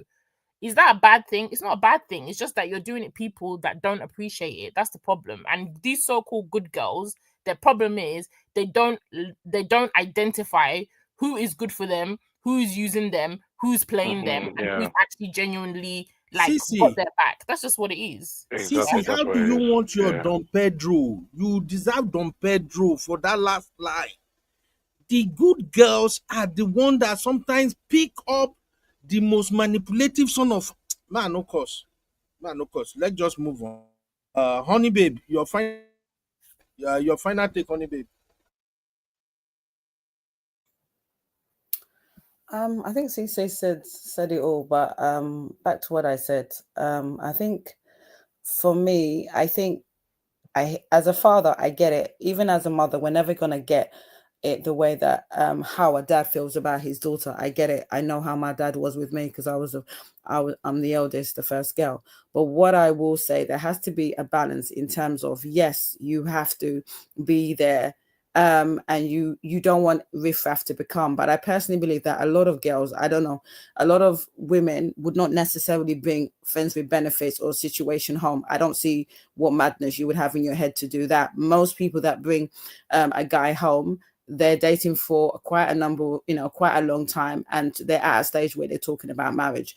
I personally believe that it is better for you to be seeing the guy come into the house, having conversations and vet him, rather than what typical Nigerian parents do, is that they will scare the hell out of the daughter. They will not bring the daughter, the woman will not bring the guy home, and then they're doing stuff behind your back, getting pregnant, whatever. So to me, it's better that you see everything they're doing in the open. Create an atmosphere where the guy can come to the house. And as CC eloquently said, a lot of the times you can't hide your true self. That certain things will come out, certain attitudes, certain mindsets, certain things will come out. And it's your responsibility as the father to seize those things. And then, like you said, you will now have a conversation with your daughter, because definitely when a woman is in love, she don't see nothing. She's in cloud nine. You as the father and as the parent, you're on ground, your feet are firmly planted on the ground, and you can see the flaws and the red flags. It's your responsibility to talk to your daughter and have those conversations, and in regards to any red flags that you encounter. But if you're going to do this soldier mentality, attention, where the guy cannot even enter the house, how would you broker the relationship for you to even see the red flags in the first place? So I think it's very, very important to have that balance. There's no point waiting until you're engaged or married, and then there's these red flags. I think it's very important that the parents are on ground and visually around to see what's happening in the relationship before it gets to the stage of formally being a marriage. I think that's very, very important. And in terms of good girls, it's choices, mate.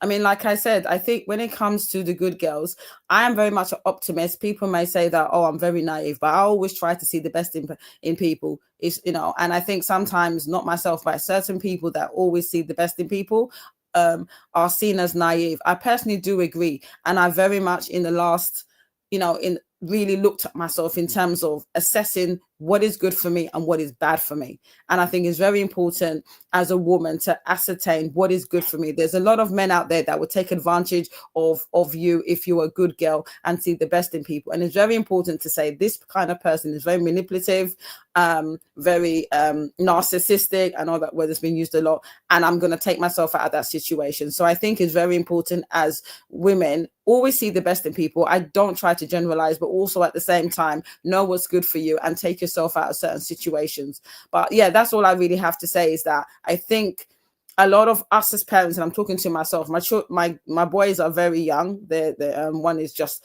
13, so I'm not at that stage yet. But I would want to believe that when I get to a stage where my son is in a really serious relationship, I'm open, and his dad is open to seeing. I know it's different because it's a girl, but seeing whoever he wants to marry and necessarily vetting them, watching her come into the house, because I think it's the same whether it's a girl or a boy, and seeing what they're like, and if there's any red flags, having that conversation with my son. But I would be very open to bringing them to the house and having a relationship to them to ascertain, is this the right person for my son? So I think it's very important for parents to be in the sorry, not in it, but you get what I'm trying to say, to be around, to vet, to observe, to see who their children are in relationship with. That's all I wanted to say. Thank you. All right. Thank you, honey babe. Wow, today's conversation is very interesting. Thank you all for joining us today. Have a fantastic good night rest, honey babe. You are such a blessing to the platform. Also, my CC. Now, we're gonna join Man of Prestige shortly, but I'm gonna end with Chucky and Abby. I just have to beg the two of them. May they not do that. They are crazy bass boost when they do for backs. But do you know something though? He pay me, he really pay me say Chucky don't marry. If not, now Why me would you say that? the reason is this. I've seen how you were with women. You are just like Uncle Emeka, and I love so many things about you. First off, you know how to engage women in conversation, both soft, simple, and difficult conversation. And that's a very great quality. I've seen how you do boost with Abby. And I'm so happy every time I'm reading the way both of you are going back and forth with each other, because Abby is a sweet girl. Abby brings 100. Abby no get time to sugarcoat nothing. She will say her mind. If you like, jump, go jump, enter see. Abby no sense. She will still continue to say what she believes in. And you always have a way of, kind of suiting her. You could drag her, she could drag you, and it's all fun. I like that. If to say you are single, now me go chatter play and carry Abby go drop for your house. Because Somebody that that's is the kind of, 20 years older than me. I Why? don't care. I will bundle you down there. Uncle Because Ben, everything that you said is Chucky fit you amazing. very well. No, Chucky fit everything that you you said is very well. amazing. That means he's very good for his wife and his daughter. That's exactly what it means. So it's good that he's married, actually. And you should pick something from what I'm saying right now. Do you know why? It's not Why? just you, Abby. It's for all my younger sisters who are still single on this platform. You see, 95% of successful marriages, I mean marriages where happiness is number one, it Mm. boils down to communication. It boils down to being able to express yourself as a woman, and your husband is not turning the conversation to something else. It's boiled down to you being able to have strong opinion, and yet your husband will still have the ability to engage you. I've had so many sisters on this platform that said that they can't deal with a man that can't carry on with conversation. I've had many sisters say it over and over again.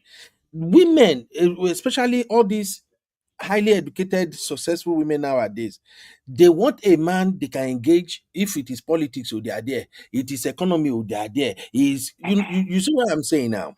And for somebody that like Abby and many of my sisters here who are kind of know their onions and they are very, very knowledgeable, they need a man who can listen when they are talking and won't judge them that what is she trying to say now? Oh, our energy is too much. So they need a man who will actually listen, bring his own opinion, and at the end of the day, both of them are laughing about it. Because that is what I see that makes marriage more interesting and very likable for most people. So I've seen Abby, I've listened to Abby several times. Abby is such a sweet girl. But one thing I love about her is like just like my own Gen Z, even though you like go climb barbed wire, they will express their mind. You either accept them, or you go drink sniper. And I love that type of energy. So that's why I'm saying if I have my way, you are single, na me go bundle Abby con carry give you say. Yeah. So Abby, what you have to learn from this is that your man, your perfect man right now, need to know that this is your personality. And he should be Mm. able to find joy and happiness whenever both of you are discussing any topic. That's just the bottom line of what we're saying. You know how many times you don't say, Uncle Ben, I have a question for you. Uncle Ben, this is not what I'm saying. And then we're still laughing about it. That is how relationship works. That is how you be with somebody and then the person become your best friend, even though now your husband. But the fact that you are free to talk, have I told you guys how many times my wife go say, you don't come spoil this TV for me. Me and my wife, we can watch just one movie. That movie feel later become both between me and her. Either I not Okay. agreed with one character or she not agree with one. But at the end of the day, we are still laughing to bed. We're still waking up next morning. We are laughing. So that's just what I'm Yeah. saying, Chucky. If you want to add anything to that. No, I'm just responding to this Uncle comment from Ben. Uncle Tayo. He said that it would have been the best choice for Abby. Abby. I've been a trouble. God. Huh? Oh, anyway, Anyway, I mean, final no, you, thought. Chucky. I Uncle mean, Ben, you you said were it wrong all. about Chucky. Oh. He's always doing brotherhood. It's a lie. He's Of course, I never have to on do our side. brotherhood. He's never on Why our should I side. be on your side? Why should I be on the Simbi. side? If Chucky I is see doing what's right, Now brotherhood with the love. network is bad. Oh. my Kuku network. dey go. Na CB network. Make she dey go. She won't come start wahala. Make she carry her wahala dey go. Your final thought, Jare, my brother. Anyway, you said it all anyway. I mean, it's a very interesting topic, and I hope our viewers have got got one or two things in regards to what we've discussed today. I think the communication is key to your children or whatsoever it is. It's very easy to be a father, but the hard work starts when you're a dad, and you have to be in that child's life and give that your experience to your child to carry on. So I think Abby said something that we have to trust our kids. But I know it's difficult as they grow up, and when it's time for them to leave the house, we have to share that here. And these are the kids that are going out there to represent us, to know what they've learned from us and everything. So we have to trust them, communicate more often, and let's hope for the best. That's the best thing I know. That's the best thing I can say. Thank you, Chucky. Thank you, Baba. I appreciate that. MOP is live. Please let's go and listen to my brother and contribute. Ashley, Ashley, I see all the comments you are dropping all day long.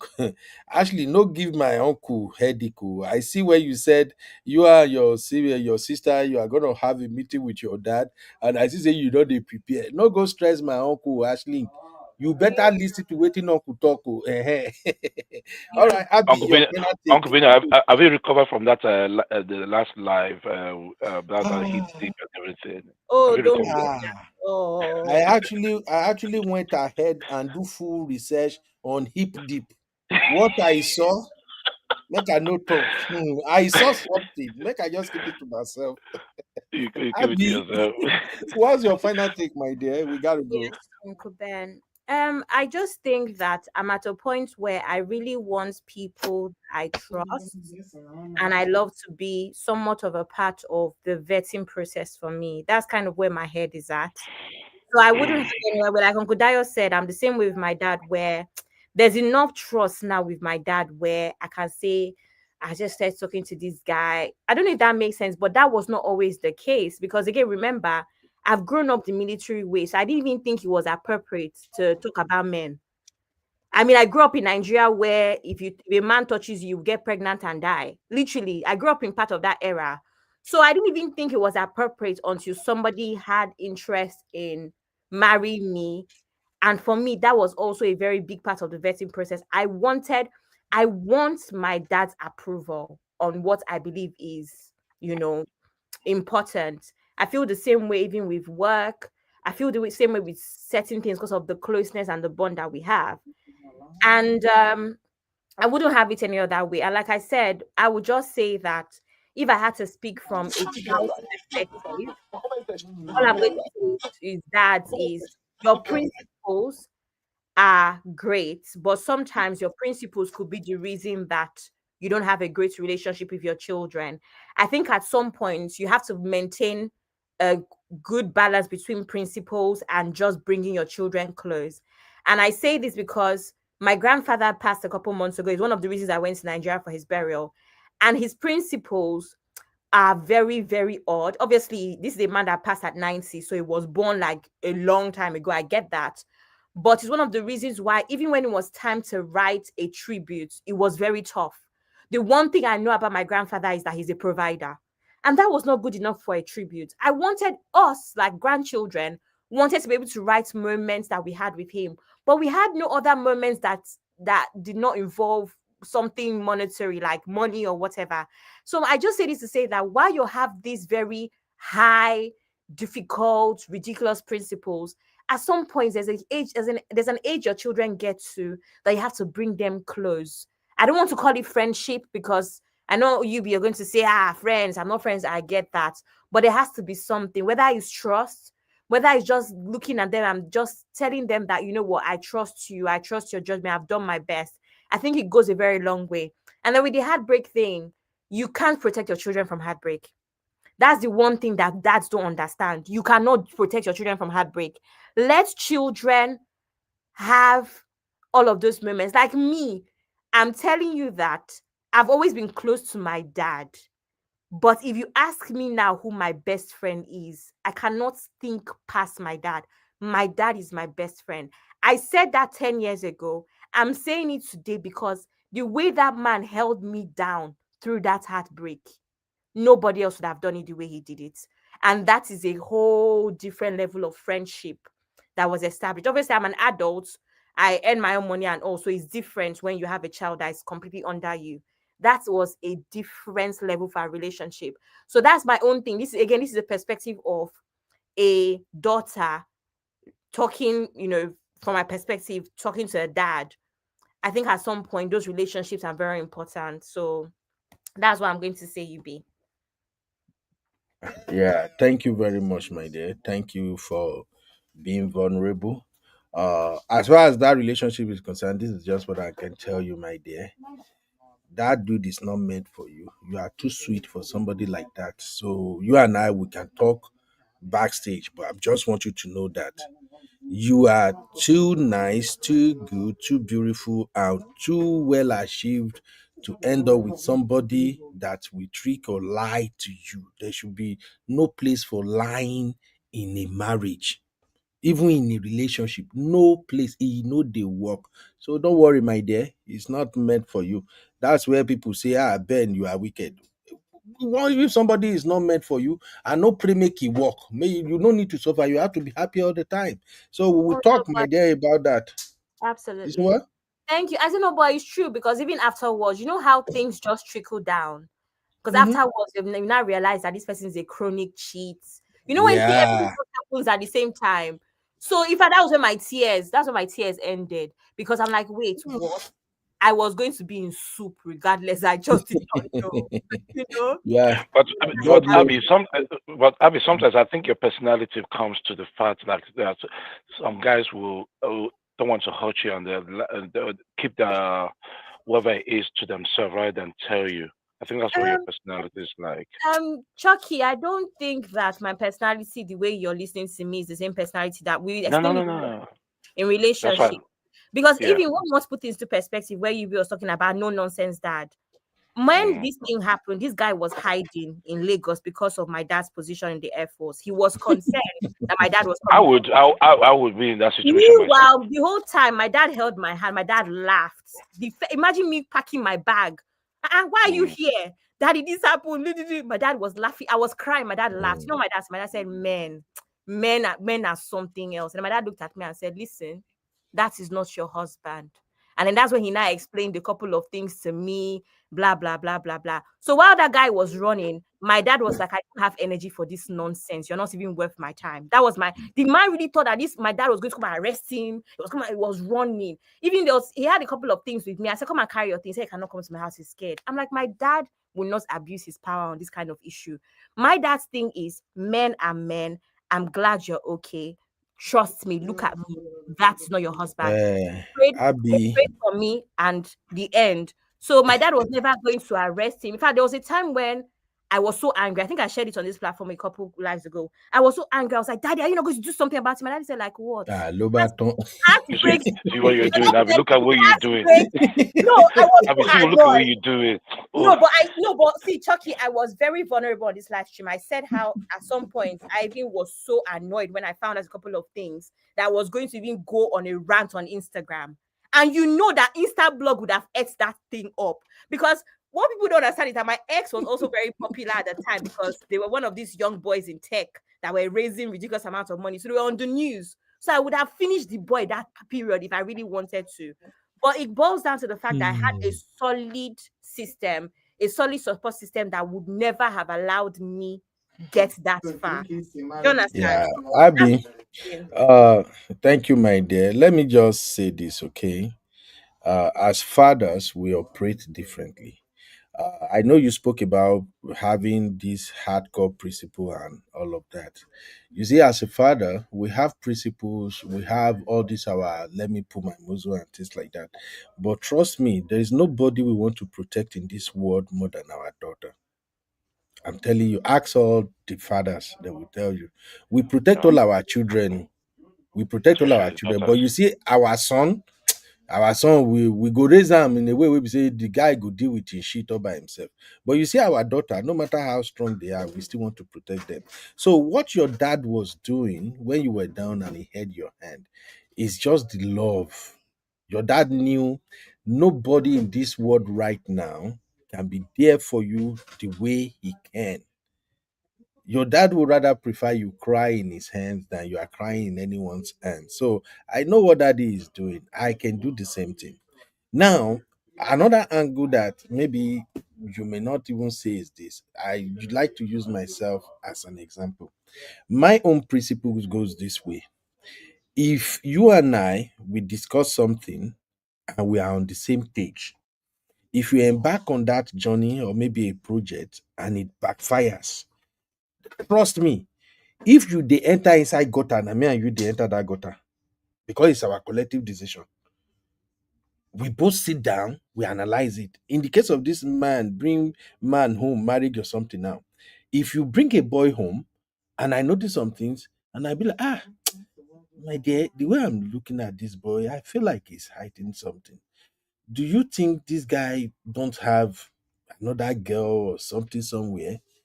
And you say to me, Dad, are you sure? Did you pick that energy from him? And I'm like, yes, baby girl.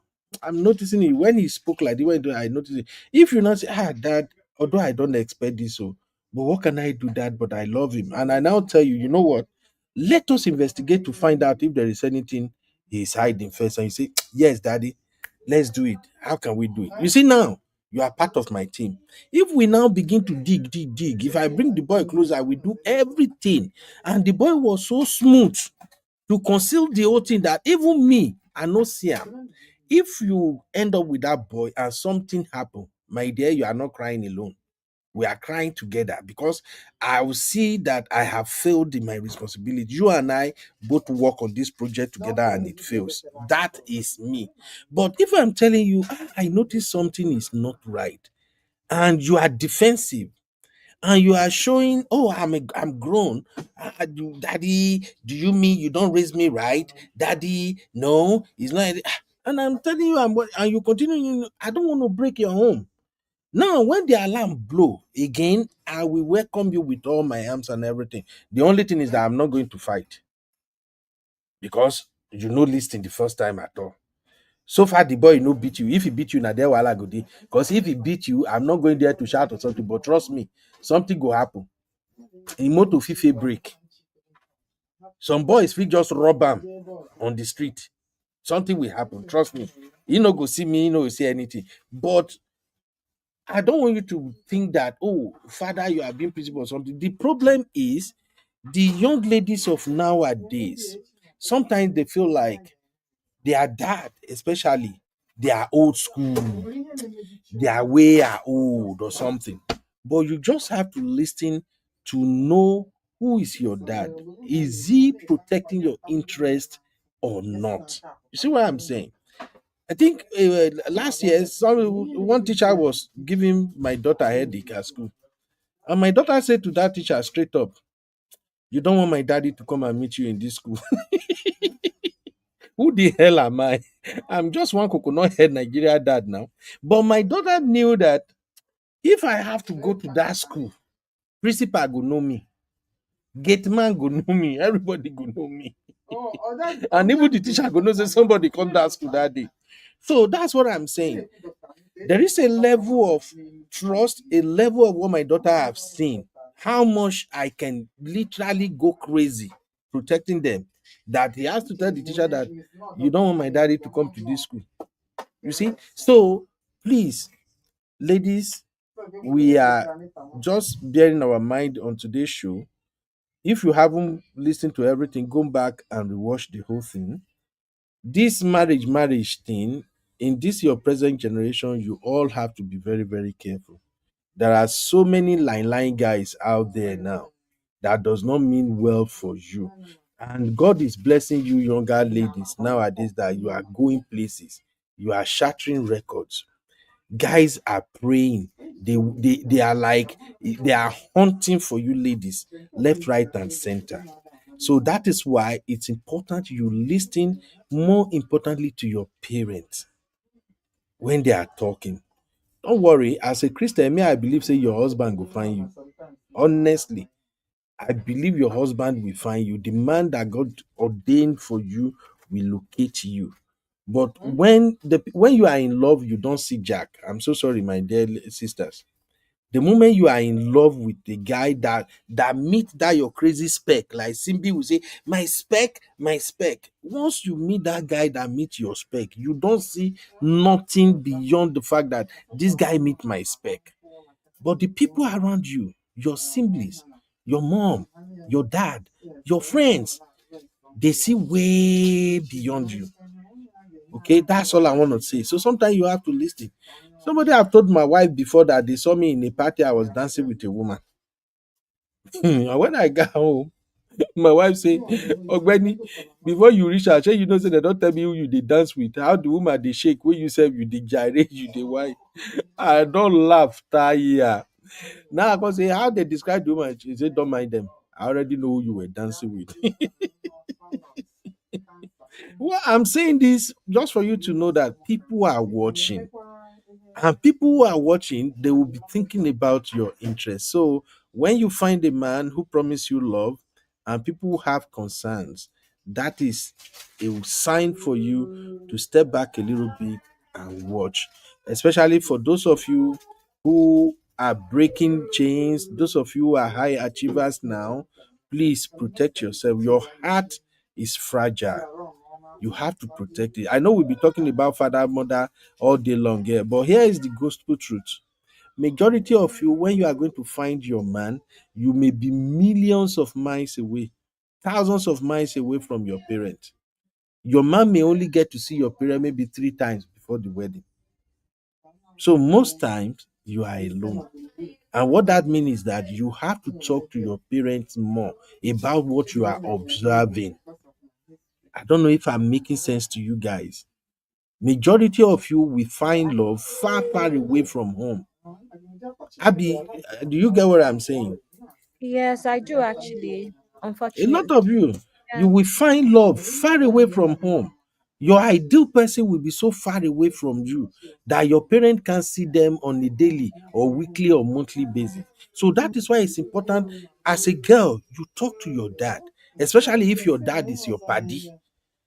That's why you have to talk. Hey, dad, did you know we went out yesterday? We did this, we did that. And if your dad is asking question, hey, Bibi, where were you guys last night?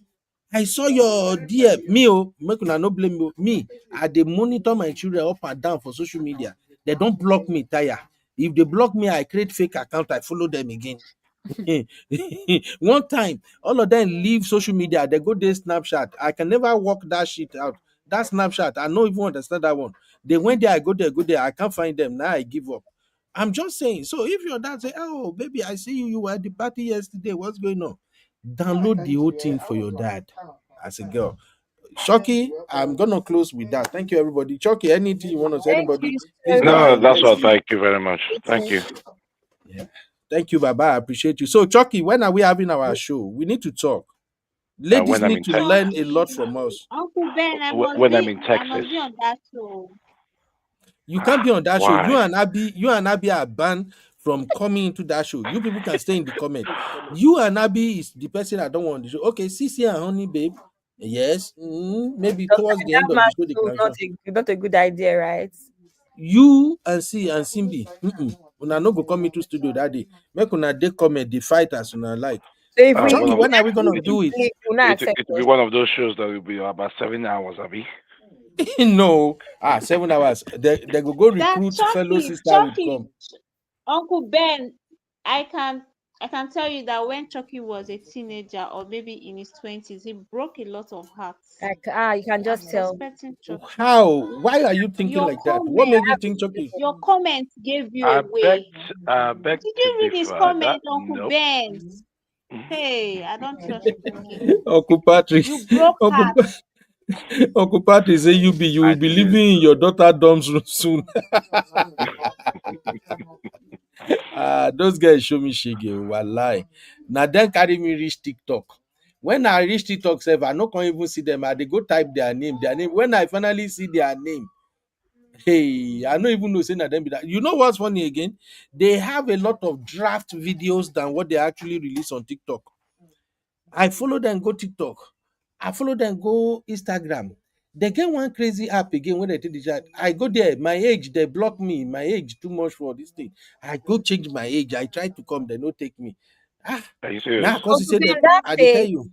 Uncle Ben, that phase will pass because I blocked my parents on social media before. But Why are now you people behaving like that? because I think there's a particular point where I feel like my parents were being judgmental. So, for instance, I'll give an Yes, example they'll with grow out clothes, of right? it. So, my dad would always comment about my clothes, how he was revealing and all, right? So, I just blocked him. But now, we now have an understanding. He will just say, this your skirt is short, though. That's all he will say. And he won't say anything else. He won't sound judgmental. He will just make a comment. But I also realize that if my parents are not comfortable with something, I just will not do it around them. So if I'm going out with my dad now, I would wear what he would be comfortable with. Do you understand? So I think everybody gets to a point of understanding. Oh, my daddy does not like crop top. That's why I don't want you to follow me on Instagram. So you will not come and tell me how I wear crop top. Crop top. See, That is a killer for me, honestly. But now, just crop tell top. you see your belly Crop just top, a show. I'll just be like, Daddy, what's that? You know? Chucky, So, make una no laugh me. May I just be very make una no laugh me. mm, Did you know the first time I saw my eldest daughter on TikTok with her friends? They were like 4. They were doing this TikTok challenge where they would be dancing to that stupid song from say Natola Abitala. What be that guy? He pour me water. He pour me water. That stupid song like that. When they do yash like this, I just stumbled upon my daughter with her friends. They were doing that. Pour me water. They come to my daughter. They went ways. I ran from my office from the staircase. They come down. I don't know. Say they don't pour water. You know when you have this floor furniture. What they call this thing now? The floor where they my step now. That plywood kind of floor. I don't know say what I am. As I carry the phone, they shout my wife, babe. As I come down and saw the water do free, I fall. Jesus, my wife was using icy hot to draw my leg. That is how serious it was. And my daughter was still at school. Now I say, this house today, I go finish this. My own but do daughter you is do pouring regular water. checks? Do you do regular checks on our phone and everything like that? Kukuma, they collect phone, they collect everything. They used to be on my cloud. Now they kick me out of the cloud self. I don't know how they get back on it, but before I can access all their chat and text and everything. Now I don't know how they did. They kick me off that shit, and they are still accessing the card where get money linked to my Amazon. They are accessing it, but I can't access their This phone is why again. you're So what blocked. I do now, I just go to their room and say, "Give me your phone. Enter password. Enter password." I'll come sit down. They check. But it be like they are still hiding the thing somehow. This This is thing the reason you are blocked. You are blocked because you are overreacting. You is need to no overreacting. How no, can my you own daughter be shaking No, holy no, no, no, water no, on no, no, no, internet? no, no, no, no, no, I no. agree See, with Ben, you are you. You overreacting. need That's to why Abby, even she's breathe and hiding wait, things stand from ladies, up. you. ladies, Trust Have ladies, me. ladies, ladies, conversations, don't react. That's what we're ladies, saying. ladies. Let me tell you something right here. If a Mhm. parent or myself don't check all these things, they're going to do something behind your back. They are going to do something behind your back. But you don't Things that say you don't don't even check. expect. Things that you Okay, don't say. that Chucky, can I ask you a question? Do Mm-hmm. you believe that if one particular method does not work, you try something else? Yeah. Exactly. So if you have not realized that shouting does not work, these people are not 10 years old. They are young adults, older teenagers, young adults. You can't be walking around with your belly button all over the place. You need to That's find a different approach. I just told you now that I've come to a point with my dad where I don't even bother wearing crop top again now. I just wear t-shirt and jeans just for his own comfort or whatever. Because he went from shouting and getting blocked all the time. Because remember, I live in the UK, he lives in Nigeria for the most part. So it's only when he comes on holiday here or I go on holiday there that we see each other like that, or family holidays. So how do you mm-hmm. want to control someone that you're not even in the same space with? And Chucky, that's what happens when your children go to university. Your children are going to leave London and go to university. I, And I I totally understand that. I totally understand that. That's what's going to happen Chucky. eventually. They will eventually deliver for this thing. But while you're under my roof, please, I don't want you to see you on your with your long nails, eyelashes. I find it that is so distracting to their education. That's what I think what it is. Exactly. It's so They won't distracting understand. on the yeah, TikTok and you not everything. shout. I'm just saying, all I'm saying is find a balance. Shouting is not working. What's the point? You shout, they start to hide it. So you need to My, make up my this. Well, I'll give you an example, Chucky, right? I'll give you an yes. example with the eyelashes thing. If you have a daughter that is in, for me, for instance, I've been into fashion since I was 12 years old. Like, it is known. I'm one of those people that my mom knew. If my mom will not be surprised, as in, if I come and say I have a big fashion house, it will not be a surprise to anybody because I've been showing the signs since I was way younger. So this kind of thing, now what you need to do is, I don't allow makeup, right? But you can have lip gloss. Your eyelashes are too long. Abby, don't worry. See, Let's if do we smaller, Abby, we will more natural eyelashes. You need to find balance. Abby, don't worry. We will do another show on this topic, but you don't have a say until you God begin bring your children first. No, I Then actually we go come revisit this conversation. You go Uncle Ben, understand no, I agree how with it be. you. You think But I say it think dey our easy, Abby? topic, no, Uncle Eh? Ben, I think that if you're going to bring this topic, I think the perspective that people like CB, myself, Zeno, Ashlyn, I think that what you should bring us in as is our own point of view from what you're thinking. You know, Just the I've told same you, way Abby. we had that chat. You know, we Uncle, had the chats, Uncle. Abby, you Me know, I and told you we have yeah. to. You have to be my special guest when we are going to discuss love and Instagram. You forget Gen Yeah, Z, sure. Uncle love Ben, and Chucky must Instagram. not be on that show. Chucky should Thank not be on why? that Eh. show. Why? Why? Why? Chucky, you Why? cannot be there. You Why? can't be Chucky, there. I'm sorry. You can't be Chucky, there. you are in Uncle Bino, trouble. Uncle Yeah. Bino, what is this one? Everyone keeps calling me chunky. Do I look I, chunky to you or something like this? What is Chunky. I, chunky? they are triggering you when they want to throw you. That's when they will say chunky. Chunky, Anyway, you're saying that you're calling you Chunky, but you call Uncle Beno, Uncle Bino. His name is Beno, not Bino. I don't call her Bino. It's Beno. So Jesus. everybody can be changed everybody's name on this. Anyway, we got to go now. My brother MOP is Hi. live. We got to go meet MOP. So, Sisi said, my daughter has blocked me from private snap. Imagine. Welcome to the club, Sisi. Welcome to the club. Cool, Mama, why is everybody laughing now? Why on a day like this? We are telling you guys how we feel, and you are laughing. Zeno say good for you. It's Zeno, me and you, Zeno, you go hear up. Go ahead, my brother. For us parents right now. It's very very difficult to try and keep up with them a lot. It's very difficult. So if we don't keep tabs on this, they will just go wayward and they'll just lose Exactly. focus, and they lose focus, and the next minute blows bass. Then you are the one dealing with it. Then they want You know, Chucky, dealing you with know, it. did you know the one they are even doing to me now? What's Now all that? they do is to show me grade. They will send the grade to me because here we have this access. They call it Skywalk. You can log in and see their grade and everything. So whenever they release their grade, they will just send the grade to me, just for me to say, For Dad, we are doing well academically. And I think that it's not about you doing well academically. You still have to do well morally too, yeah, behavioral morally, wise. yes, exactly, morally too. Jeez. Morally, character and stuff like that, because you're representing yourself, and when you go out there, the last thing I want is anybody says, "Oh, I saw your daughter. She was wearing this. She was that and that and this and that. What are you teaching your daughter?" I hate that kind of nonsense. You're overthinking this. Ah, Relax. I left my father's house at 14. I have turned out great. My father carries me everywhere. Abby, how old are you? How I'm old are you now? 28. I've turned out See, great. My father's Abby, Abby, you when are you still were a baby as 14, far as I'm no, concerned. when you were 14, right? Uh-huh. It was far more easier to compare to the 14s of now. I'm just saying that I actually on that. That's why I think that is very important for us to have a show from our point of view so that we can also help everybody can help each other out. But I'm being very honest about it, where I said this to you, Chucky, on the backstage with Auntie Yinka. We honestly appreciate your efforts. We see your efforts. Now that I'm much older, I'm sure Ashlyn can say the same thing. Zeno can say the same thing. CB can say the same thing.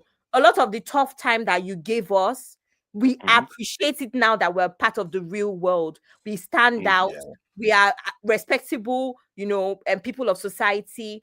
You guys are sometimes too hard on yourselves. There's no manual to parenting. Thank you for all you do. Please don't have high BP on top of our matter. Abby, you're Okay, appreciating us let me today? go. I Wow. beg. I'll drink a toast for you. I will have to drink a toast to that. It's true. In fact, let us clap for Abby for appreciating us for the first time. Even though she will still come back and give us bars, boost. Give her that clap. Love it. Love it. Give her another one, Uncle UB. Give her Ma, give- another one. Give her Oh, another one. Matter of fact, make it three. Make it three. Make it three. Make it three. Make it three. okay, ma, add this. I don't want peace. I want problems always. Anyway, guys, we got to go. You see bad guy Zeno. Zeno said, I left at 16. I'm doing well. We know. But you see, those hardcore training that your daddy gave you is the reason why you are doing well now. Some guys don't want to admit it, and that's why I love what Abby just said now. You see, those you and your father going back and forth, when it looks like your dad is too tough, is this, is that. That is the reason why you can own your own now, why you can stand on your own. It's part of the training. Did you know that my daughter is 17 going to 18 now? My daughter attended her solo party last Saturday. That's the first time she attended a party all by herself. I'm not there, the mom is not there. Yeah. One of her friends at school they were doing, not even her friends, but they are in the same school. Then the girl is a friend to her own friend. She was doing this Sweet 16. Here in Texas, they have this Sweet 16 birthday. They used to do that. I've seen it with Mexican people a lot. They will throw a big party, like the party they bad. They will cut the cake, everything. Mexicans don't Yeah. play. They don't play. They don't So play with that party. I did everything. I said she should RSVP me so I can be there too. She said no dad, no dad. But then I checked my mind. I'm like, come on, she's 17 going to 18. She can attend her own party now. But guess what? While I was taking her to that party, we started having conversation. And one of the things I thought I'm like, hey Bibi, when you are at the party and you are drinking, maybe somebody call you, or maybe they want you guys to come and dance, what do you do with your drink? You say, my drink? I'm just gonna cover it. We dance. I come back and I say, no, Bibi, you don't just leave your drink even where you want to go and dance. Your choice is you either finish up the drink and go and dance, or when you go and dance, you come back, you don't drink from that cup or this thing again. Extra He's another like, cup. but dad, why? I say the reason is this: you can never tell who don't like you. And besides, in your world now, growing up as a young girl, you will always be in the midst of boys, girls, and all of that. This day and time, sometimes they can lace your drink with anything that you may even pass out. So you don't want to make that mistake. So anytime you are at the party, once your drink is open, you make sure you don't take your eyes off that drink. If you have to get up, go use the restroom or anything, you either finish the drink or you go use it, you come back, you don't continue with that drink. And she's like, oh wow, dad, I never thought of that. Then we get to the party, and a lot It's of not even it's not even just that. It also is not people that don't like you. It's also what's it called? RAPE. Predators. Yeah. Yeah, that was very important. That's because Predators that So want to lace your drink and take advantage of you. take advantage of you, you which see, is so mm, so I have to thought that. Then I also told that when you come to a party, sometimes there's gonna, like a party like this, your friends are gonna be there. Some of them are already driving. Some of them they already have their own car. So if they come, is they will be like, hey, let's go to this place. Let's go buy this. Let's go check on this. You don't leave that party. Do you know why? And she's like, I'm not gonna leave anyway, dad. But why? I say because that becomes a change of plan. You left mm, home to come to this party. This is where you are. When your friends start suggesting, let's go here, let's go there, because they are mobile, they are driving, and other friends want to go, you might fall into that temptation of, all right, let's go do it. I say no, because you mm, don't know the original plan.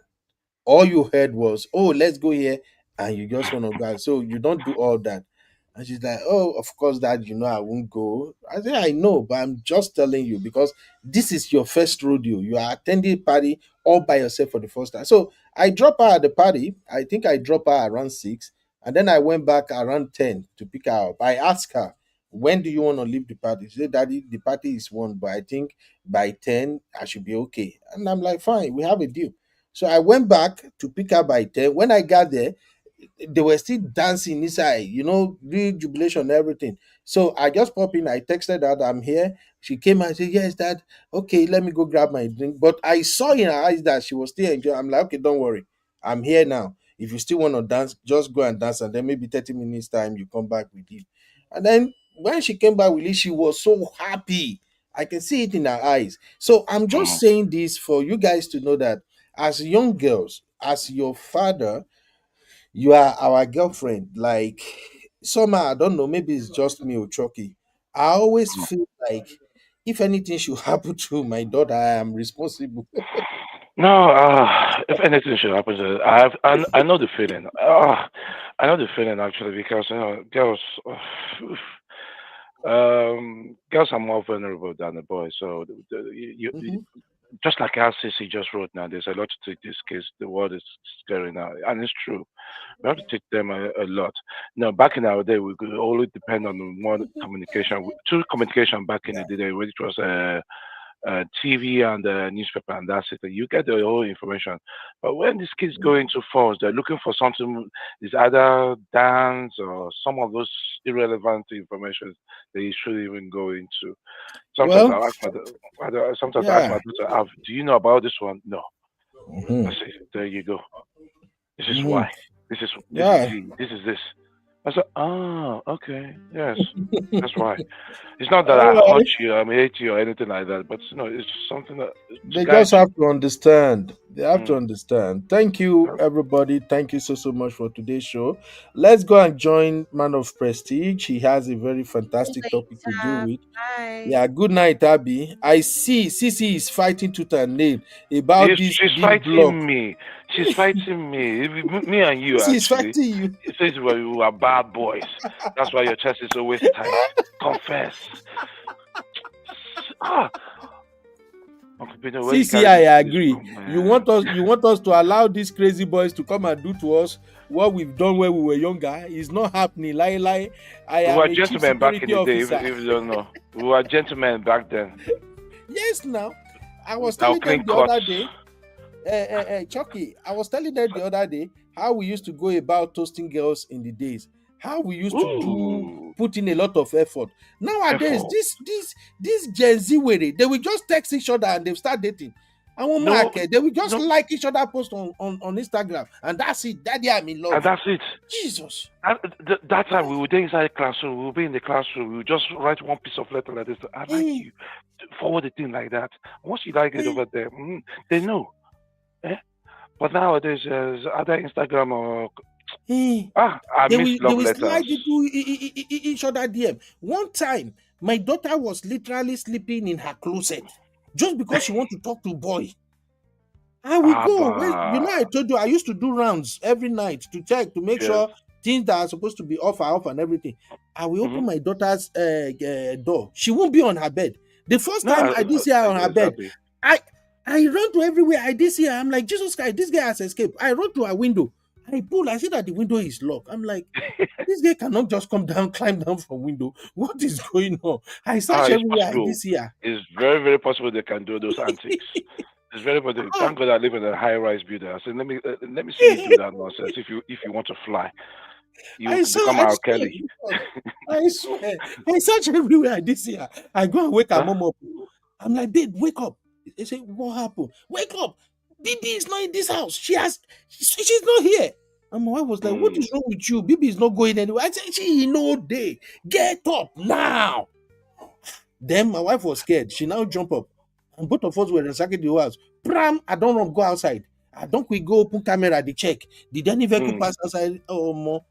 You see, I was Then going to mention that camera part. I was searching ah, in my house. I was searching there. I say, where are these kids, my man? Where brother, are they? I check Ah, all the camera, God. the one way there outside, inside, the up, down. I don't see any traces. I'm like, I'm dead. See what Did this Sissy guy is writing. disappear? See But what you know Sissy is women writing. now. My wife See what, just went into her room. I didn't know she has already said. Then my wife just came back, and then she pop up, see me still bruising over the camera. My wife was like, Mr. Man, when you give yourself heart attack finish, go check your pikin. He dey for her closet. And she just went downstairs and I'm like, closet. Then I, See what oh God. see what Sissy is writing. See what she's You writing. see, You see what she wrote. you see, me that I snuck boy into my room. Jesus. You're a bad girl. You're a bad girl.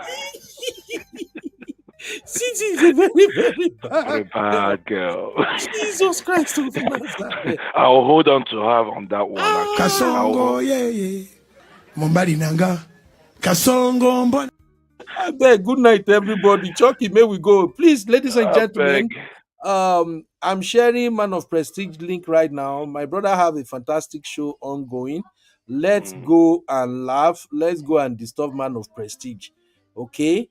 Here is the link. Please click the link and join Man of Prestige show. Thank you. We'll see you all tomorrow. All right, Chucky, me and you go talk. More, we can host our show later. Thank you, Baba. God bless you. Yeah. Thanks, everybody. Please, let's go join Man of Prestige. That's the link. Please go join Man of Prestige. Let's go give it likes. Thank you, everybody. Good night. Good night, Baba.